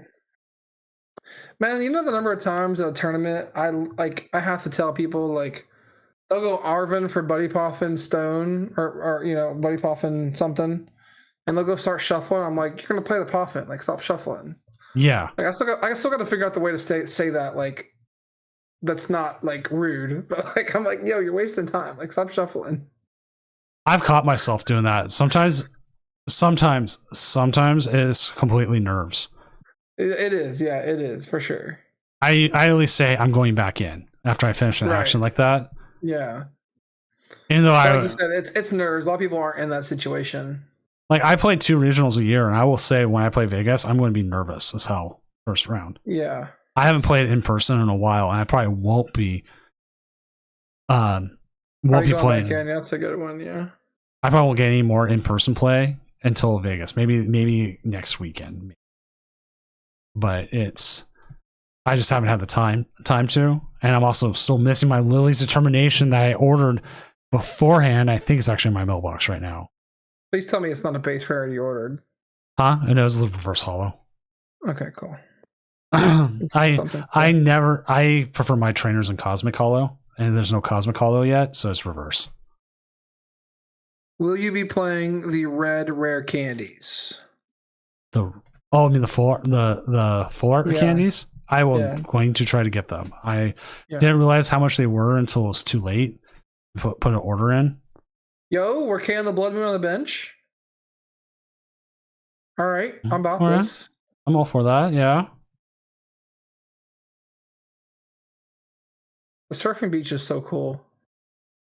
It is really. I like the beach. It has really helped Chin Pao. My brother has been playing the Chin Pao, but then again, he'll play against something weird and he'll like message me. It's like who is it? Tempest or Temp 6T on like YouTube, who does like the weird Pokemon teams on Showdown. Mm-hmm. It's like the salty results. He shows you the one game he won instead of the 30 games he didn't. I'm like, yeah, I get it. You show me the one game you did win. Bro, Vitality Band would go so hard right here.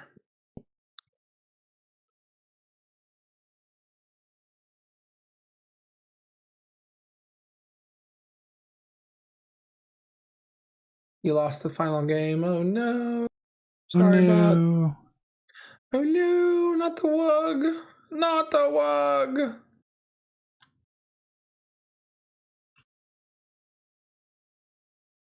Yeah, the floor structures are dope, Lucario. I definitely like the coloring to it. They chose the right thing going from the light blue to the black. Yeah. What does my co-host think is top meta at the moment? What do you think is top meta here, Eric? Oh, I mean, the way you phrase the question is a little hard to answer. So I'm gonna say what I think you're asking, and I think you're asking, what do I think is the best deck right now? And the answer to that, and it's always the top player answer, and I hate to say it, but it's really true. It's the deck you're most comfortable with. And the reason for that is the meta is pretty wide open. There's a lot of good decks at the top. So as long as you're playing a good deck and you're playing it to the best of your ability, then you're gonna have a chance. Yeah. So like if I played a regional tomorrow, the deck for me is Cerule Edge, and that's because I've been playing a lot with it. I also have a Miraidon build I really, really like. But I don't like. I don't know how the Mega Absol matchup's gonna go. I haven't solved that one yet with my Miraidon list, so that's not a deck I would take. But I'm more of a turbo deck player. That's just kind of my style for the most part. And Cerule Edge seems to be that best turbo deck right now. But anything like Cerule Edge, Gardevoir, Mega Absol, Charizard, Grimmsnarl, I'd probably stay away from Dragapult. I don't think Dragapult's in a good spot. It's like, yeah, any of those 5 I think are pretty good decks. I think what benefits Dragapult the most right now is if Charizard sees more play. It definitely has a good matchup into Charizard, Right. but Gardevoir still just You just get destroyed, man. yeah. It's like cool. I beat the Charizard, but now I run into the Gardevoirs that the Charizard's like. It's just not a good matchup for you. Like Cerulege it's is a horrible. bad matchup. Mega Absol's a bad matchup. Grimmsnarl's a bad matchup. Like I've been saying on the pod for a while that I think that Dragapult Dusknoir is like close to like a bad play. I would agree with that take. And not just because not because I'm playing Charizard and it's the hardest matchup. It's just when I play the other decks against it outside of Charizard, I am just completely destroying it. Yeah. All right. Blood Moon goes down to 2 prizes remaining. This deck, though, is There's interesting. no disruption. What, the Blood Moon deck? Yeah, this is interesting. I don't know if it's real yet. They're like, this board looks terrible. Yeah. Like if you Iono counter catcher KO'd the Fez with a fresh guy, like what are they doing? Like I don't like the board state. There's just not enough consistency. I think, but their deck's pretty thin, so maybe I don't know. Maybe I'm being too harsh. I haven't played it yet, so I don't have any. Same. And it's like I thought kind of the same thing about Mega Absol when we first started seeing it. But then as I watched it get played and saw it, and the big basics are always difficult to work around anyways. It's like, okay, how do we deal with this? How do we work with this? Yeah.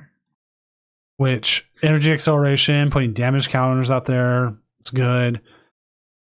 I don't think POW's legit. I 100% keep saying that. I disagree with that statement. You do? Okay. Yeah, I think Waterpond's really good right now, and Regigigas is good if you're up against Charizard. Your Gigas is just destroying them. If you're up against Dragapult, Gigas is putting in that work. If you're up against Guardy, your Waterpond can put in work and KO some Corellias. Chien-Pao can knock out anything in the game.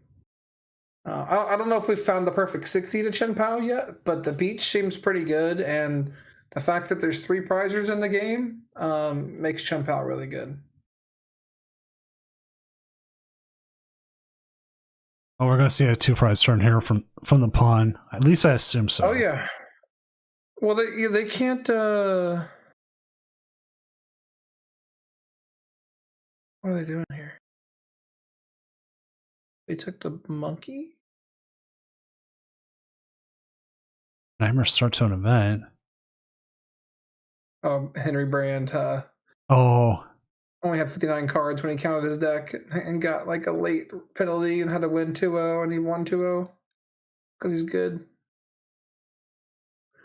But Mr. and Mrs. Pokemon, if you're still there, my Twitter is RidgewayTCG, and October 10th I posted my turbo list that I like for this format. But that was before Mega Absol was a deck, so some changes to be made, but my Cerulege list is there, and my Miraidon list that's good against everything except for Absols is there. That is a nightmare start. That is not what you want to see. Listen, that's not a nightmare start. Anytime you start a tournament 1-0. Okay, it's a nightmare. It's a nightmare in the sense that your cards are being destroyed. It's fine. They definitely won't DQ you for warped cards. Not like that. No, not at all. They would never do that. Or we're sobbing? Okay. Oh, we're sobbing. Yeah, I like this. I like this play if the switch is down. And it looks like the switch is down. Because this enables Waterpond. But again, the issue is, can we get enough damage on this Waterpond to KO it next turn? I don't know the answer to that. Can we get enough damage on that to KO? We have to get what, 5 more damage? That's 3 per damage counter, so we need 110, so we need 3 more. No, only 4 more. We need 40. So you take 2 prizes here as Waterpond. Then you lose the Blood Moon, which they have in hand. I mean, the play works cash if Blood Moon's prized, but with Blood Moon not being prized, the play probably doesn't work.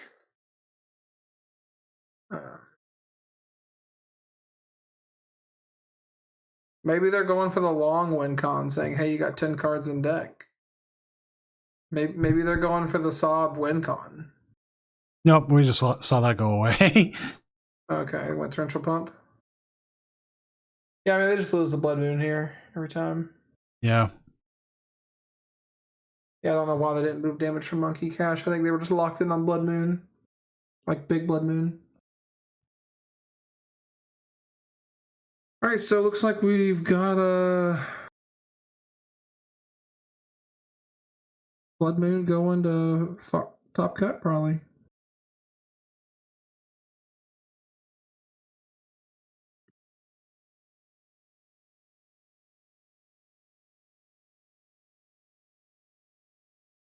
Thanks for saying hi, Logan.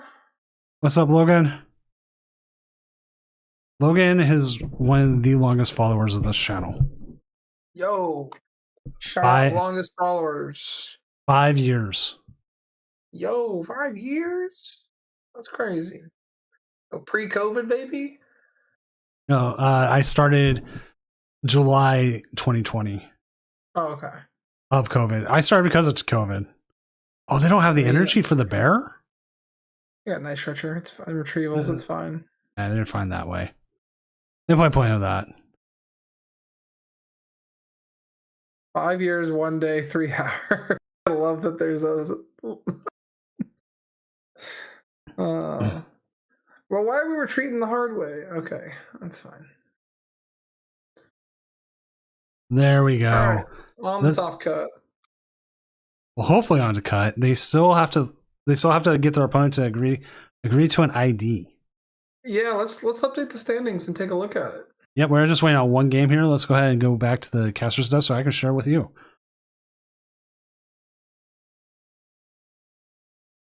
Oh, actually the last one finished. All right, cool. So this is... And I can kind of walk people through how we calculate this kind of stuff. I'm sure you've done it before, so I'll just give my take on it. So is this updated? It is fully updated now. All right, so what we're seeing here to start is there's 7 players at 7 and 1, and there's an 8th player at 6 and 2. So what that means is, at a minimum, it's guaranteed that somebody who is 6 and 2, or 7 and 2 in this case, can make top cut because of how the standings pops out. Now, if you want to actually calculate who can ID or who can't, you would want to go to pairings and look at all the 7-1s and see who they got paired against. There will be one 7-1 player who gets down paired that will have to play their match. And depending on everything else, the pairings could also get wonky. So you can just keep this page up. I'll take a look at the pairings. Table 1, we got Drip King versus Aiden. That's already been played. I haven't started to the next round yet. Oh, you haven't paired. Okay.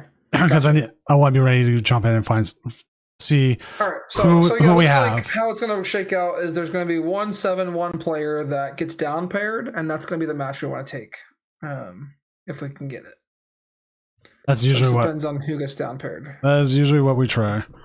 We also look at not just the 7-1 who gets down paired, who has the highest opponent win percentage as a 6-2, and right now it's currently Andrew.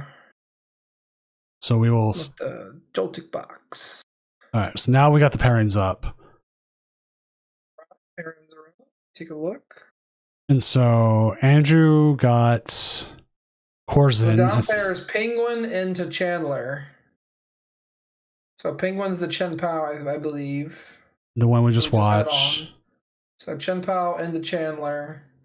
And then the X2 that had the best record is against Corzin, and Corzin has been streaming, right? Yes, they've been streaming on their side, their game. I can, at this point, I'll just ask if they're fine doing it, or if Andrew J is fine doing it, just to get it. You can also see if there's any other cool deck at 6-2 that might make top cut. Penguin has a chance. Nathan Shaw is way too far down, right? Wait. We got got Drip King versus Chen Pao. Giorgio Franco versus Drip King. We got the Ho box versus Chen Pao like we wanted. Let me start to find them real quick. Let me ask. Because I know all of Drip King can't. Yeah.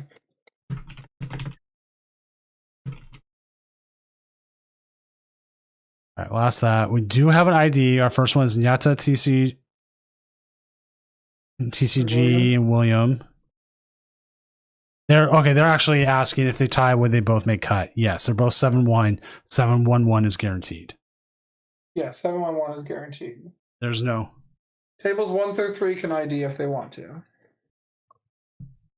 All right, so they are the first ID. I've asked Giorgio. He hasn't signed in yet, checked in yet, so there's a possibility that might not happen. Sure. We also have.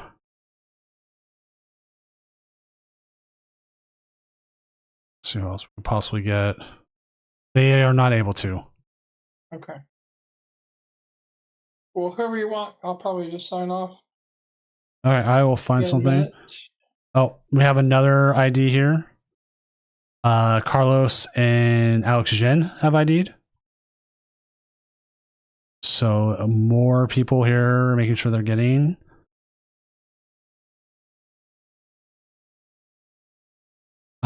So that means I don't think. Let's see. I will check the chat of Aiden and Spotty. Spotty said friend request sent, so they may be going for it. Spotty? Oh, okay. I mean, King Deader is up against Joe R, and Joe R has Spotty's what do you call it? It's probably good enough that if he loses, it's fine. Yo, Spotty won? That's the Maridon. He beat the Blood Moon? He beat the Blood Moon and is going to Grimsnarl Frostlast and just say I'm going. Hey yo. King Deader is up against the Greninja with a Zoroark Crustle. Okay. I mean, they're lower, but they still have a chance that things fly their way. Yeah, I agree. All right, let's find that. Where's King Deader? King Deader, table 6.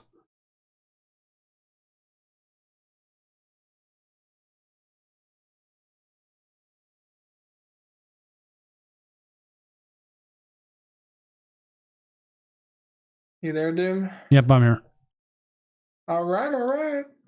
We'll see how this goes. And I'm gonna sign off while you finish up getting this ready. Go ahead. Whatever self promotion you want to go with. Yeah, I appreciate you having me on, man. Had a lot of fun here, and really late on the East Coast, but enjoyed casting some of your tournaments. So thanks for having me on. Like I said earlier, I'm the host of the Beach Court podcast. You can find us on YouTube, Spotify, and anywhere else you find podcasts. But on those two platforms, you can find our videos that we do every week on Thursdays at 9 a.m. My Twitter is Ridgeway TCG. I post a lot of Maridon lists and stuff like that. Yeah. So Mr. and Mrs. Pokemon, it's on my Twitter, Ridgeway TCG. And yeah, I'll give a quick prediction. Looking at Top Cut, now that Maridon just beat Blood Moon, and I love Maridon, I think Maridon's going to take it all down today, Doom. Yeah, I think it is with this tournament and the way it's going to want to throw curveballs at me. I think Maridon can have it. It does very much as a good attack because we know Grimmsnarl Frostless is in 8-1. It doesn't matter. Yeah. So then if Spotty gets in, that'd be 2 8-1s. That would put them either 1 or 2. And if it's 1 or 2, they could line up against Bird Control, which I could actually see them beating. Because yeah, this is gonna be fun. This is where it gets interesting. Because like this is where I always talk to people like, will X2 make it? Maybe it depends on what chaos happens, how many people drop. There's going to be at least one X2 and it's guaranteed. Guaranteed. Possibly 2, depending on what happens with Spotty. If Spotty loses. Yep. Yeah, if Spotty loses, then possibly 2 could make. Well, 2 will make it if Spotty loses. Oh, wait. That's how that's going to shake out. Chandler got down paired. They can't. Penguin has to play them. So there's a possibility we might even have more X2s. Okay. It's a lot of fun. That's All right. right, man. Well, you have a great time with your last couple of rounds and Top Cut, and good luck to everyone competing. Yeah, get some good sleep. Try to take some like Benadryl. That usually helps. Melatonin. I don't know. Something. I'll pass out. Oh, I remember the young baby stuff where you just fall asleep. Yeah, I got no problem passing out. Have a good rest of your All right, guys. night/morning, and I'll see you live. See you later. All right. So if you didn't know, that was Eric Ridgway of the Beachcourt Podcast. Please do go sub to them. I do listen to them on Thursday mornings. They are one of my podcasts I do listen to in office because they do update Thursday mornings. And it's always nice. Like I got a whole like Pokemon Thursday now. If only a certain Lake of Rage still updated, but I understand why they haven't. Oh, I'm like right over there on the celebration stuff. So they do have the Crustle set up, and you'd be like, okay, maybe the Greninja loses here. Is there a reason for holding the Evo? I don't know.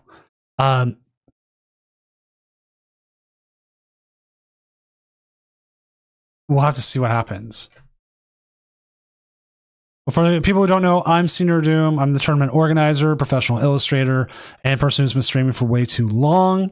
We've been running this tournament now for about 3 years. We're getting ready for more. We run a whole series actually.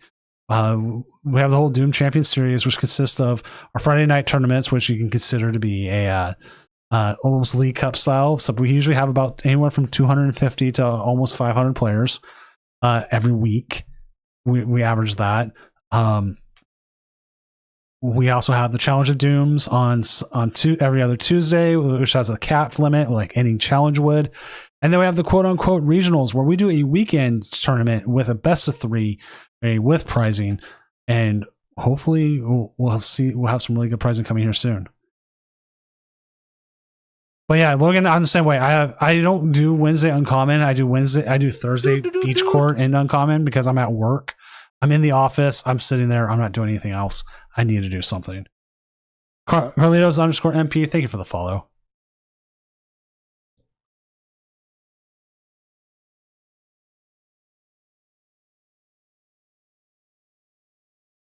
Wow, I after Logan did all that, like how long he's been following, I didn't realize Mr. and Mrs. Pokemon has been following since January 8th, 2021.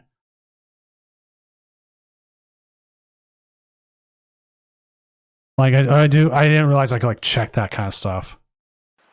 Jay Crazy NZA, thank you for the follow as well.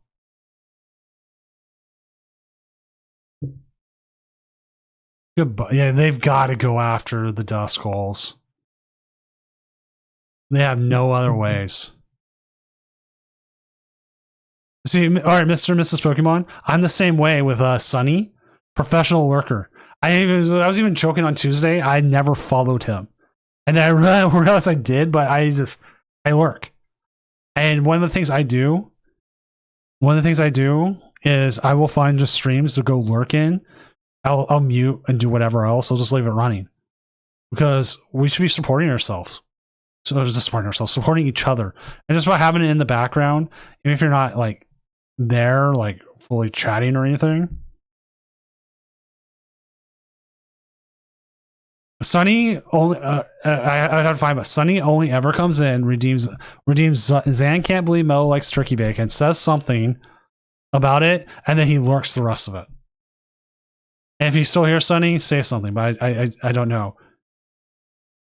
Yeah, he has 600 because it tells me everything. Like I can click on your stuff and tells you how many messages you have. He has 648, and almost every one of them has Passepartout scam as part of it. Or something with Gazer Beam stuff in it. So he has other ones, but he has so many. It's pretty good. Cola taking the 9-0. We were wondering if that would happen now, because now Spotty, it creates some really, really interesting stuff now.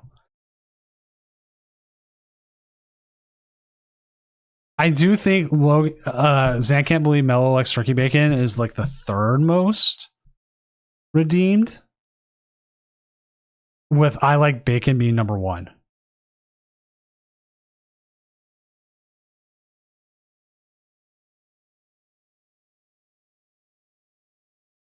There's a bug I reported recently. It's with Dawn, where Dawn activates. Or not Dawn. You can use Dawn twice in one turn. And I've caught it, and I've put the log. I just need to record it. I'm keeping the standings updated. So right now, as it is, Aiden would play against Andrew J with Joltik Box, but we're waiting on that.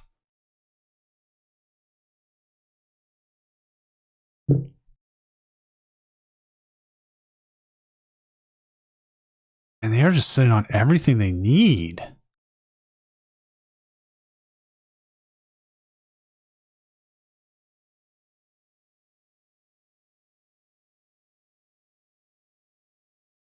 I keep holding out hope that this game will continue to get at least better with everything. Like, we have some better stuff. I do think we're getting better with the visuals, especially as well. I just cannot wait until this section here. You see my mouse coming over it. If they could just remove that or refocus it, do something with it. Because like they've gotten better with the way that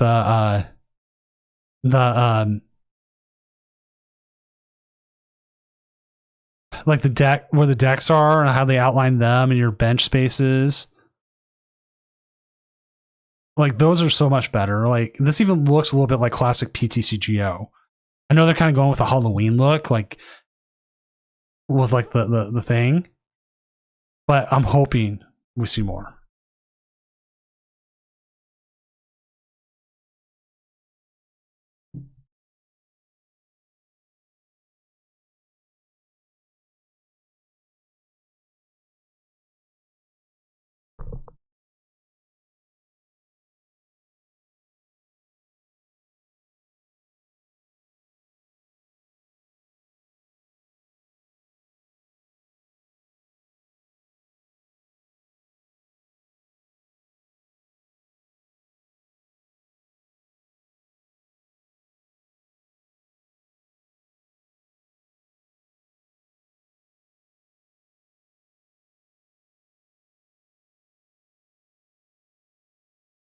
This is a fun Friday tradition, and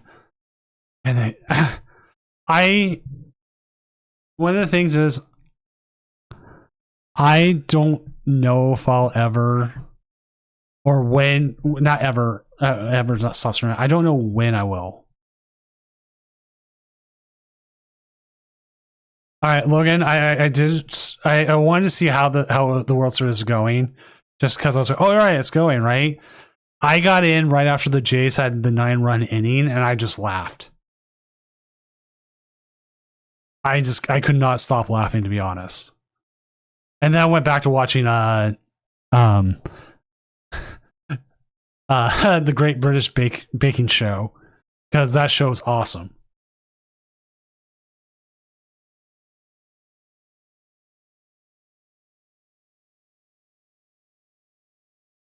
Oh, I gotta change that. Eric did sign off for the. No, what? Eric was here. They get the whole thing for the rest of it. Like, I looked at it, I was like, wow, they're really killing it. And I looked, and it was like 9 runs that inning. I was like, oh wow, they just absolutely destroyed.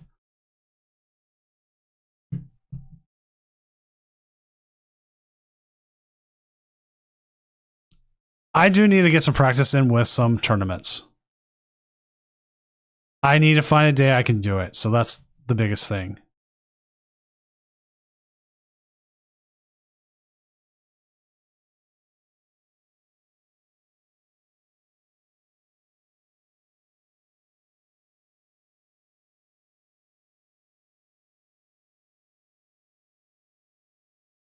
Yeah, I saw that.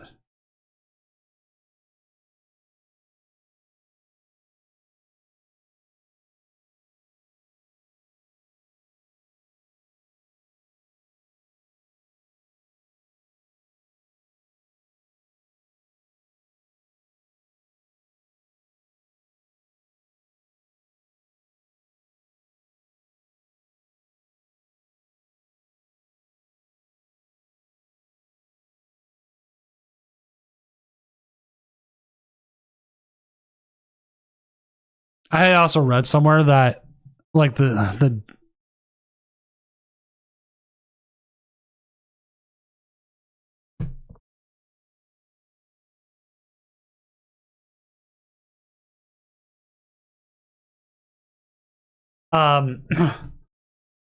the team that usually sweeps in the the CS, the longer they have to sit, the more likely they are to get swept in the World Series.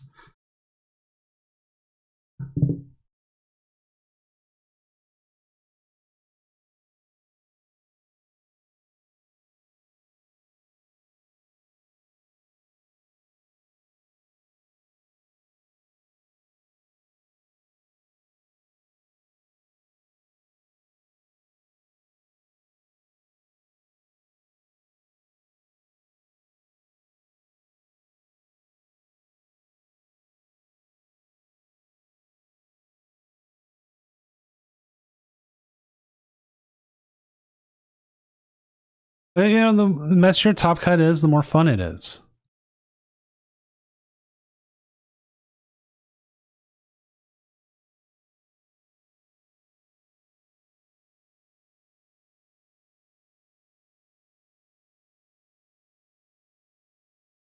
Which I am keeping this stuff updated. Corzin did win at 7-2.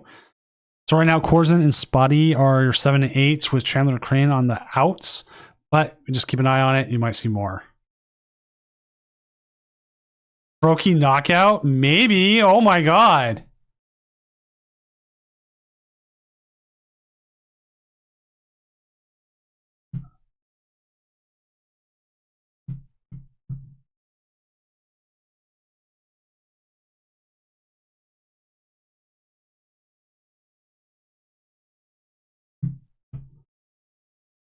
Yeah, I know it's late. And like this was the weird week.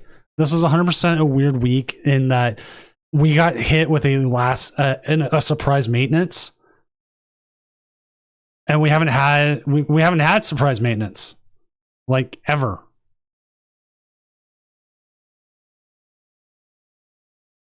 So we get hit with the surprise maintenance. We're like, oh, well, what do? I have to move the tournament back and hope that it doesn't run long, which it actually ran short, thankfully.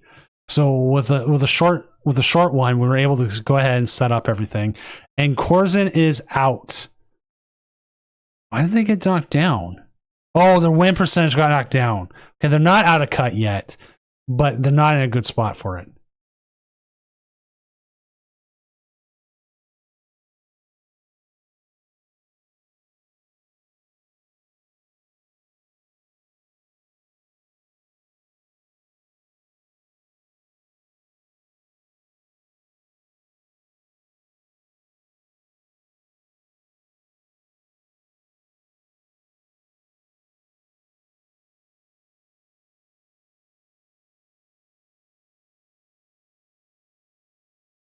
I mean, they do, and like they don't have me in crusts.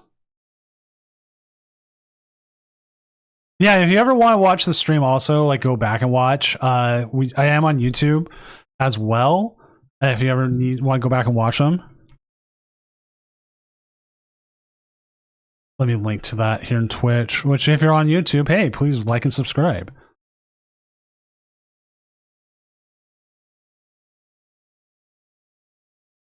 How do I manage my sleep schedule? Very poorly.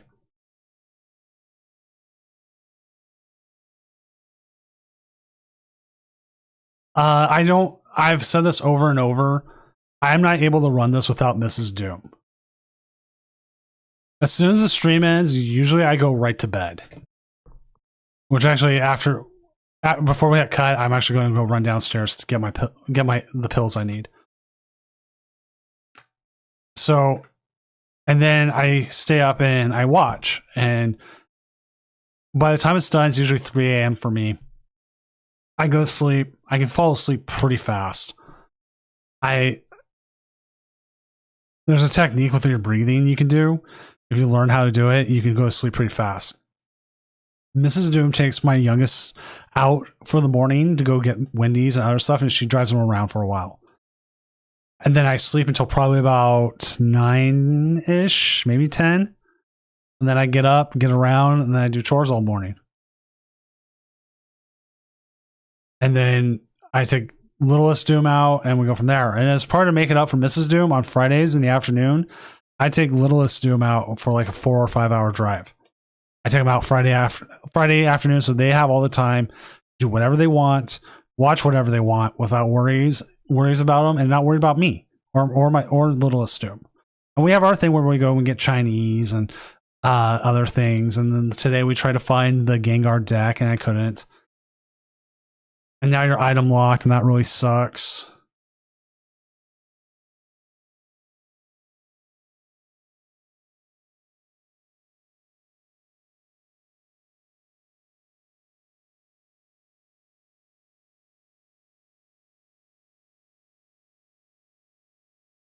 So that's how I do it. And also, I go to bed early during the rest of the week, so I'm trying to get 8 to 10 hours sleep during the week. So what I've been told is overall, you're supposed to track your sleep by how much you get by the week, not by the day. So if I can keep a low to no deficit through the week, I'm usually pretty well off. I try, and I don't know how they feel about the balance, but at least feels like we do. We used to have respite workers come in on Saturdays, but the problem is, like, it stressed me and Mrs. Doom out more because Little Doom he's not a handful. He's different. He sometimes just wants to sit and watch things, but then in a split second, bam, he's up and he's trying to do something, like get in the fridge or something.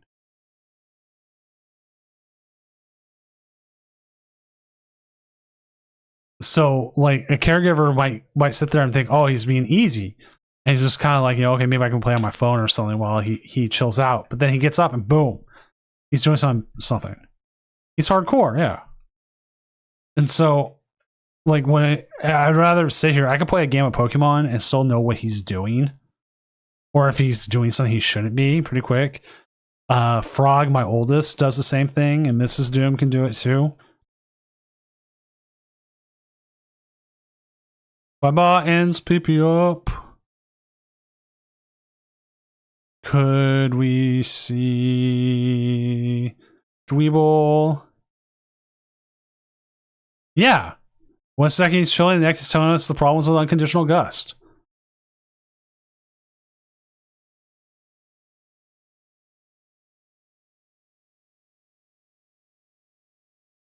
Which I even run the regionals with him in the room with me. Considering most of the time I'm just producing, I don't have to worry too much. And even then, this game, who knows where we're going to be? I'm keeping the standings updated. We have 4 games left, and this is one of them. As it is right now, we do have bird control at number 2. So bird control would actually be going up against All Out Drip King.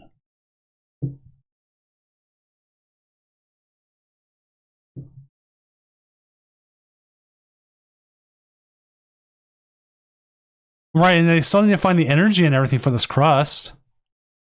Like, okay, they got Crustle now. Okay, what do you do? And you're like behind. This item block's gonna kill you, man.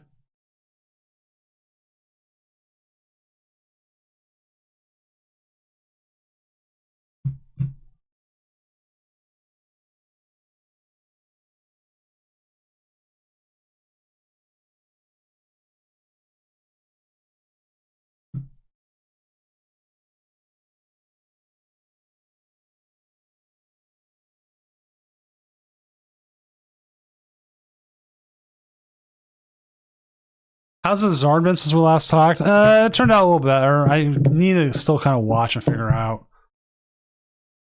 Oh, we're flipping again. Nope. Retreating. Gonna keep that item lock. I had a game earlier tonight I threw against. Like, I can't just passively play Charizard as much as I'd like to.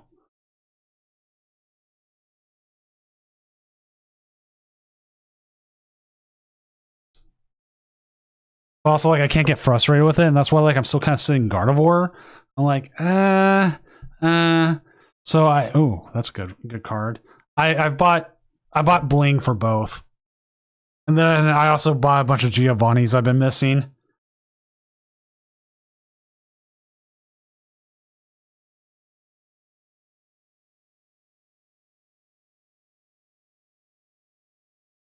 I just realized what I was doing was like I was misplaying, I was missing obvious plays, or I was missequencing.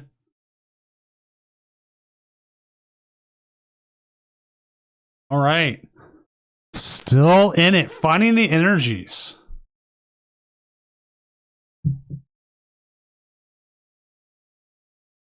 Enhanced hammer.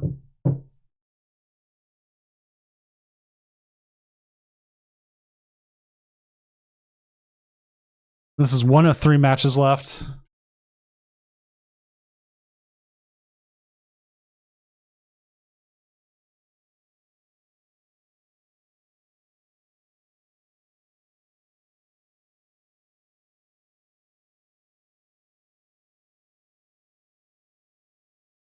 Like, what does the enhanced hammer even do? They can't just try bouncing here. Oh, crisis punch! I forgot about this!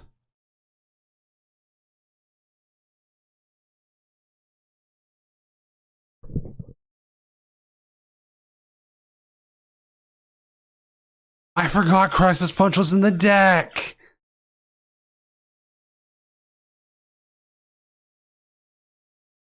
Damn. Alright, I will be right back, chat. I'll update the standings one more time, and then I will be right back. I will leave you with some nice music. And be right back.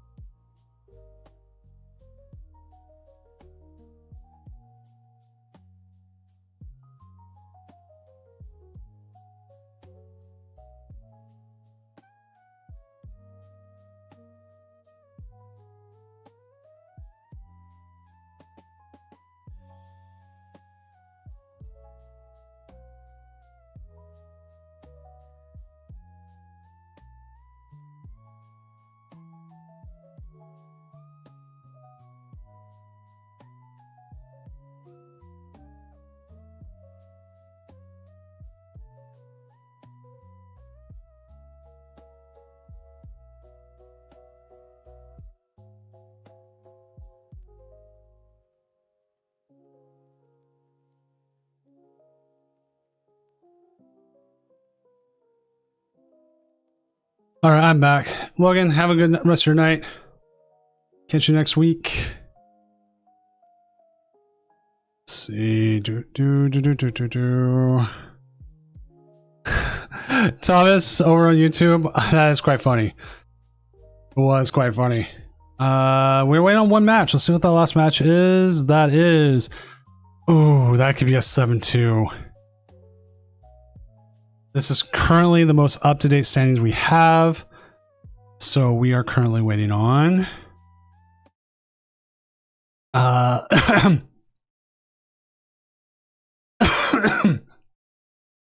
don't know if Spotty. Oh, they dropped. They dropped at 7-2. Oh no, I might have to DQ them. I don't want to do that.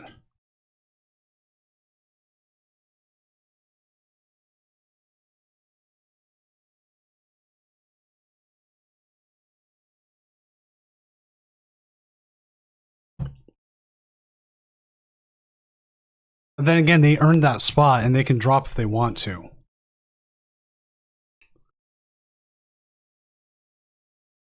I just prefer when they, you drop, you wait until cut happens, or if you're not sure if you're going to or not. I mean, I guess technically I can undo it, but.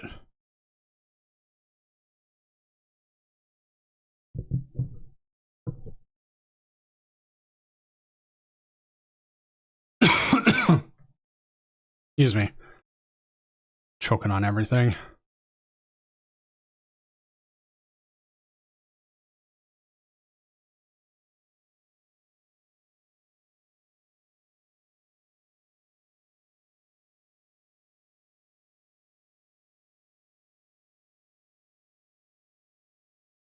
Well, they're almost to time anyways.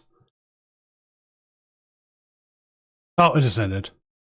Oh, they say they misplayed, so we'll see what happens here in a second.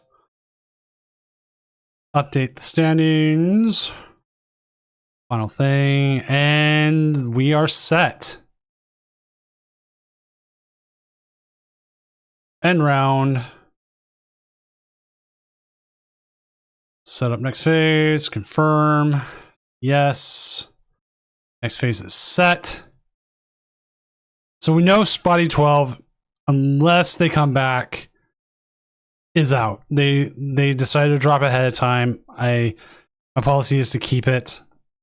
I prefer if they drop, to do it once they get into cut and then give it. Makes it easier. But it is what it is. You earned your spot no matter what. If I disqualify them to put someone else in, you don't get your Doom Championship points. I can't fix that. That's how it has to be. So it sucks. It sucks for the 9th place, but it is what it is. I can't do much else with that.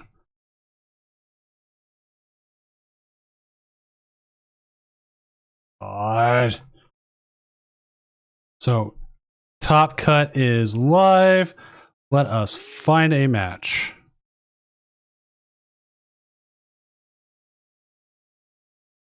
I will have to reach out to everyone.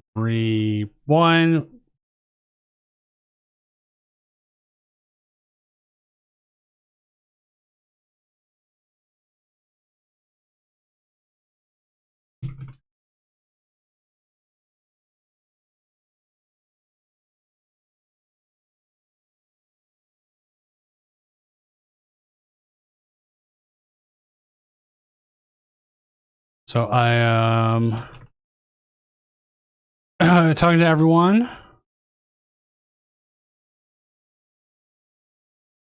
Hey, 10th's not bad. Not bad at all. I think we have Carlos. Right? Yes, we do have Carlos P. So we would have Carlos P versus Alex Jin. So we definitely have that matchup as long as they show up. So once I will get that set up for everybody. As we have the new hotness, the new bear coming in and doing its thing.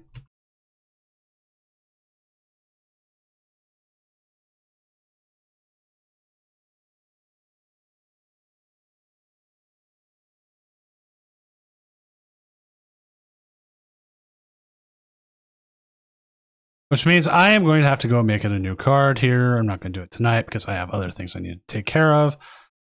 But we will have... that means it is doing enough to make sure that it is exactly what we want.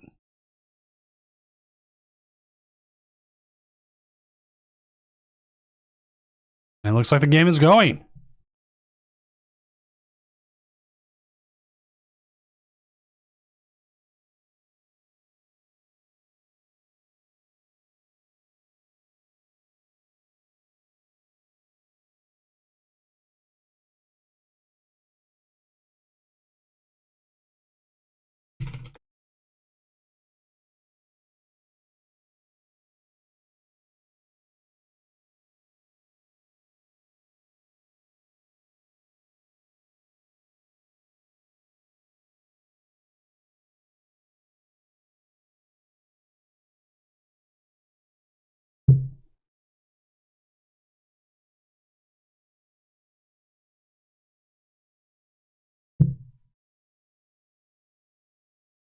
Surely we watch Armorer's Box. The Armorer's Box doesn't have it.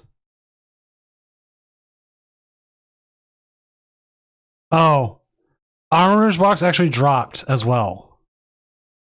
They are taking the L and moving on.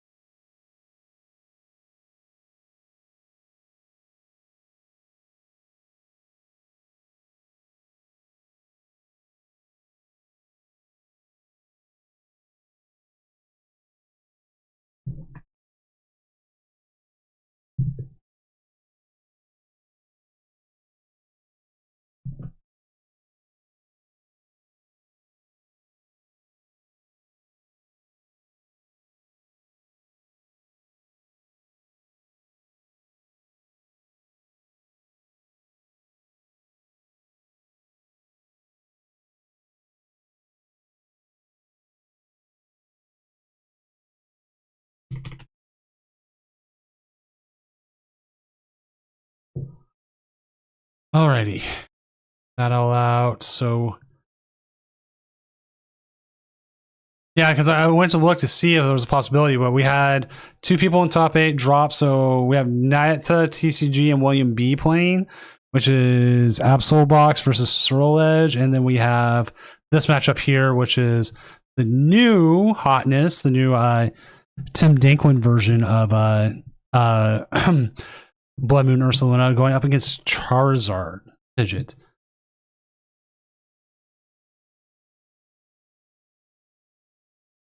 Otherwise, yes, I have been trying to get Armorer's Box on all night. We have tried.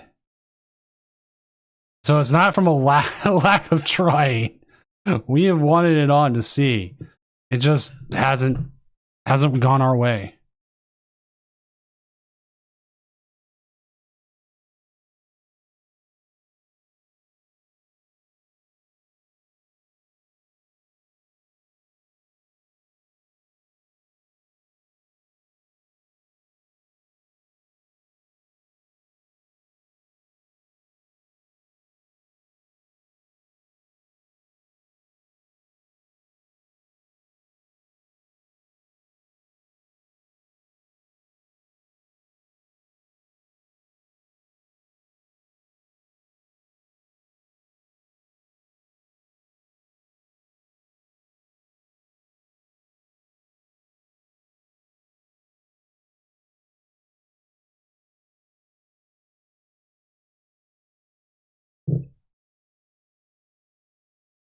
Well, that's game 1. So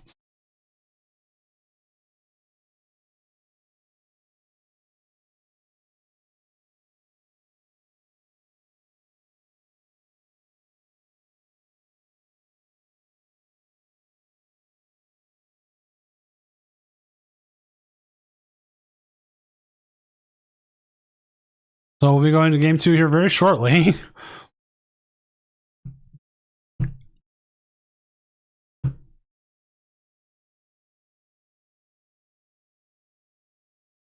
As soon as I get game 2 going here, we might be waiting for another game.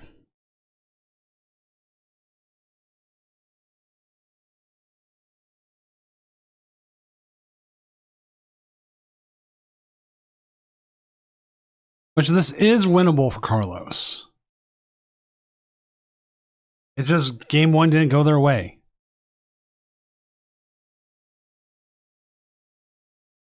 And that happens. Either Baby Bears goes off and it does well, like it has everything, especially against Charizard, or it just doesn't. And this Charizard list is actually fairly close to the one I'm playing.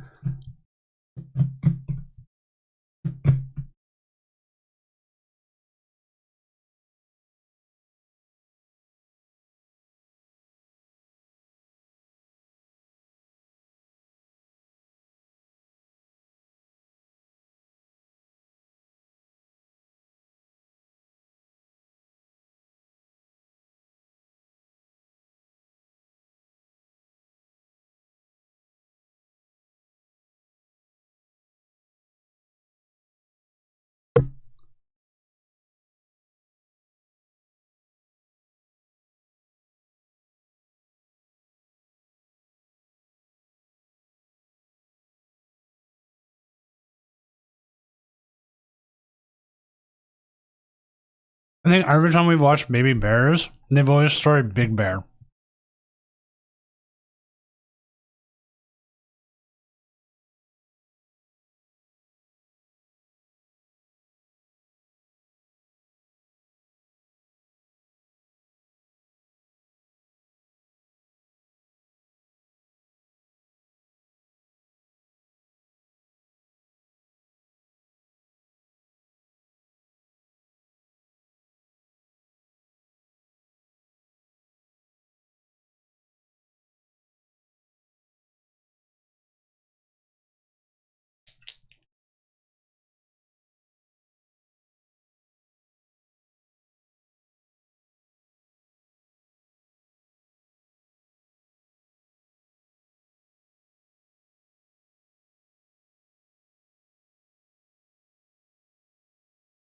All right.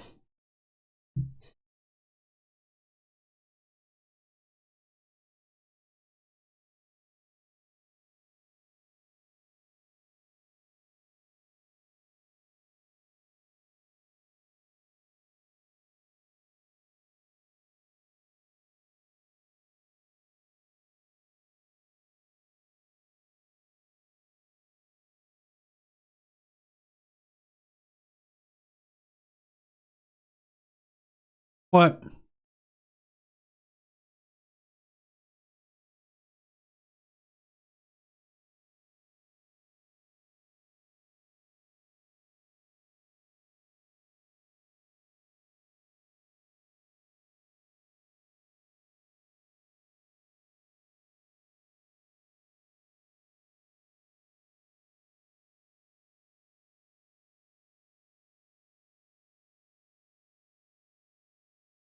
See, they're not in such a bad here.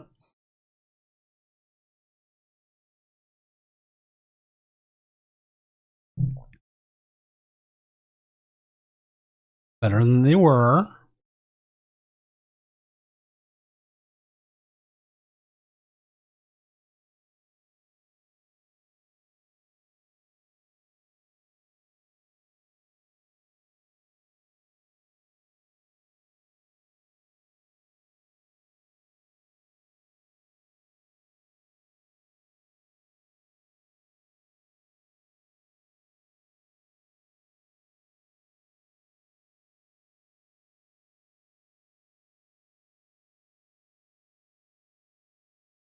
Man, I like Butterfingers. They're so good.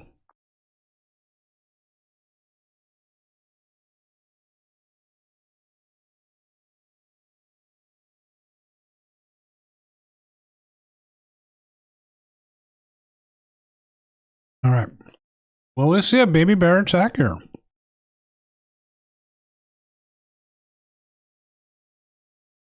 Or do you just attack her with a Soul Rock and put another one down?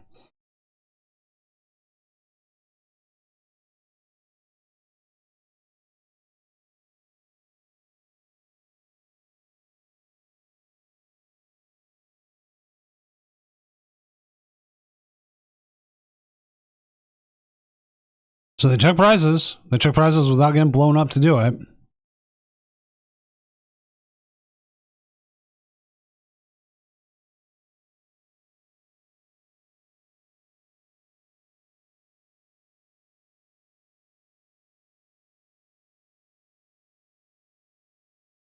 We are going to see the Chiyu attack.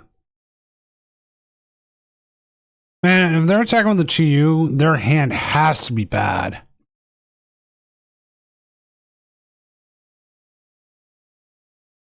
We can see Big Bear here attack. We also have the Soul Rock. We have Lilies. We have quite some stuff. Oh, and the Fighting Gong.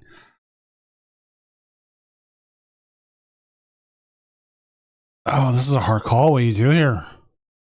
Well, I guess we found out what they're going to do. They're going to draw more cards. Actually, you know what? I'm not against this move. If you go ahead, put it onto the Monkey Dory.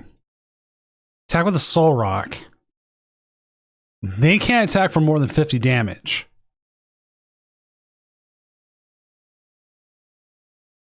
We're going to see the bear. Okay. Okay. That's good. That's good. That's good.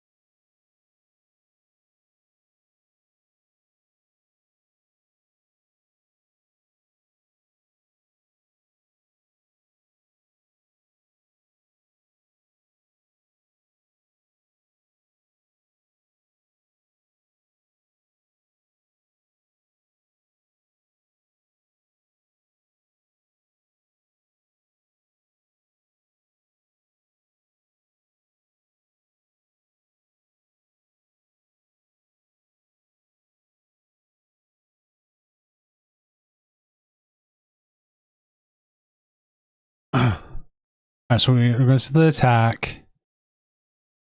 A little disappointing they didn't get the dark energy on the Monkey Dory. That's a lot of dark energy in hand.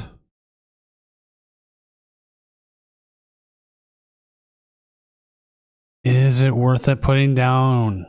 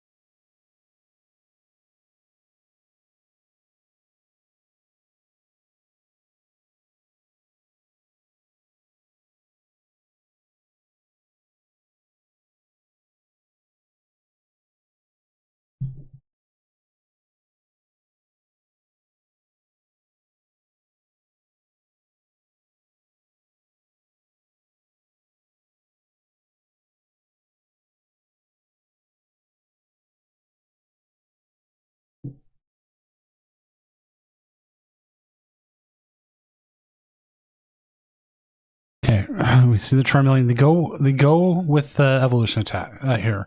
Get a Charmeleon, get the Pidgeotto. Good move. You always want to set up. They do have the town square. Could see something come from here. The experience share.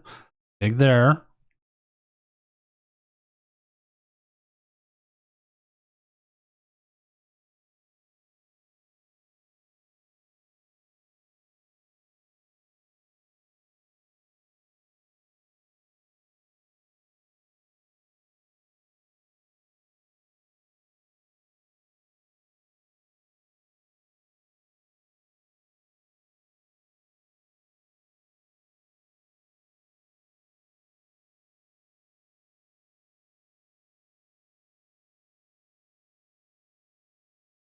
So we do get this with a Vengeful Punch. Okay.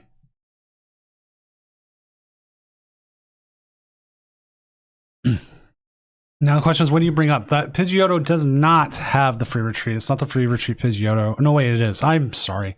I thought it was the 90 HP one. No, it is the 80 HP one.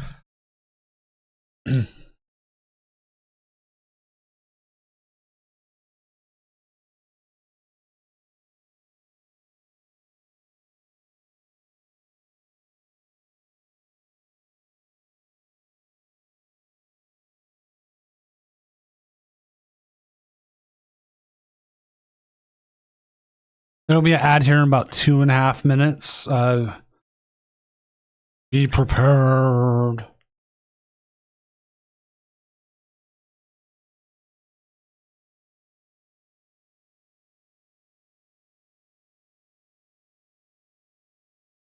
So if we do see the secret box played, what are you looking for here? We're going to climb to Snowy Mountain. Artisan instead? Okay.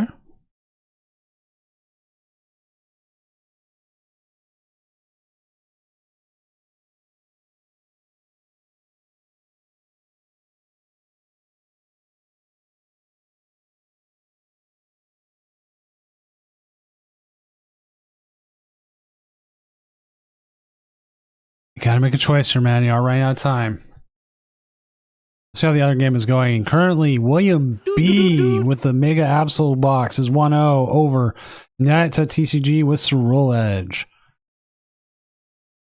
Also, Wolf Gaming _6001. Thank you for the follow. Hopefully your night, morning, or afternoon is going well wherever you are located in the world. I feel like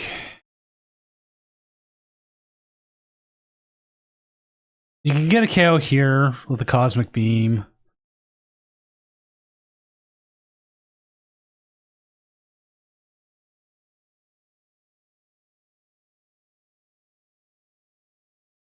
I don't know if you Hyper Blower.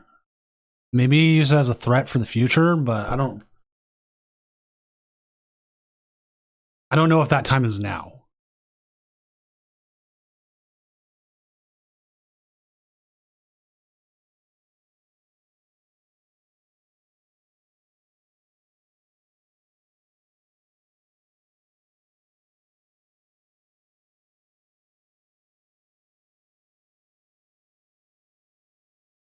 You gotta put it on the Charmeleon. You gotta be ready for that Charizard attack.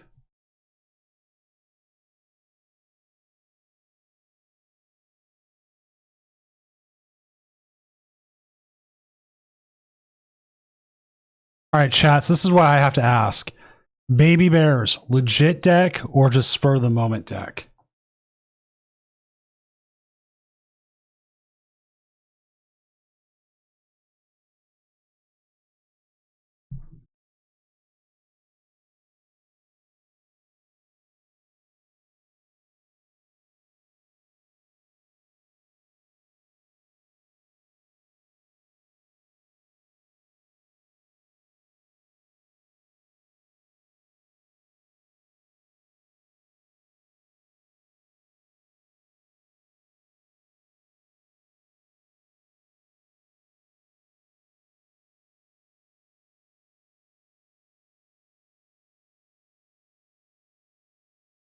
Not legit? You think it's one of those decks where like you can have a run like this and call it good? So something going after the bear.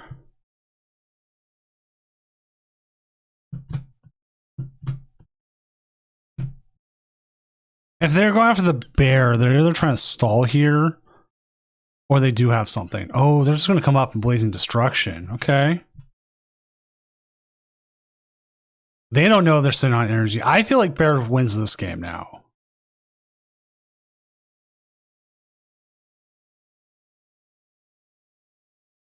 Nia TCG and William B are now tied up 1-1.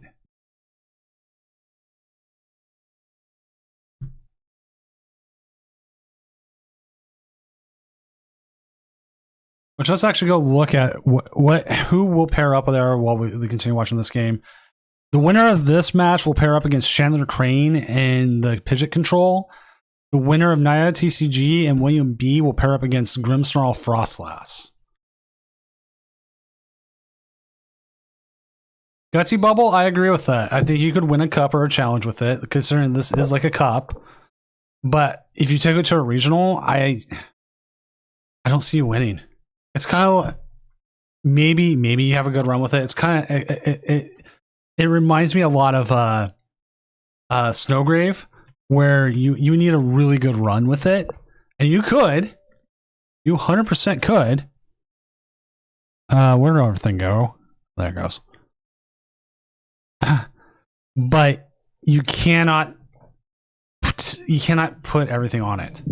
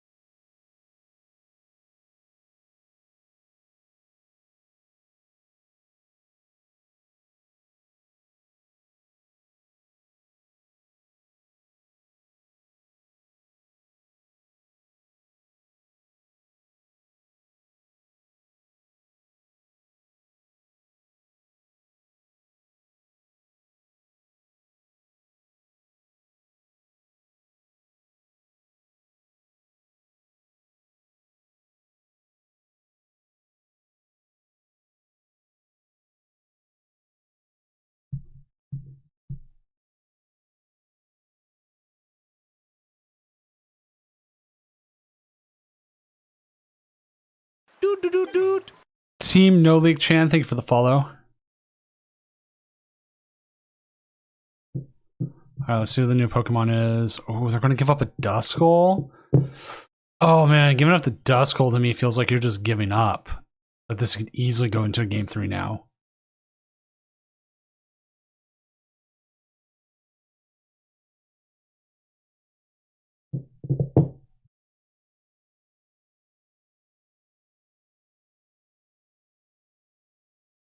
I think you do be proactive here and go after the Charmeleon. Yeah, I agree with that move. We come in, now you got Cosmic Beam here for 70. You have a bear set up on the bench. You have quite a decent hand. You have another bear. I don't know if you want to set up another bear here because you do have the energy retrieval. But I mean, it's not the worst thing in the world. The biggest...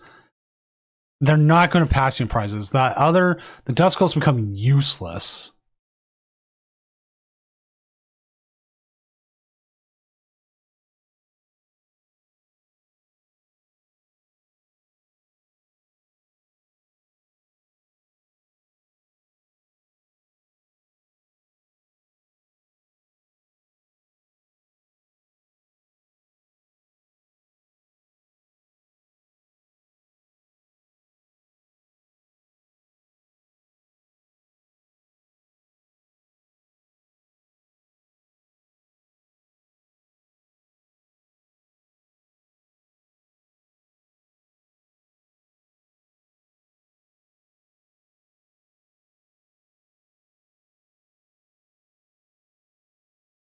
Ultra Ball probably getting the Pidgeot finally.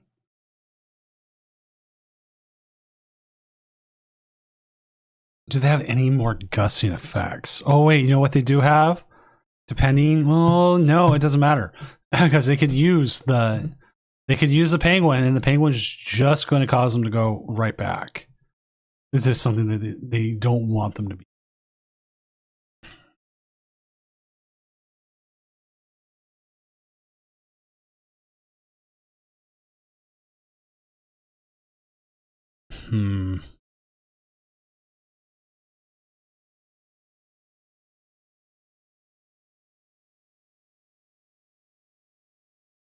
That is the issue, chat.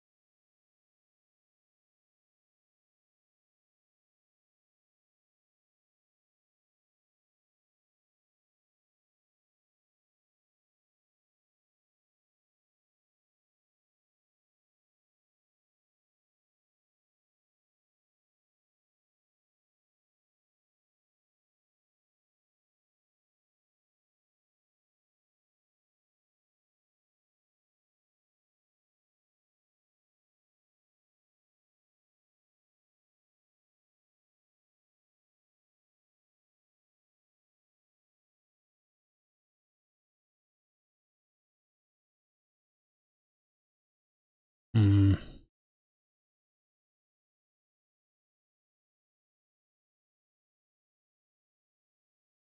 Energy retrievals.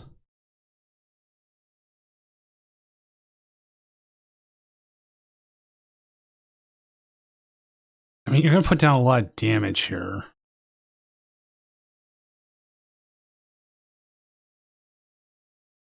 Naita TCG has taken the win over William B, so Cerule Edge will be making it to the semifinals, as this is the only matchup we are now currently waiting on. There's a concession.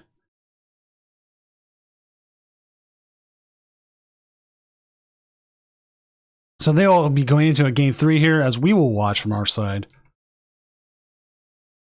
So once they get going here, we will get it up, and currently the rest of the bracket is set. They had game with Bundle. I think they did too, Thomas. But then again, they could have just brought up the Pidgeot. I don't think they exactly had game with Bundle, unless there's something I'm missing as well. I don't know if they had the bench space for it. Yeah, Rico, I think it was the Pidgeot, because then they just bring up the Pidgeot and then it doesn't matter.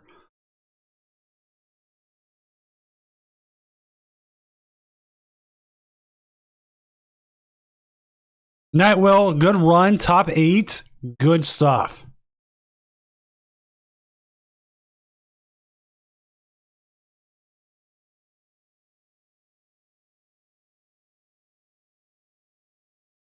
Oh, Double Monkey killed Duskull. That was it. Thomas, I've done that on ladder. I have done that on ladder. No, he only needed one prize, and it was the double. He got the 60 damage, Double Monkey won. So, Meth Harmon, always a good one. Good call on that.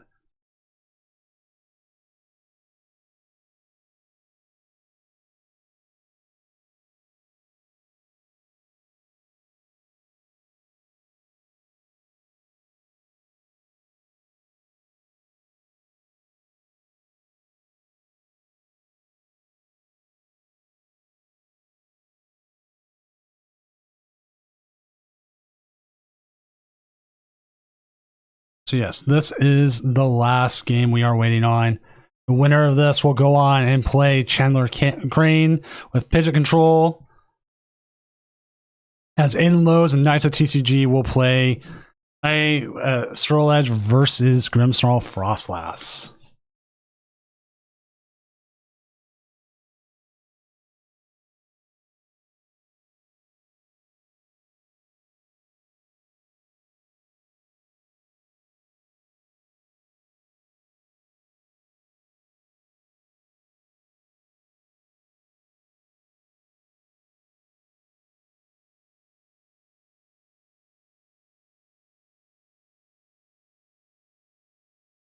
Tossing the Vengeful Punch, but again, like from what we've seen, Vengeful Punch has not done a lot.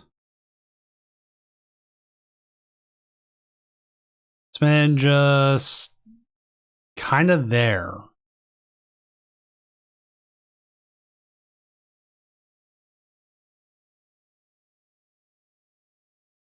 I do think we're definitely seeing Klefki see more play just in general, what everything that's out there. With the Psyduck and everything else. If you want to beat the if you want to keep the Psyduck alive or just beat the Klefki with the Psyduck, you gotta play Golduck, but why play that much just to stop? It's playing 2 tech cards for one matchup, and at that point, why are you? That's just like too much.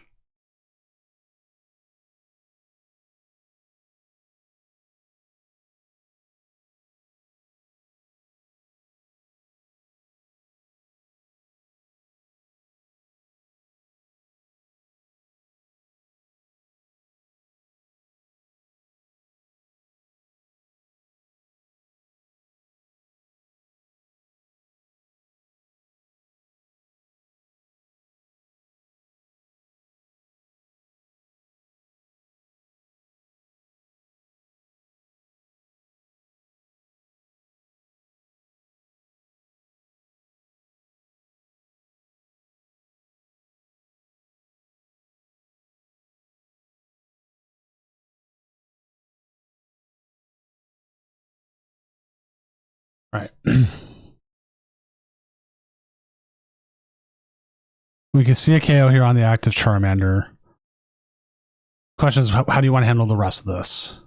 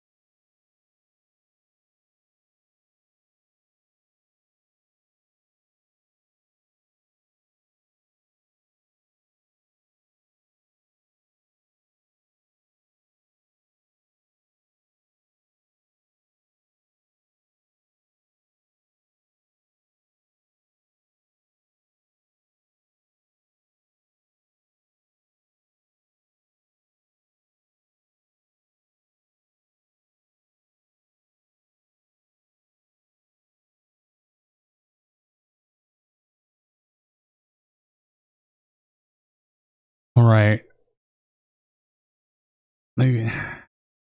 Gotta make a choice here.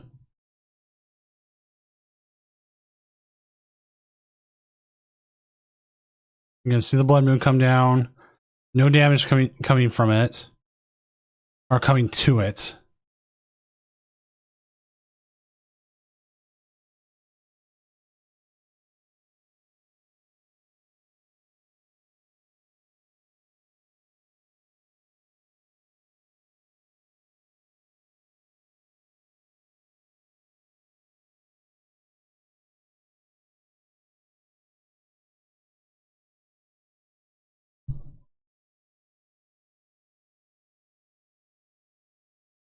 You have to watch out for that Duskull still. Like, I mean, that's the issue. It's always going to be the Duskull. Like, if they're able to just get that damage out there.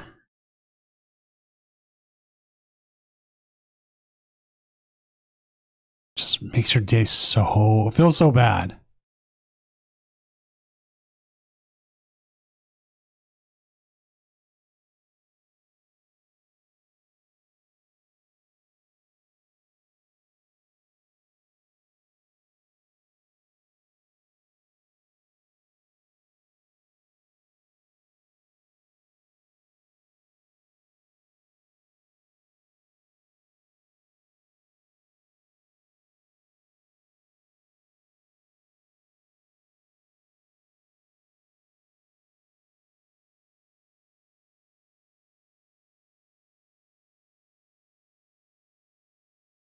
Because the Candy Pidgeot, I'm sorry, not Candy Zard.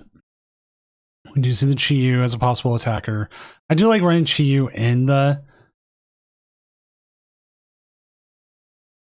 and the Ho. It gives you more options to a lot more things, because sometimes you just need that Chi-Yu to attack for the less amount of energy, and not the Ho, which takes a lot of energy, and a Terra type to do the extra damage. They're both taking time to do extra damage, but one's better than the other.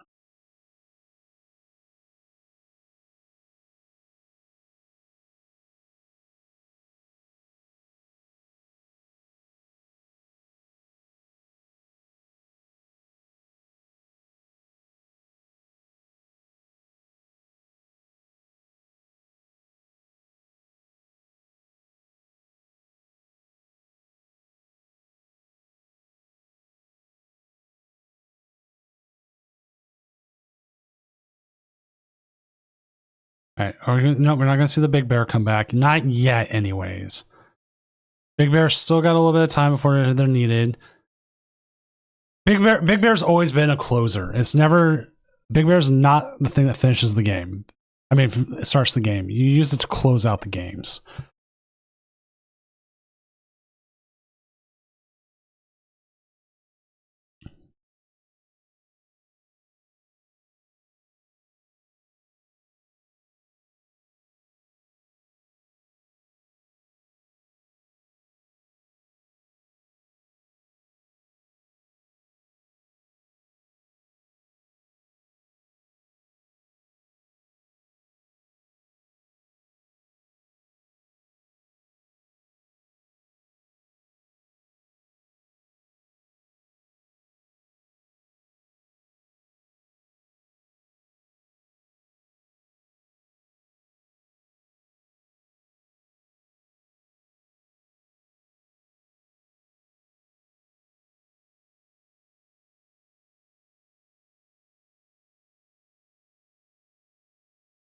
Hmm.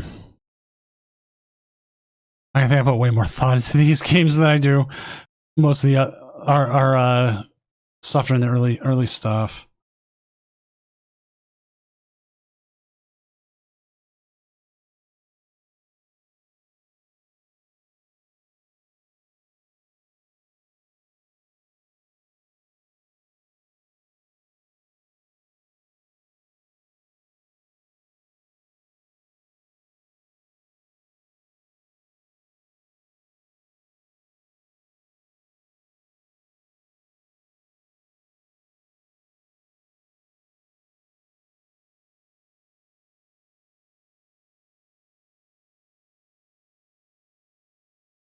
So Arvin.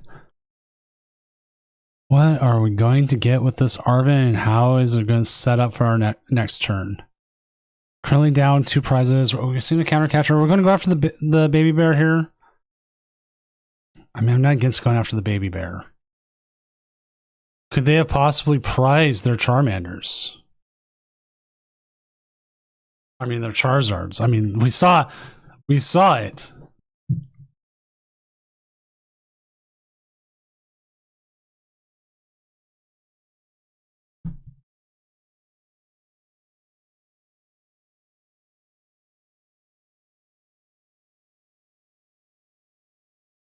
See the Infernal Rain coming in.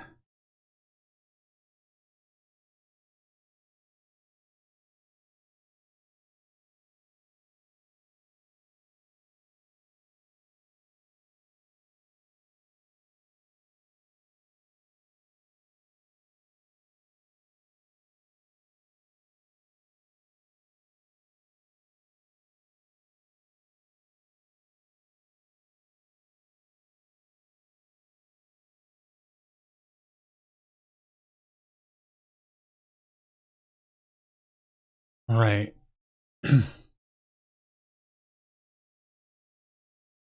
Monkey in the active.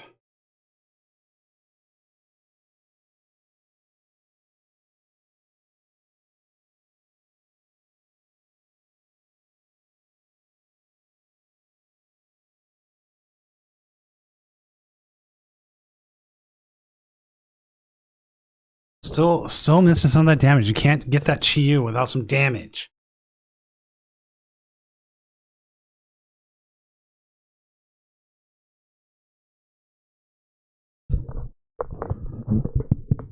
Where's the damage?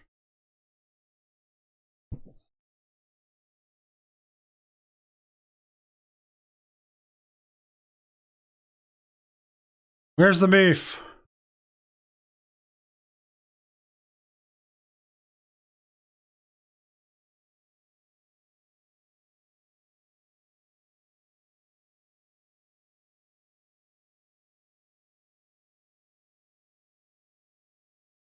Well, okay, now we can get some damage down.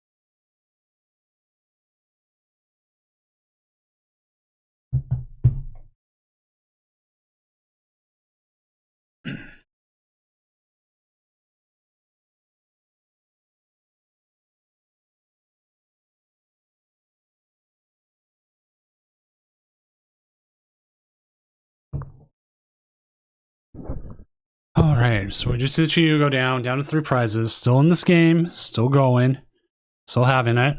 We get the hyper blower. You have two baby bears set up. We could see both of them get possibly wiped out, but that puts them down. You gets them down to 2 prizes, and then it becomes a little bit more iffy there.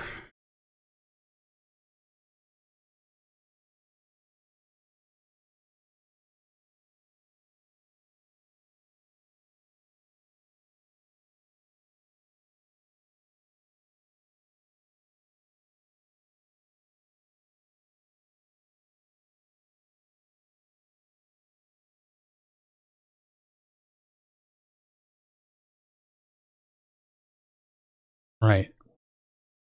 We see the rod, more fire energy coming back. Always important.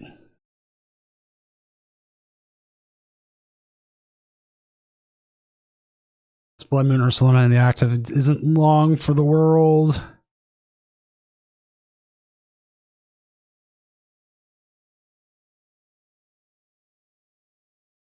The question is, and has been, is how do they end up winning this game with 3 prizes?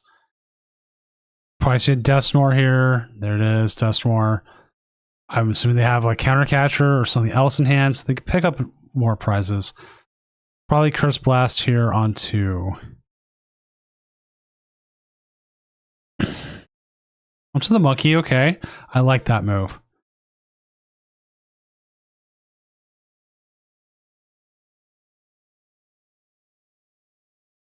Boss's orders, okay.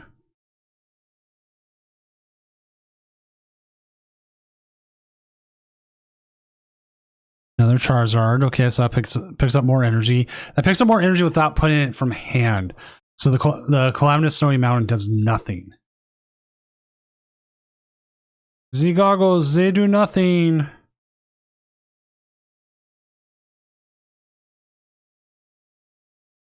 Here we go with a quick search from the Pidgeot.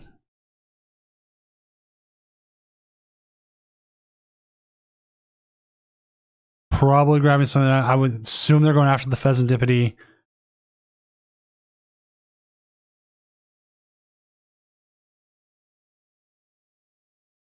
I'm trying to think how Bear wins this match now. They just don't have it all the damage out there. Iono instead, okay.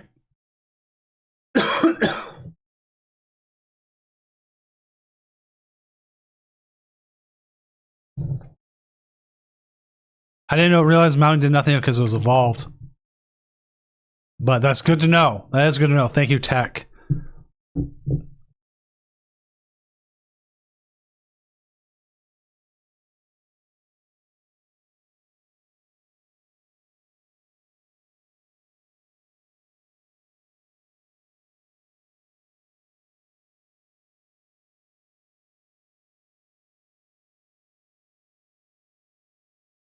We do have counter gain.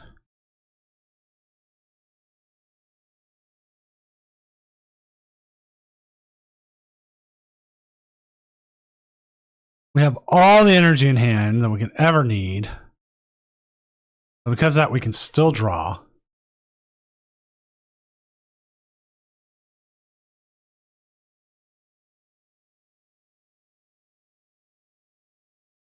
Because, like, also, when I play Charizard, I'm usually accelerating with the Charizards anyways. It's very rare for me to, like, attach. So, like, seeing, like, the possibility they need to attach definitely throws me off guard.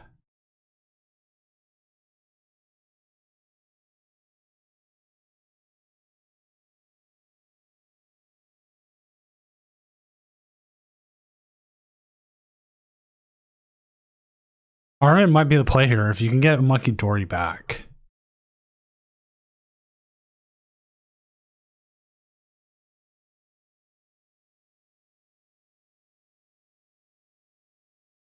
You're down so many cards as it is. But, as we also saw,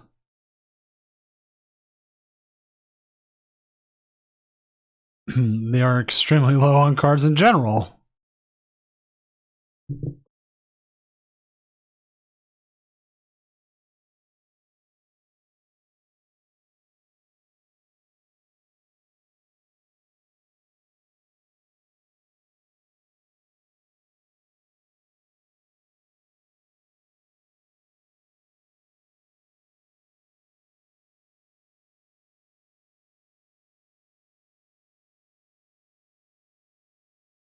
We've seen 90 here on this Charizard. So I don't know how many bosses orders they have left, how many they've used. I don't think we've seen a boss's orders used yet. Because they're going to be looking to KO that one with 90 damage. There is no Turo on the opposite side, so they can't just Turo it up. They play Counter Catcher. They play currently 2 Counter Catchers, so that's still active. So Briar Counter Catcher is a possibility. Nope, we're seeing a boss.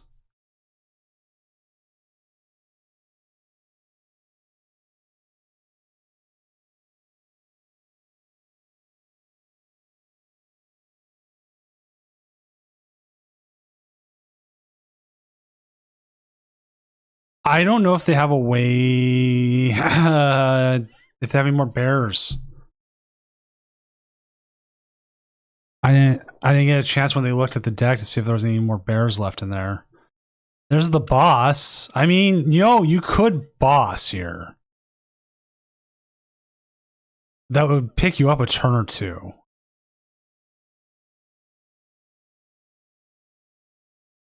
Because they currently they'd have to use a jet energy. So that's a possibility.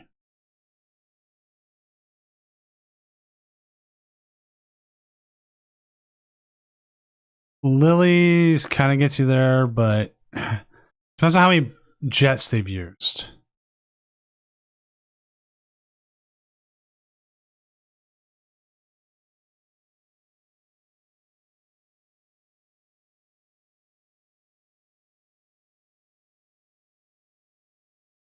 You could use that, get some more damage down.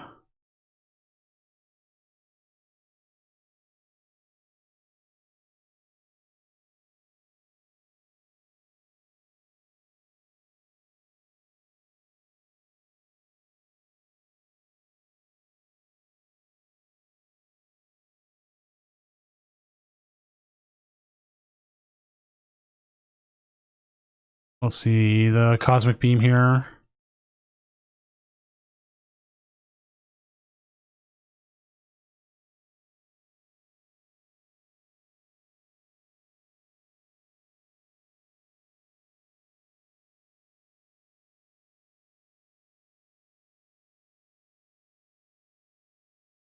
There's the Pidgeot, there's the Briar, and that will be a huge GG. Charizard taking the win over the Baby Bears. As we'll see the deck here. And then we will get the next round going, and I will reach out to our top 4 players and see if anybody is able to stream their game. End round. Reset clocks. Our next round. Let's go.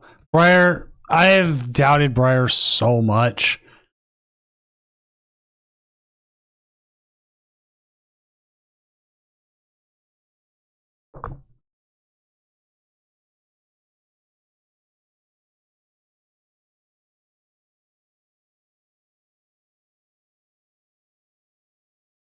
But when it comes in so well.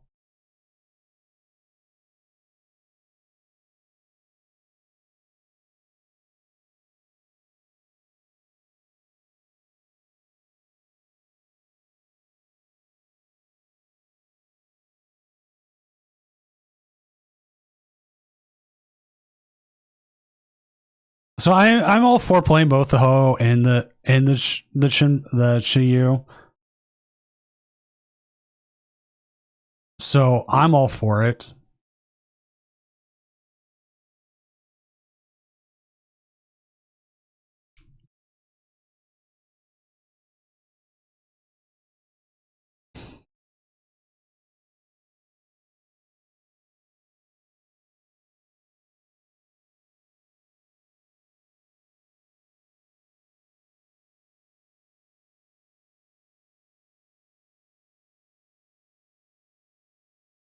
All right. Naita TCG said they can. So we will see let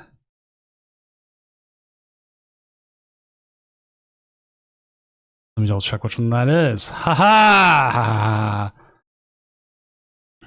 Aiden Lowe's with their Grimmsnarl versus Knights of TCG and their Chandelure. Cerule Edge.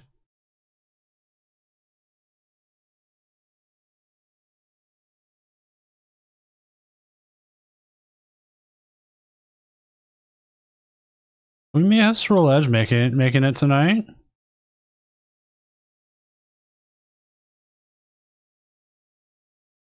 I'll have that game up as soon as I get ready here. They are getting ready to coin flip. I will keep you updated as the coin flip has come in. And there's heads, and the Cerule Edge will be going first, which makes 100% sense.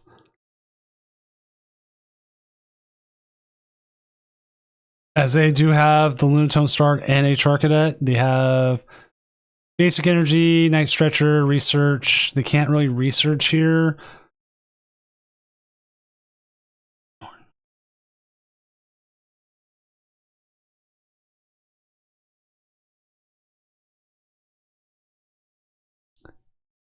That is pain. Double Cerule Edge.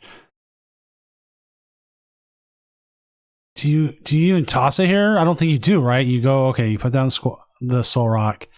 You're going to Lunar Cycle. Get some more cards in there. Ooh. Attach the active and then pass. At least you can get a Cerule Edge set up next turn. At least have one. You can research or Iono, depending on how you feel.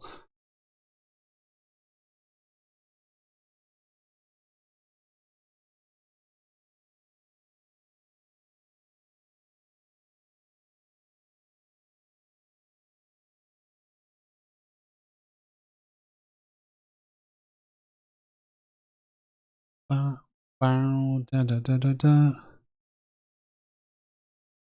go ahead and get some of these names put in for the fancy graphics.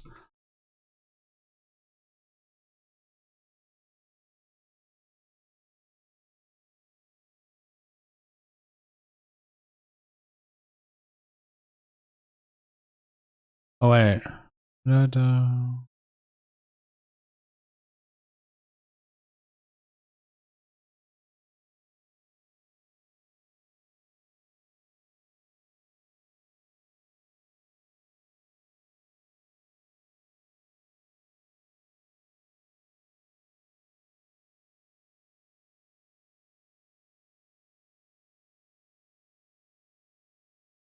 I mean, we're seeing it go down. It's right getting the attacks.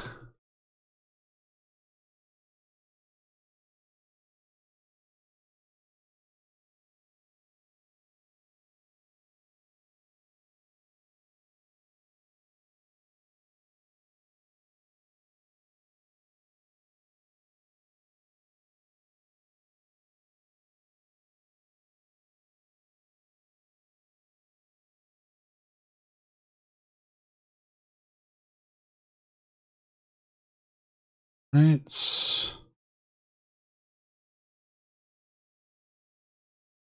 I am 100% with you though, Cash. Let's go, Zard.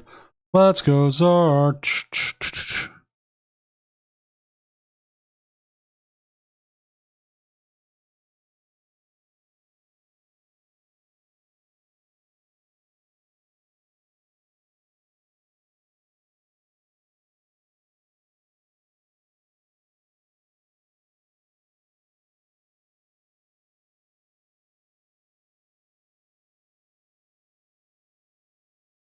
This Cerule Edge is just already killing, and like there's so much more you can still possibly throw in there. Look at this. This is the kind of outing you just wish for if you're a Cerule Edge player. Is Cerule Edge actually this legit is the question. And surprisingly, I'm looking at the graphic. We have no Gardevoirs on the graphic this week. Or Chimpows. or Crustles. We have a very diverse meta. Top 8 again.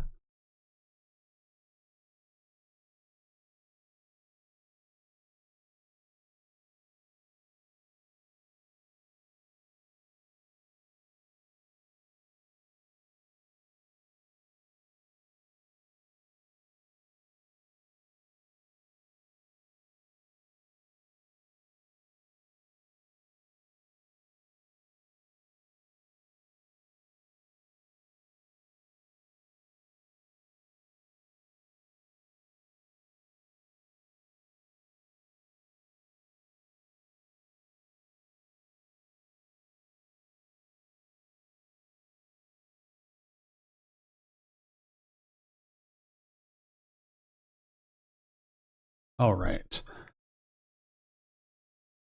Man, this is looking worse and worse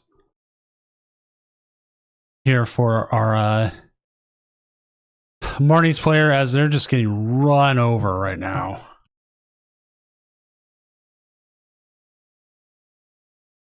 Well, that's what Sterile Edge does. It just goes. And, like, what can you do? What can you do?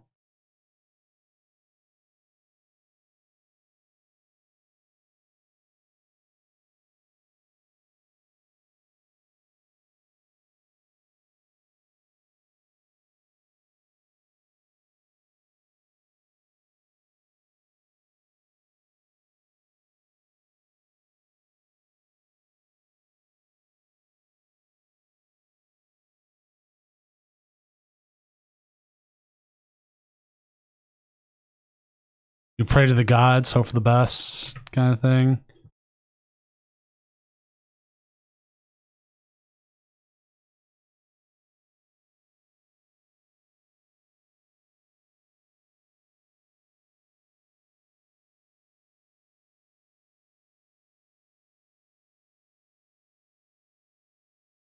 There's the concession, as we will go easily here into game 2 with Naya TCG.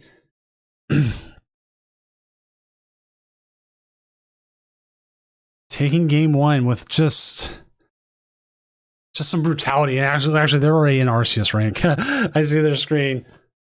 I'm like 400 points right now, so I'm almost there. I'm almost there. Swear to God. Totally almost there.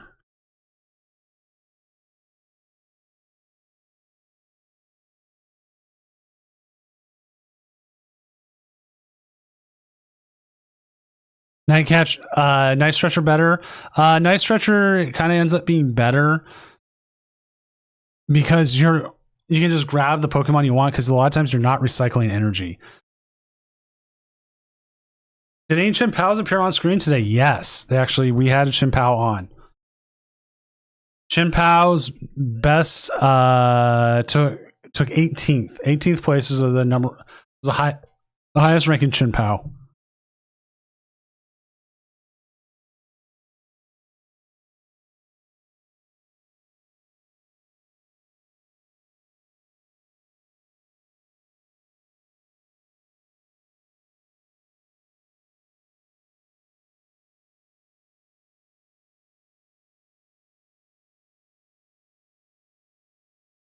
How did it beat Ho-Oh-Box? The Ho-Oh-Box scooped. The Ho-Oh-Box decided to go to bed instead of playing against.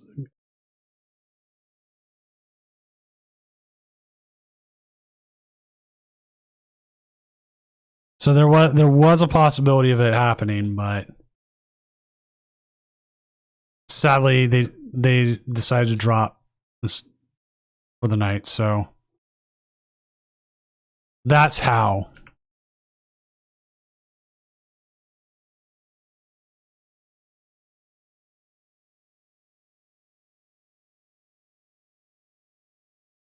But there will be no Chien-Pao on this week's graphic, though. There'll be a Miraidon, though.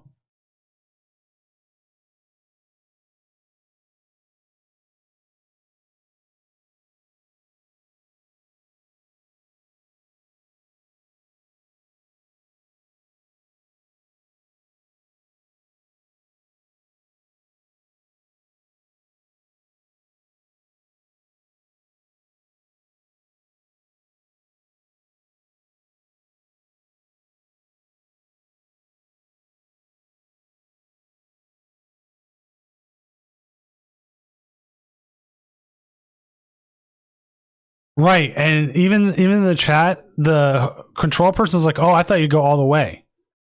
They just, oh my god, I had to step away for a second. They start Psyduck again.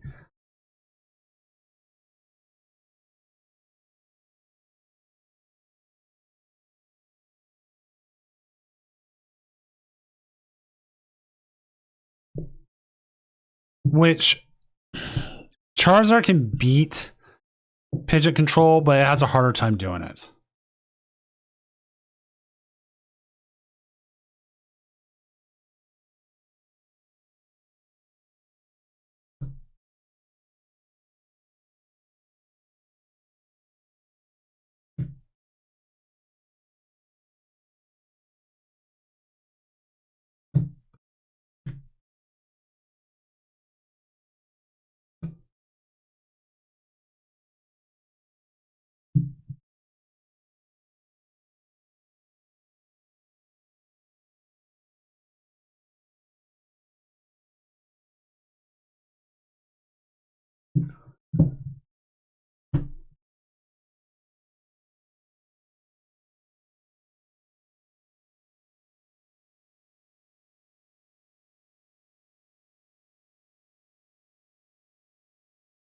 We'll see the attachment here to the bench Sharkadet.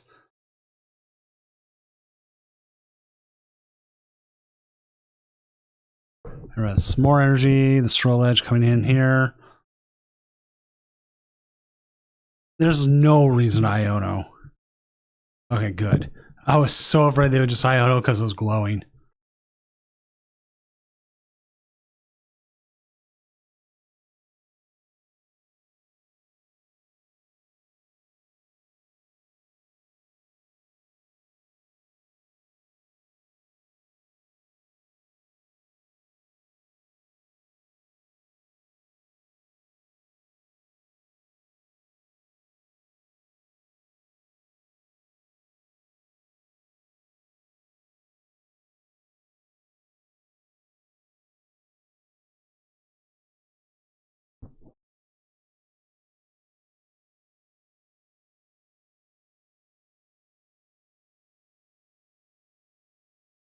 Hey, we got the big boy.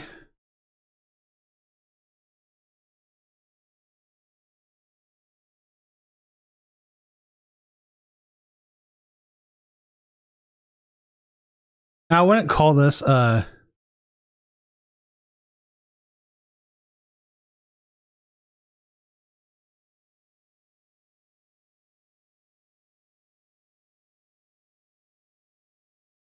point of contention, but is anyone else? I've brought it up before. Is anyone else like sad that we never got a Illustrator rare for Grimmsnarl? Like they usually give decks that are meta relevant Illustrator rare cards now.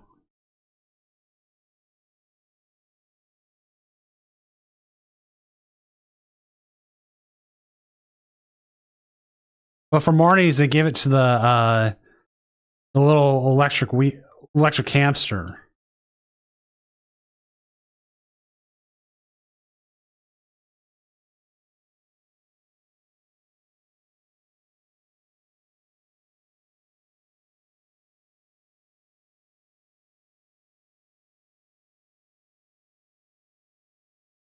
I felt like that was a huge miss.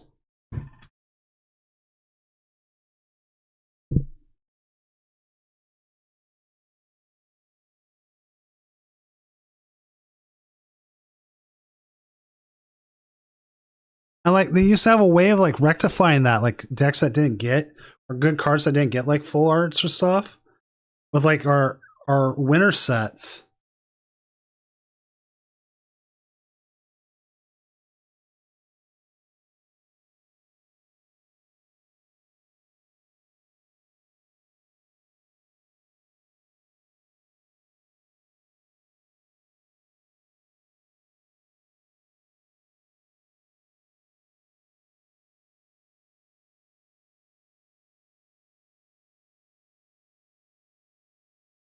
Right, like the whole reprint window is like weird now.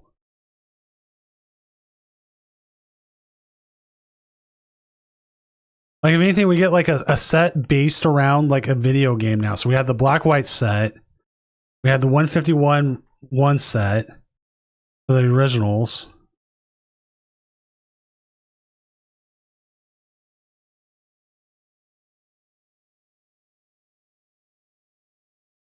So that means I feel like maybe Emerald, the Ruby Sapphire might begin next.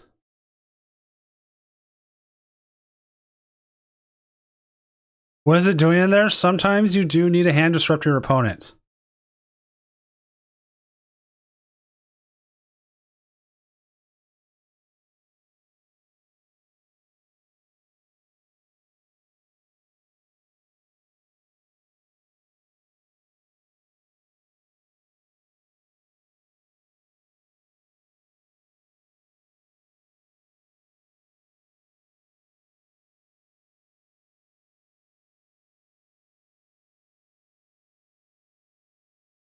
Because I would say there's one thing Roulette Edge has been missing is a good hand disruption. Also, Alex Yen is up 1-0 over Chandler Crane.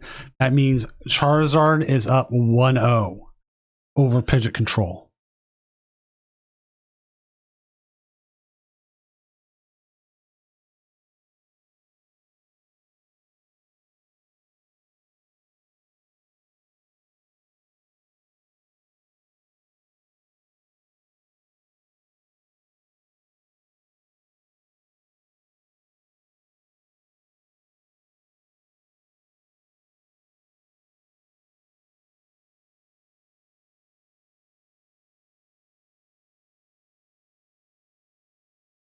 They've got KO here. I feel like you got to put down the jamming tower because there's always the possibility of getting Night Stretch devoed. You're going to get KO'd anyways. You do have access to your Briar play. Grimmsnarl's in a much better place than they were game 1.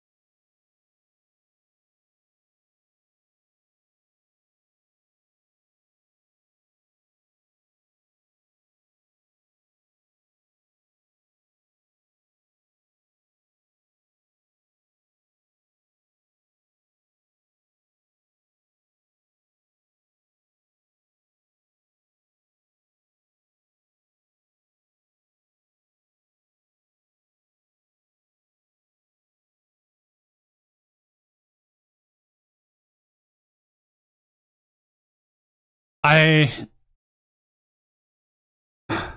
don't know how to get a hold of them. That's one of the problems I have sometimes trying to get a hold of these players.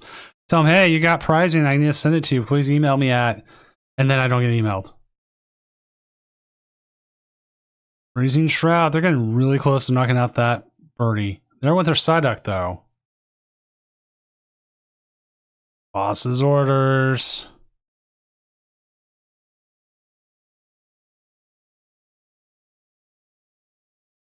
I'm waiting for the Devo play.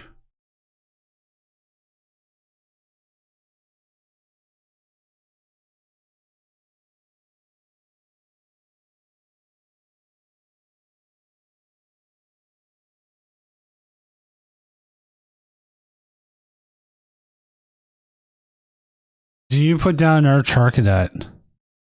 I feel like you do.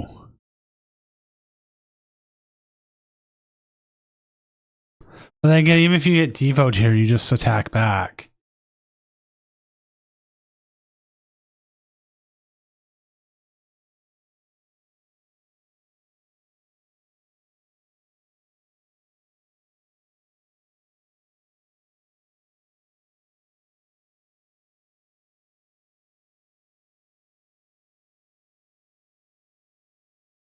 More monkeys. Now, okay. This is where putting down the other Char Cadet made sense then, if it's a Devo play.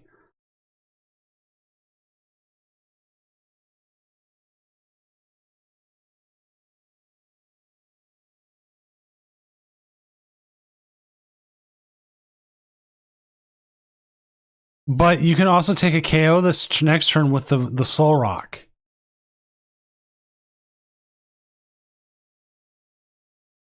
If you can find the Lunatone.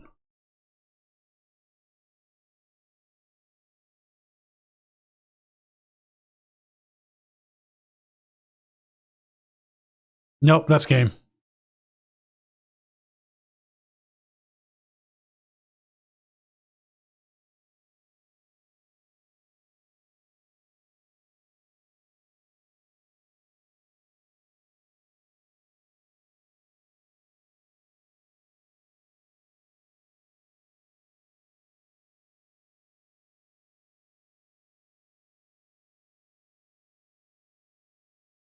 Good job on them. 5 prize turn.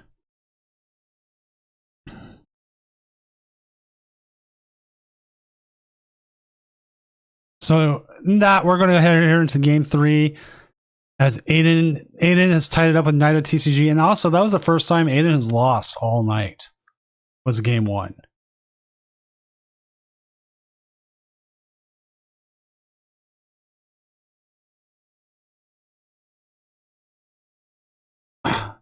Bede, I 100% agree.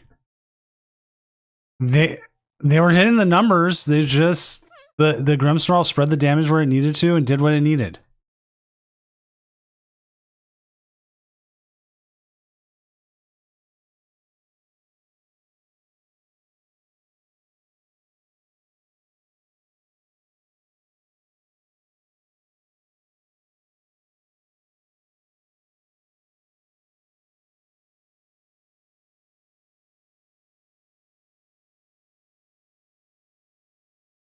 Oh, having an issue, maybe. They get disconnected. There it is.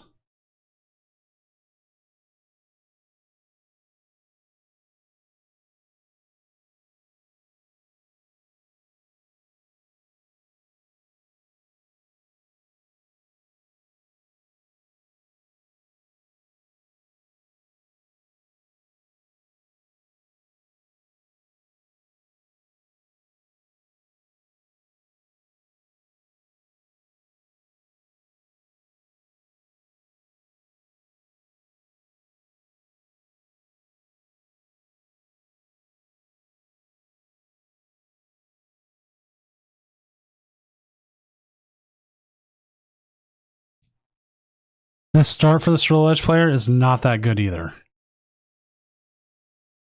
This is a horrible start for the Cerulean Edge player.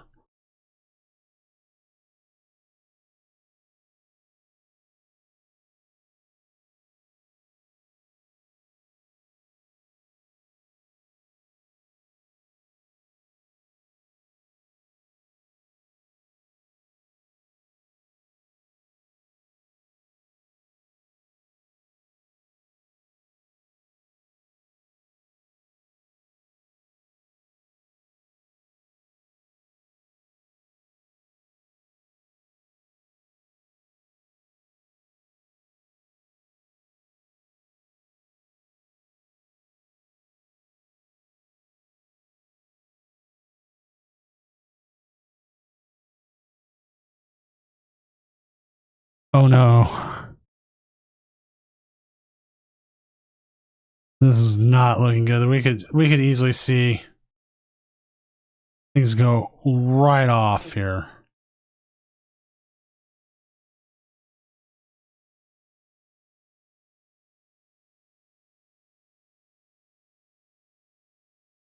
Wow, Alex Jen has won Charizard over Pidgeot Control.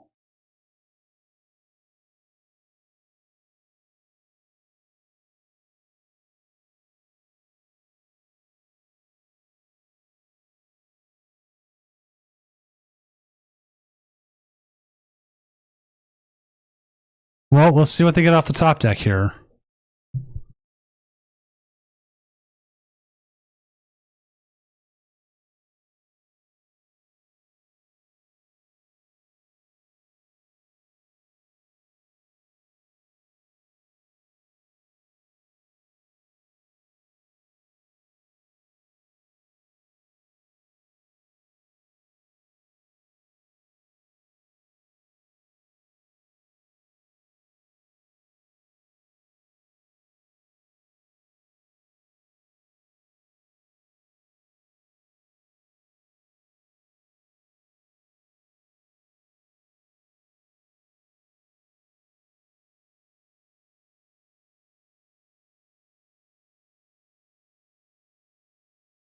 I mean, there still could, but it's going to take a miracle.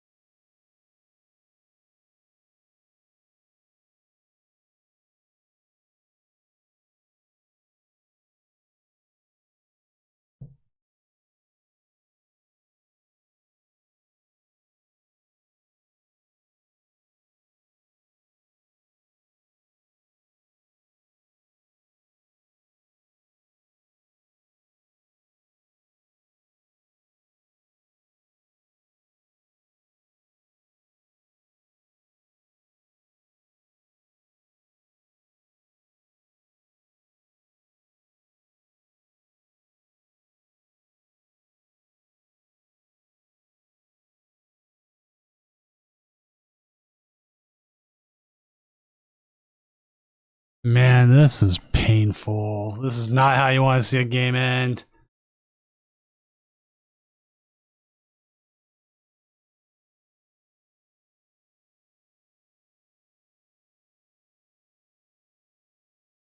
Hey, we got Soul Rock. We're in business.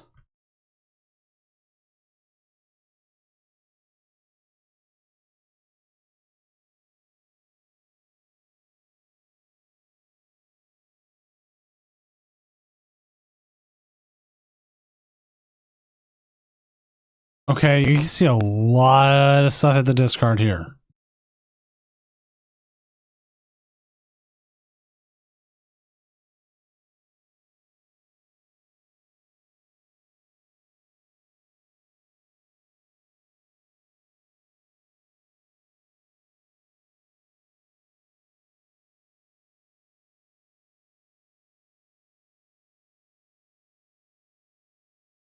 Okay, multiple chart cadets out.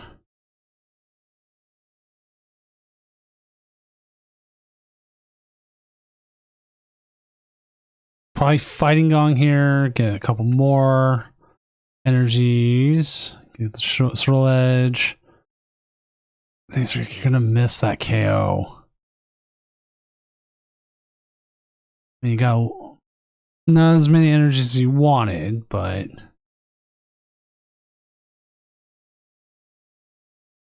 we're at least moving towards something.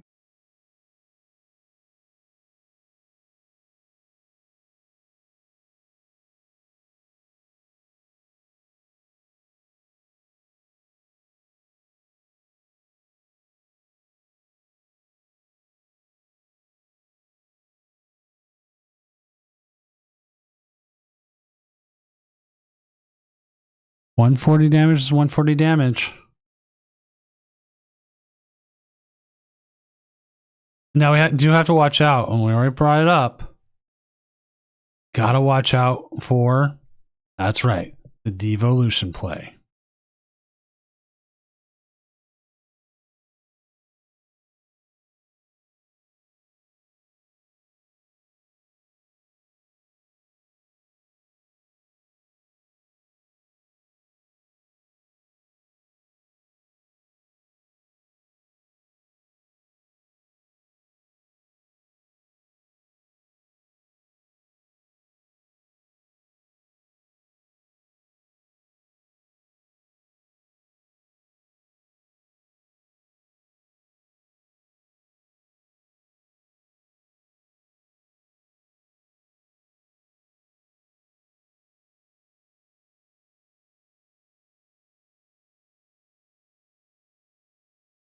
Oh, this is cool. Actually, I saw they have the TCG stream started for Lil, and actually showing the finals from Milwaukee.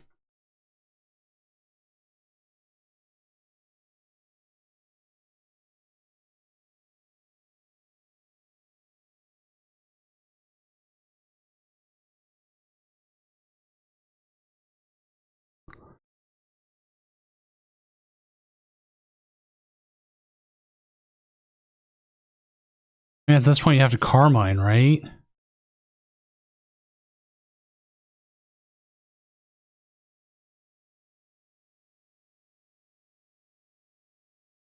I guess you could Fez first and see if maybe you can get some way to get that boss's orders into the discard. You're not hitting hard enough as it is right now. Okay, that works, but that's your okay, no, no, that's fine. That's 100% fine here, because you can get the Briar and the boss's orders in the discard here with the Ultra Ball. And then you can bring it back with Pal Pad and then still Carmine and get rid of more energy.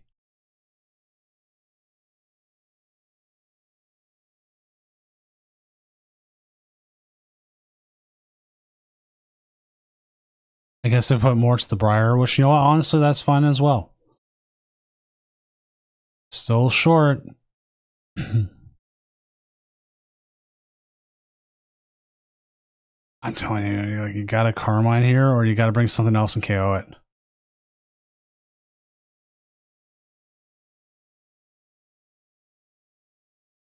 Because they're KOing this Swirl Edge next turn using Monkey Dory. I actually wonder if it would have been better to get the Monkey Dory.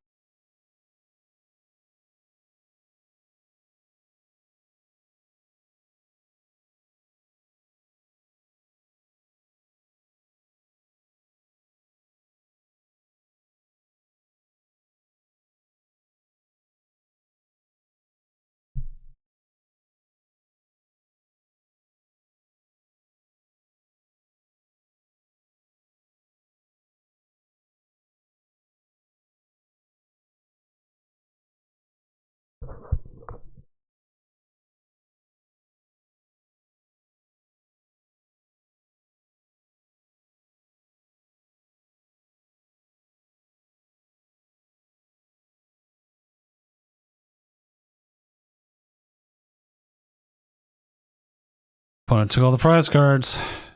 Dang. As we see here, Marnie's Grimmsnarl taking the win over Swirl Edge as we are going into the finals. I do have some sad news for everybody.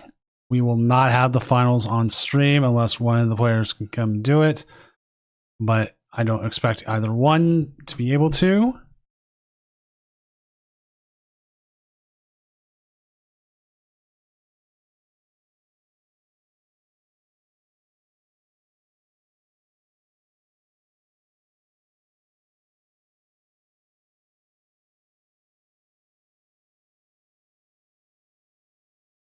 So currently what we will have now is your classic Marnie's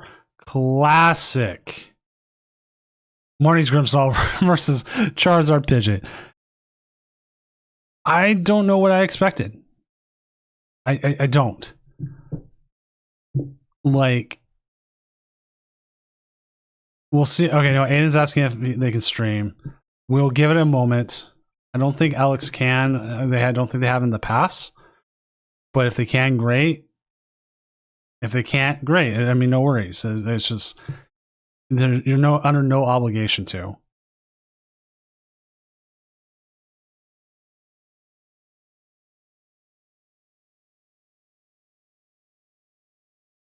So Gutsy Bubble, probably not. Actually, I'm just waiting it out and see. Just trying to find out.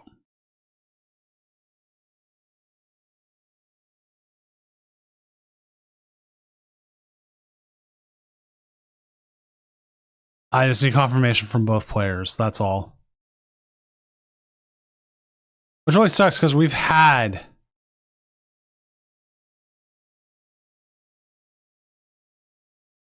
quite a few times we've gone to the finals, but this probably might be it. So we'll have to see.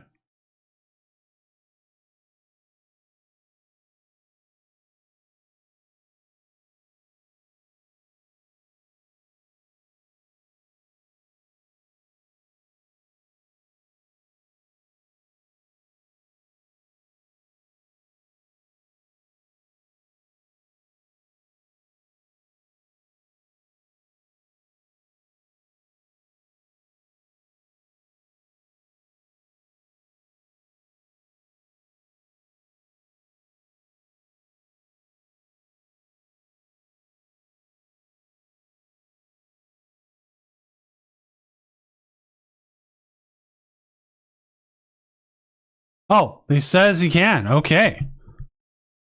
Never mind. We will have it. We will have from Alex.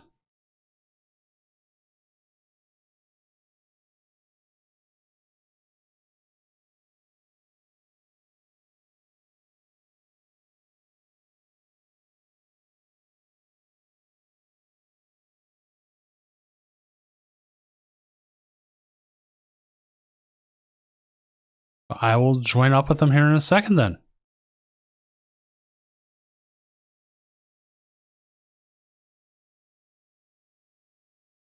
I forgot to reset the timer.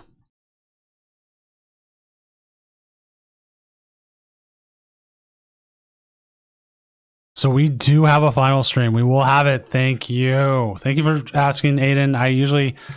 I figured they hadn't said anything in the past.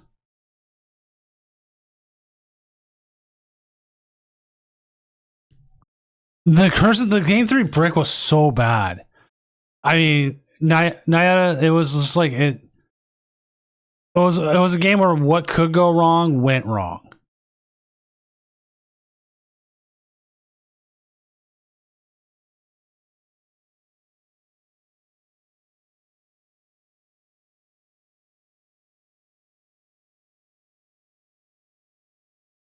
And that's like the worst. Oh, I know worst thing that happened. It is the worst thing that happens.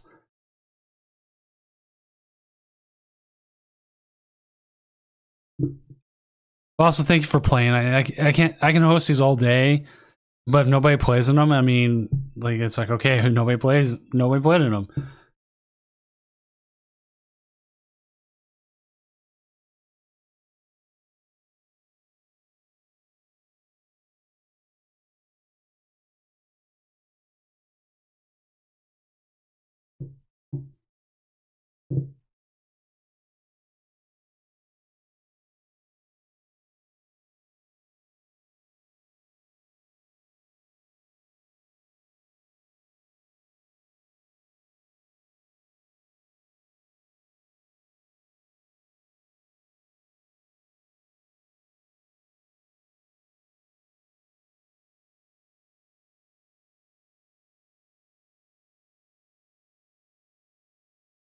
There it is.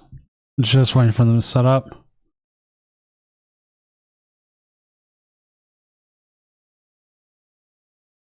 Hey man, I've done it. Oh, it's going weird. I've run this whole tournament and then I've woken up.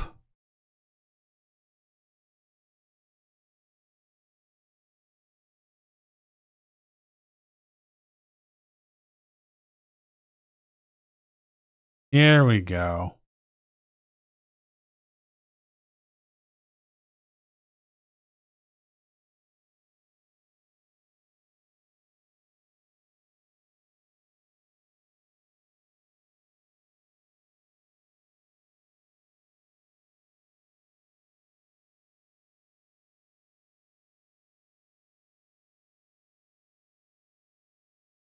Right, so we do have the finals.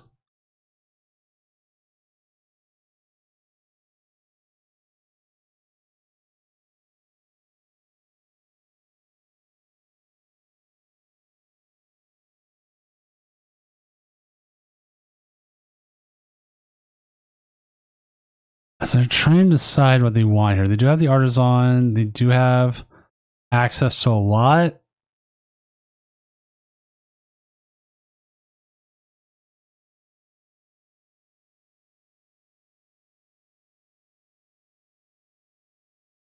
I'm usually fond of starting Pidgey.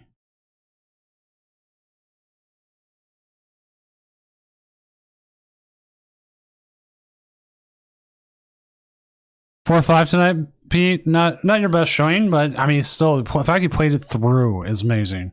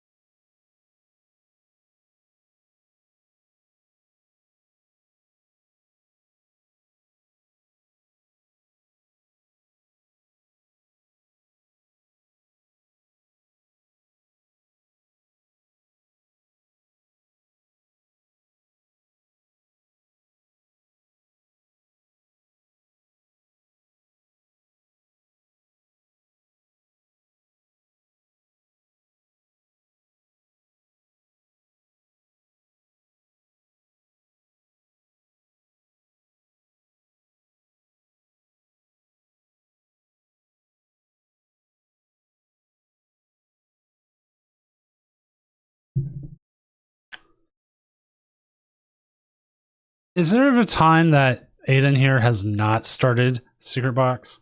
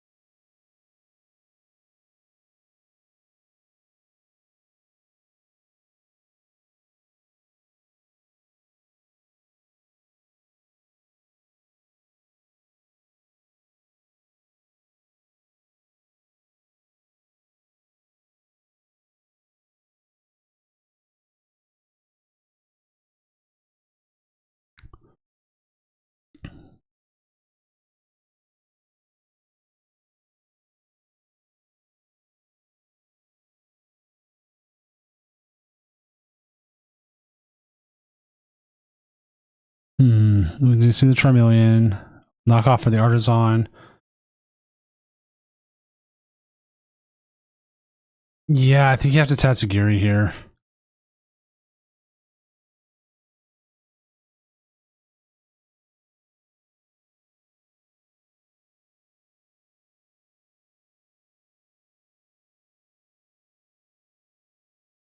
Ooh.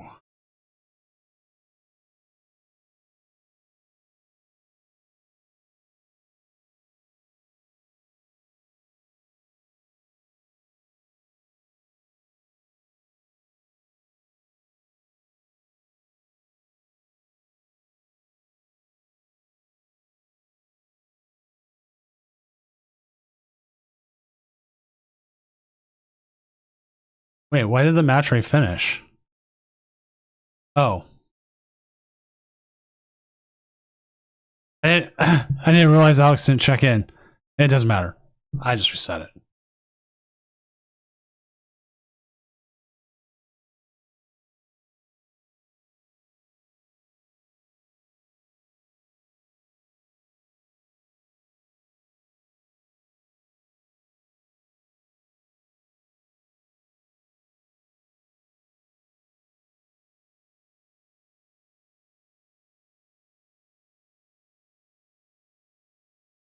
All right, so we do get the Charizard set up. We're gonna see some damage coming in.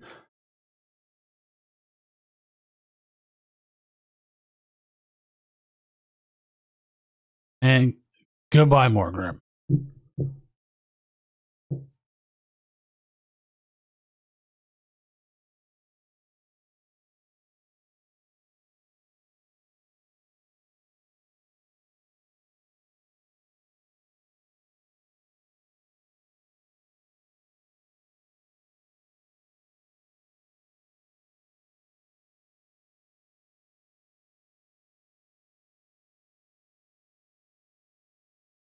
Okay.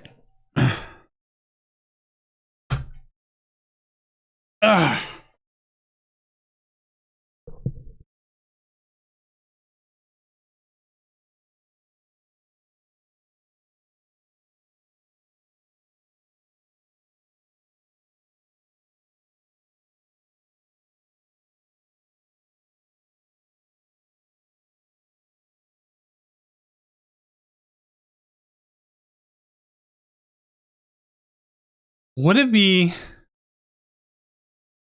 I actually don't know Popcorn. That was kind of weird.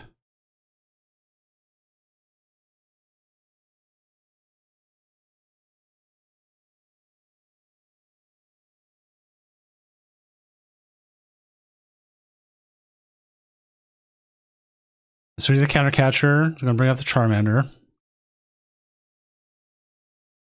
couple more pings of damage as it comes out here.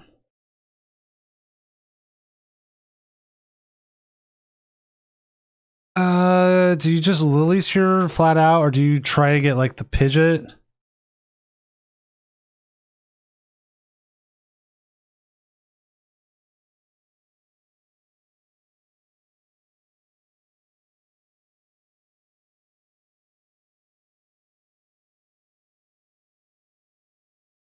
Hmm.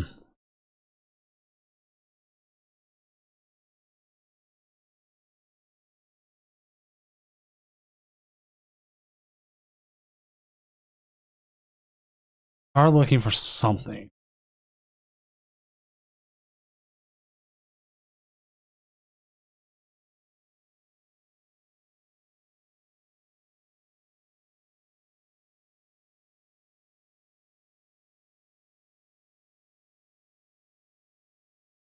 Okay, so we'll see the side duct get blown up here.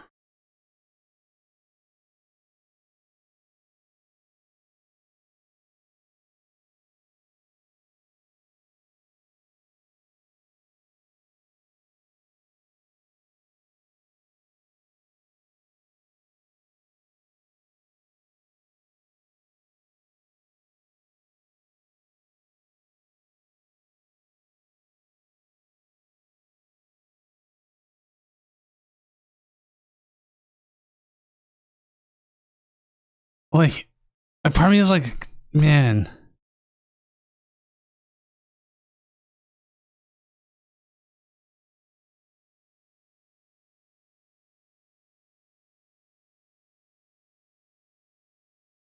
Like, I'm just watching. I'm trying to figure out, like, what do they fully do? Because, like, Grimsnarl now is going to keep the pings. We're going to see it take a KO here against something. Probably, you have to give it a Charmander. I don't.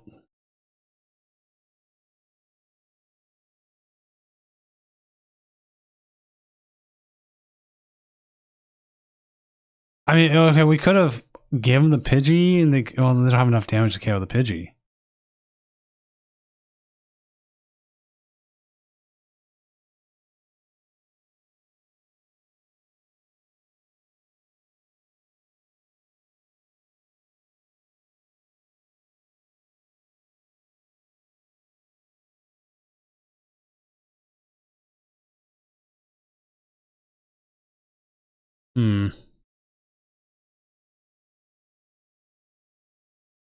They're going to get the Charmander. They're going to get that. That's going to put them down to 270, though. They're going to get pinged. They'll put them down to 310. And then the Charizard plays. I'm going to double check. Alex plays the maximum belt. So a little bit of luck here. We could actually see a KO from the Charizard.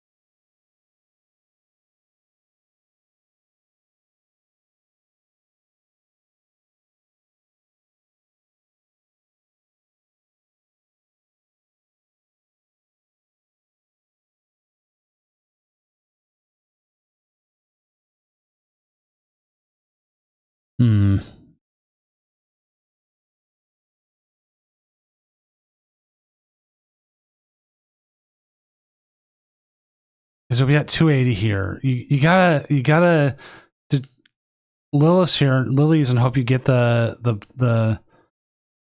belt, right?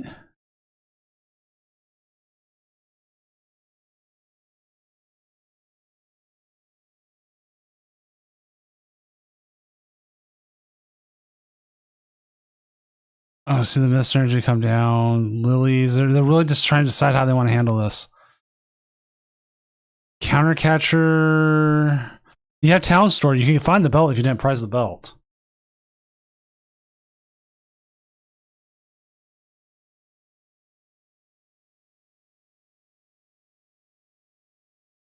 So belt gets you KO.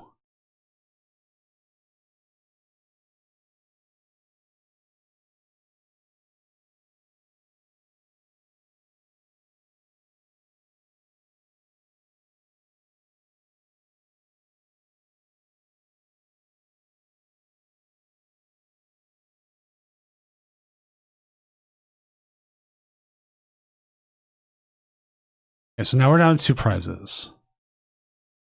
Boss's orders is good.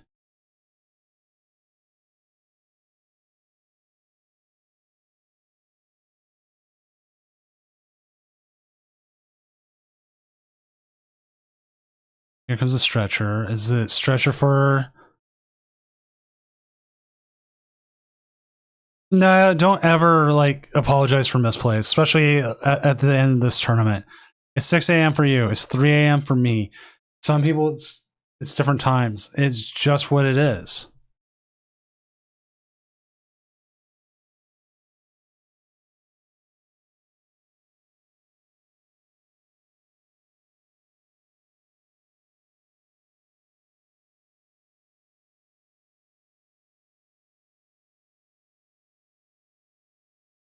They put it back. Okay.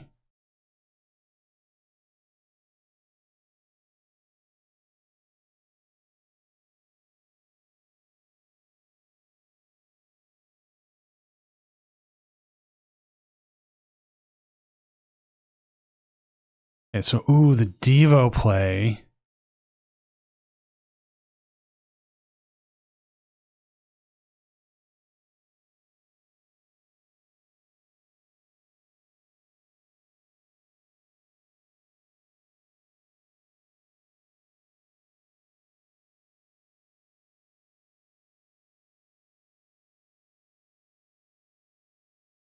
Which doesn't KO the Charizard. Charmeleon. Oh, jeez. Hello there. What's up, everyone coming in from Miss Jelly's stream? I'm Senior Doom, tournament organizer, professional illustrator, and Charizard enjoyer, as we are currently watching the finals of the Tournament of Doom here, as we're in Game 1 of Alex Chien versus Aiden Lowe's, Charizard versus Grimmsnarl. And I think their opponent just realized that there was the 100 HP Charizard, not the 90, as they played the de-evolution.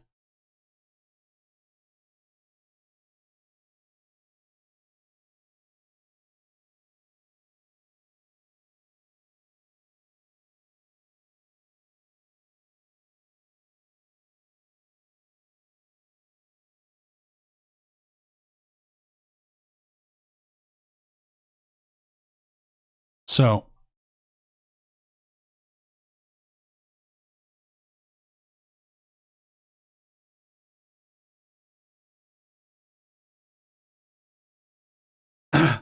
how did your tournament run go? I saw you're streaming the tournament. I wasn't able to see see how your night ended or what you were actually playing. That's on me, because like I try to see who everyone's streaming is doing it. And please go give Miss Joey a follow. Oh, as well. Thank you. And again, thank you for the raid.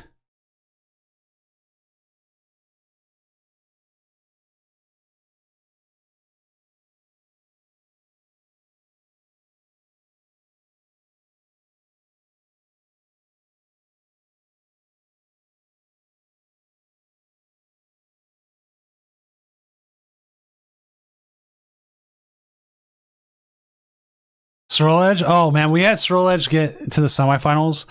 They had a really bad brick game 3. It's just the worst possible thing that could happen game 3. Not as bad as we had a player playing Charizard who prized all three. All three of their Charmanders.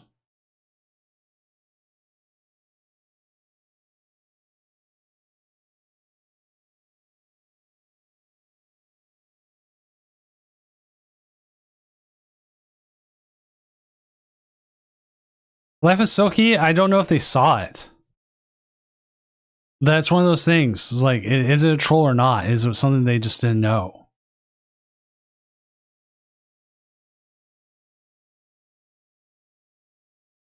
Maybe they could have seriously thought that they were 100% just needed a 90 HP.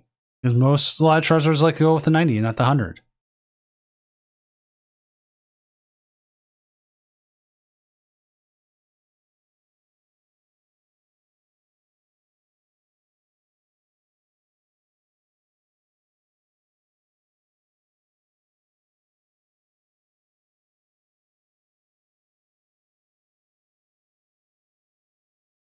So they have one there. If they have energy, bear, that is game. Oh, they didn't need an energy bear. They were down to one prize. Wow, Alex has been just killing this. Like, he is finding the paths.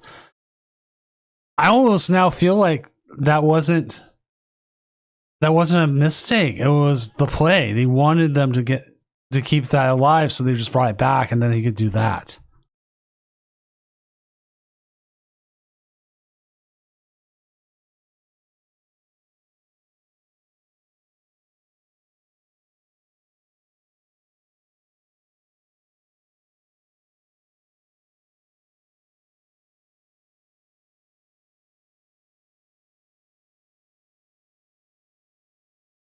Like that is one of the biggest issues. Like, Bear,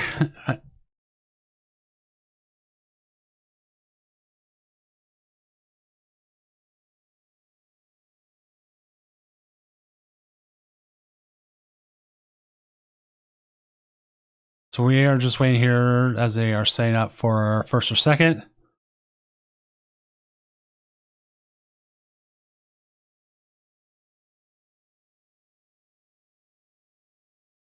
Which looks like Charizard wants to go second.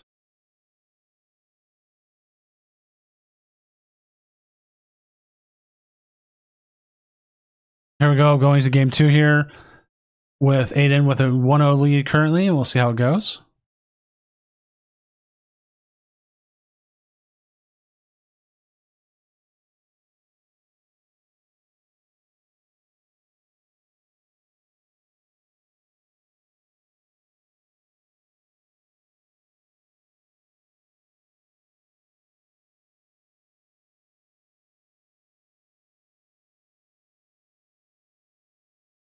You know what? I kind of like that start. That is actually a really strong start, actually. That is the kind of start you want to see.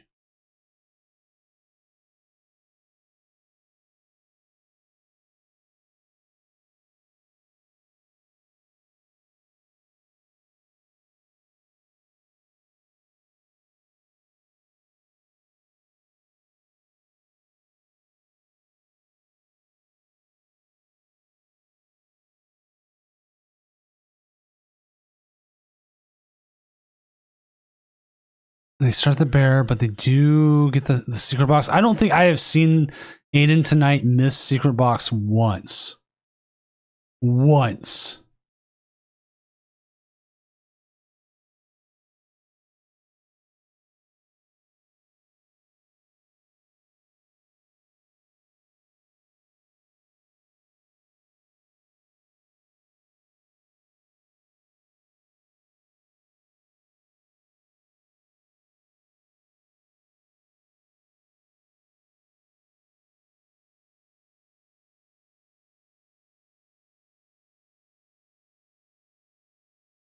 They are almost here, 100% saying, I've got rare candy in hand.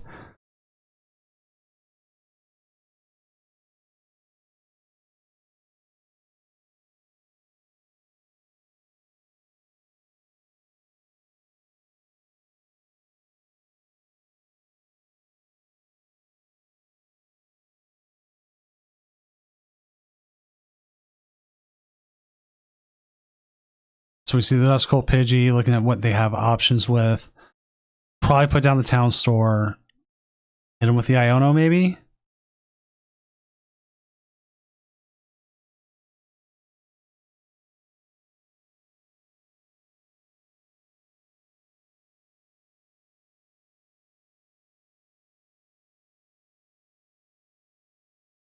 Prize 1 TM Evo. But you have the Jet Energy. Okay, they're going to save the Jet Energy for a possibility of needing it for later.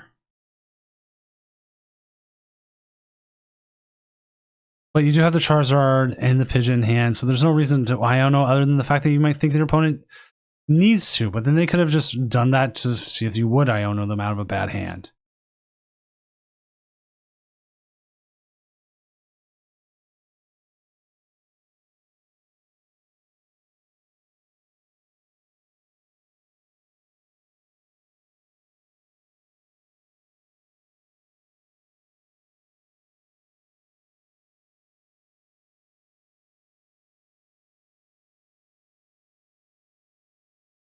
Okay, they Iono, which makes sense.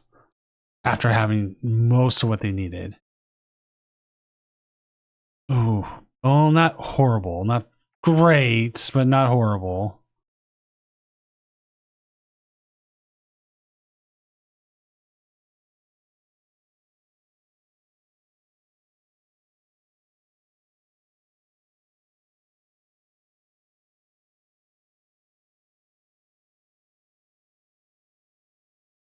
See the 180 and the 30 on here on the Charmander. They don't have any the Frost lessons set up yet, but we do have a Charizard in hand.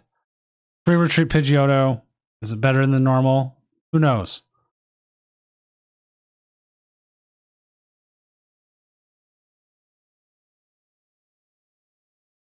The question is, do you want to use the maximum belt now, or do you just want to hit the 210?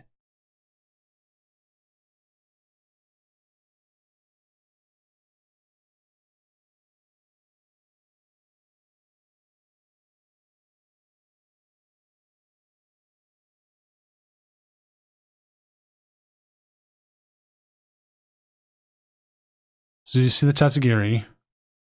Looking for something.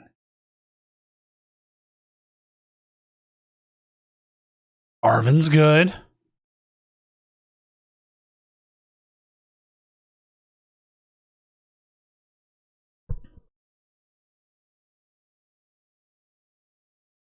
So we'll see the Arven here probably go ahead and grab themselves a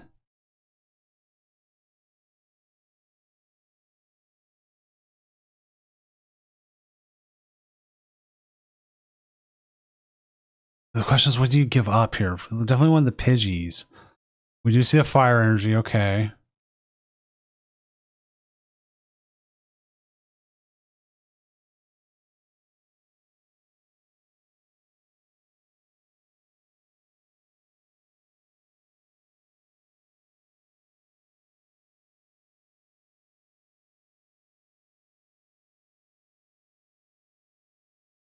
Do you go after the bear for the prizes then, maybe?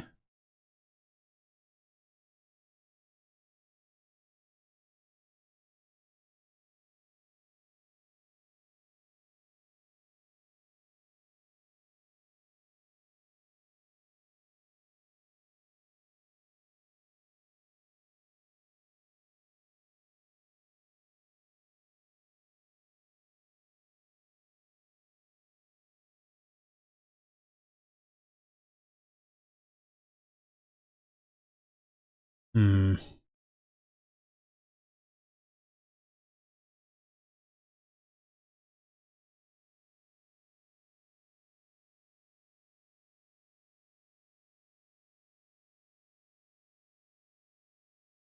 Okay. They're going to take out the Snorunt. Okay, you know what? I can see that.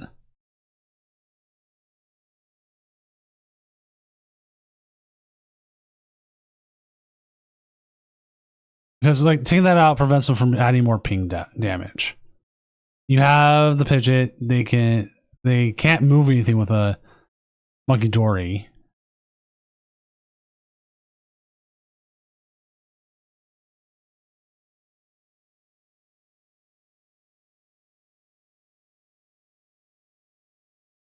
Iono, which honestly kind of benefits a little bit here. Into a whole bunch of lilies.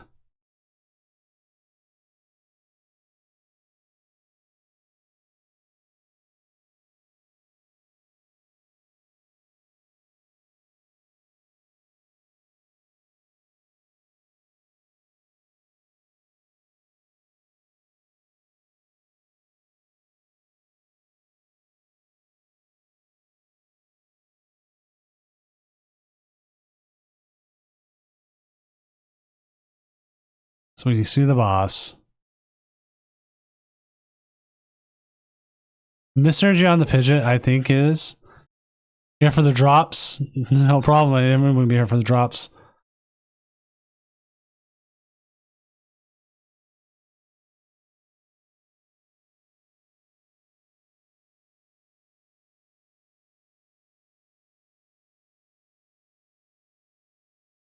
Get 2 prizes there. Gonna take it down, itself down to 3.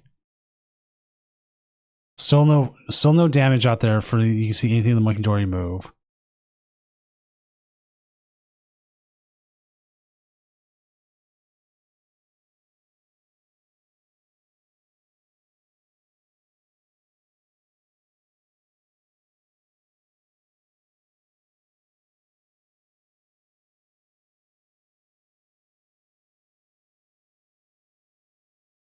Let's see. Like you're gonna lose Charizard here.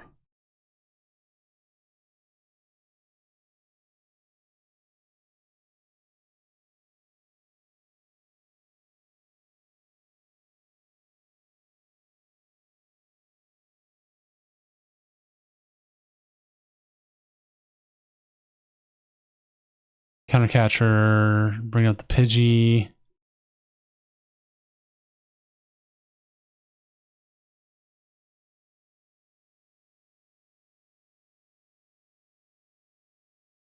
Keeps it really, really down there. Got the candy, can't do much with the Dusknoir though, but he could evolve into another Charizard though. Now we're going to see a boss's orders here, which means we're going to see either they're going after the Morgrim or they're going after the Snorunt.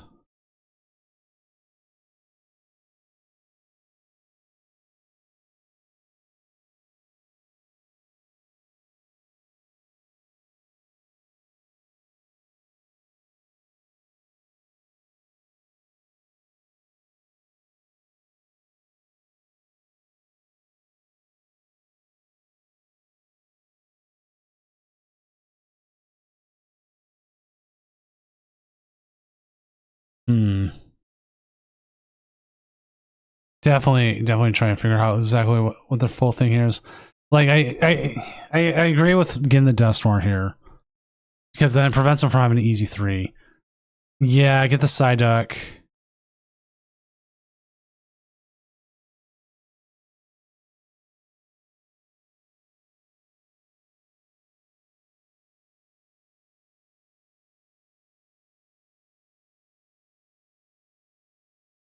Psyduck gone.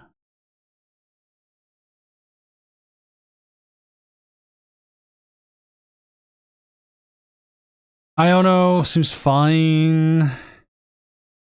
Lily might be better, but that's still a lot of cards.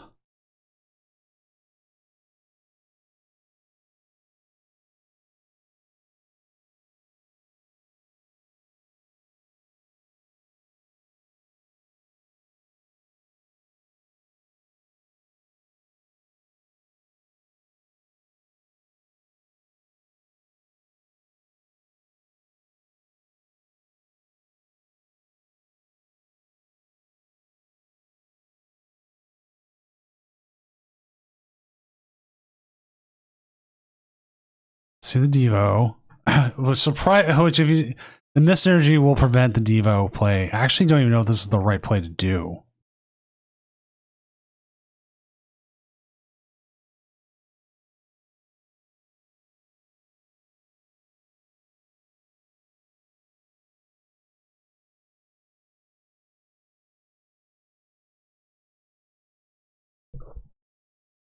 So yeah, they get the KO here, but the Pidgeot stays alive. They did put the Dusknoir down. So that does become a little bit harder. Like, you need double candy. Oh.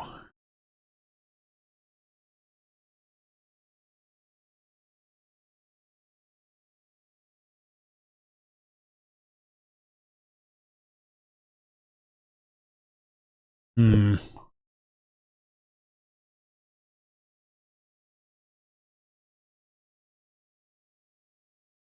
Just not that close to getting into the game yet.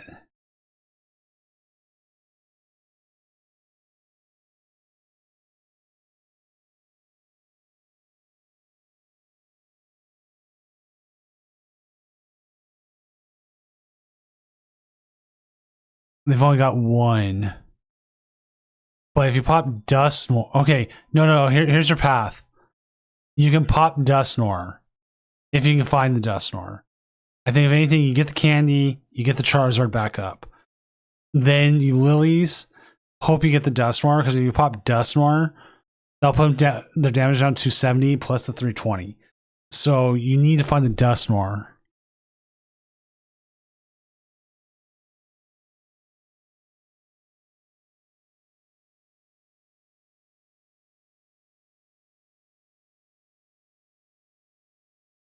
You have enough energy.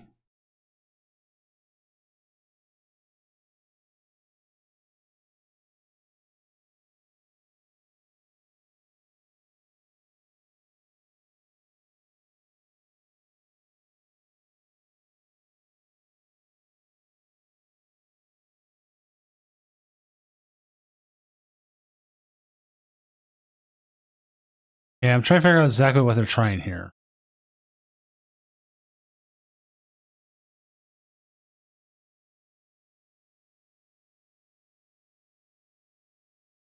Here comes the Zard, okay.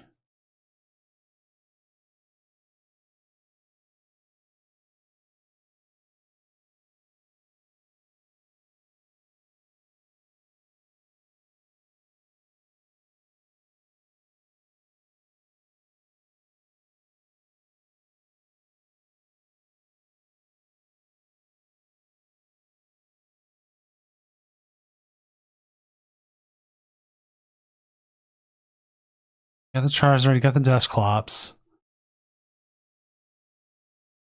They've already played the Devo.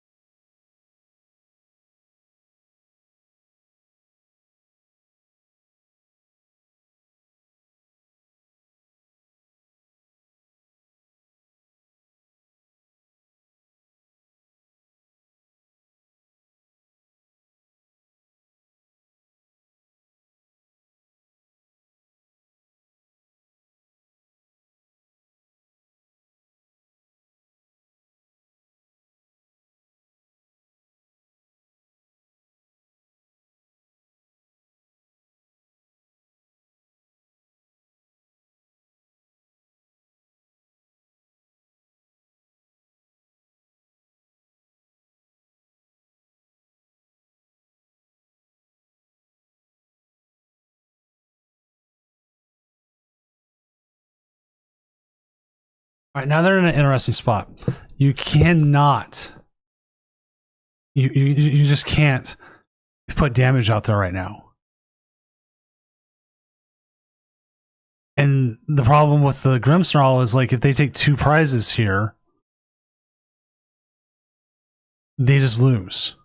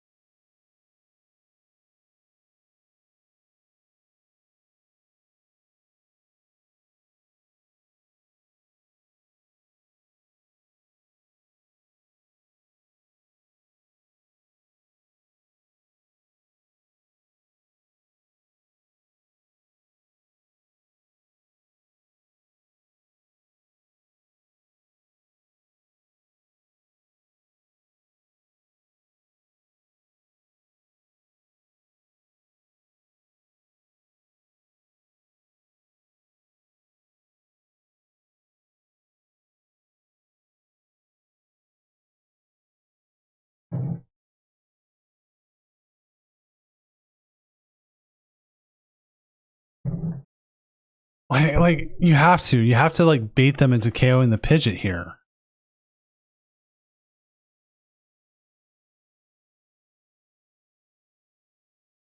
Well, they took the damage. Okay, now they're really making them. Okay, what are you going to do? Would have been nice to keep that Dusknoir. 100% would have been nice to keep that Dusknoir, but it's gone.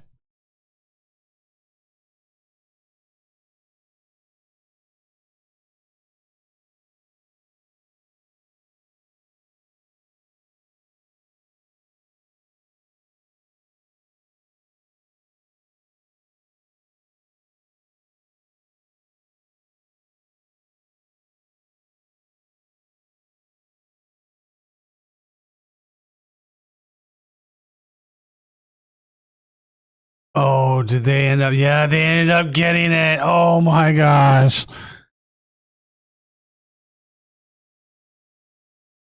Your winning deck right here. Grimmsnarl Frostlass. Jeez, they just had it every time.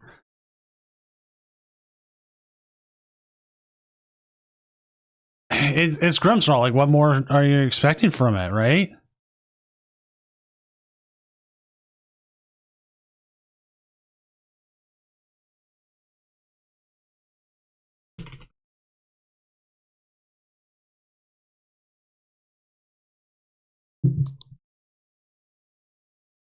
GG. Nice combo. Taking it all. Getting to the end on a very late tournament tonight. Usually we're not this late, but happened tonight. Thank you for the surprise maintenance, PTCGL. So with that, I'm going to send you off to where else we're going to go to? Lil Regionals. We will be back next Friday, which will be one getting closer to Vegas. Actually, it'll be Halloween, then the 7th, and then Vegas. So we are getting closer. Actually, I want to send you off to Azul. So good games, good night. I will be back next week. Hopefully you all had a good time. Azul's now streaming. They're showing Gardevoir is #1 in Lil. Wow. And Goldango, Lunatone Solrock's up there. Yeah, 3:33 a.m. for me. It is late. So again, thank you all for coming out and watching. Thank you for playing. We'll hopefully have a better start time next week. Have fun with Azul, and hopefully I will see you then.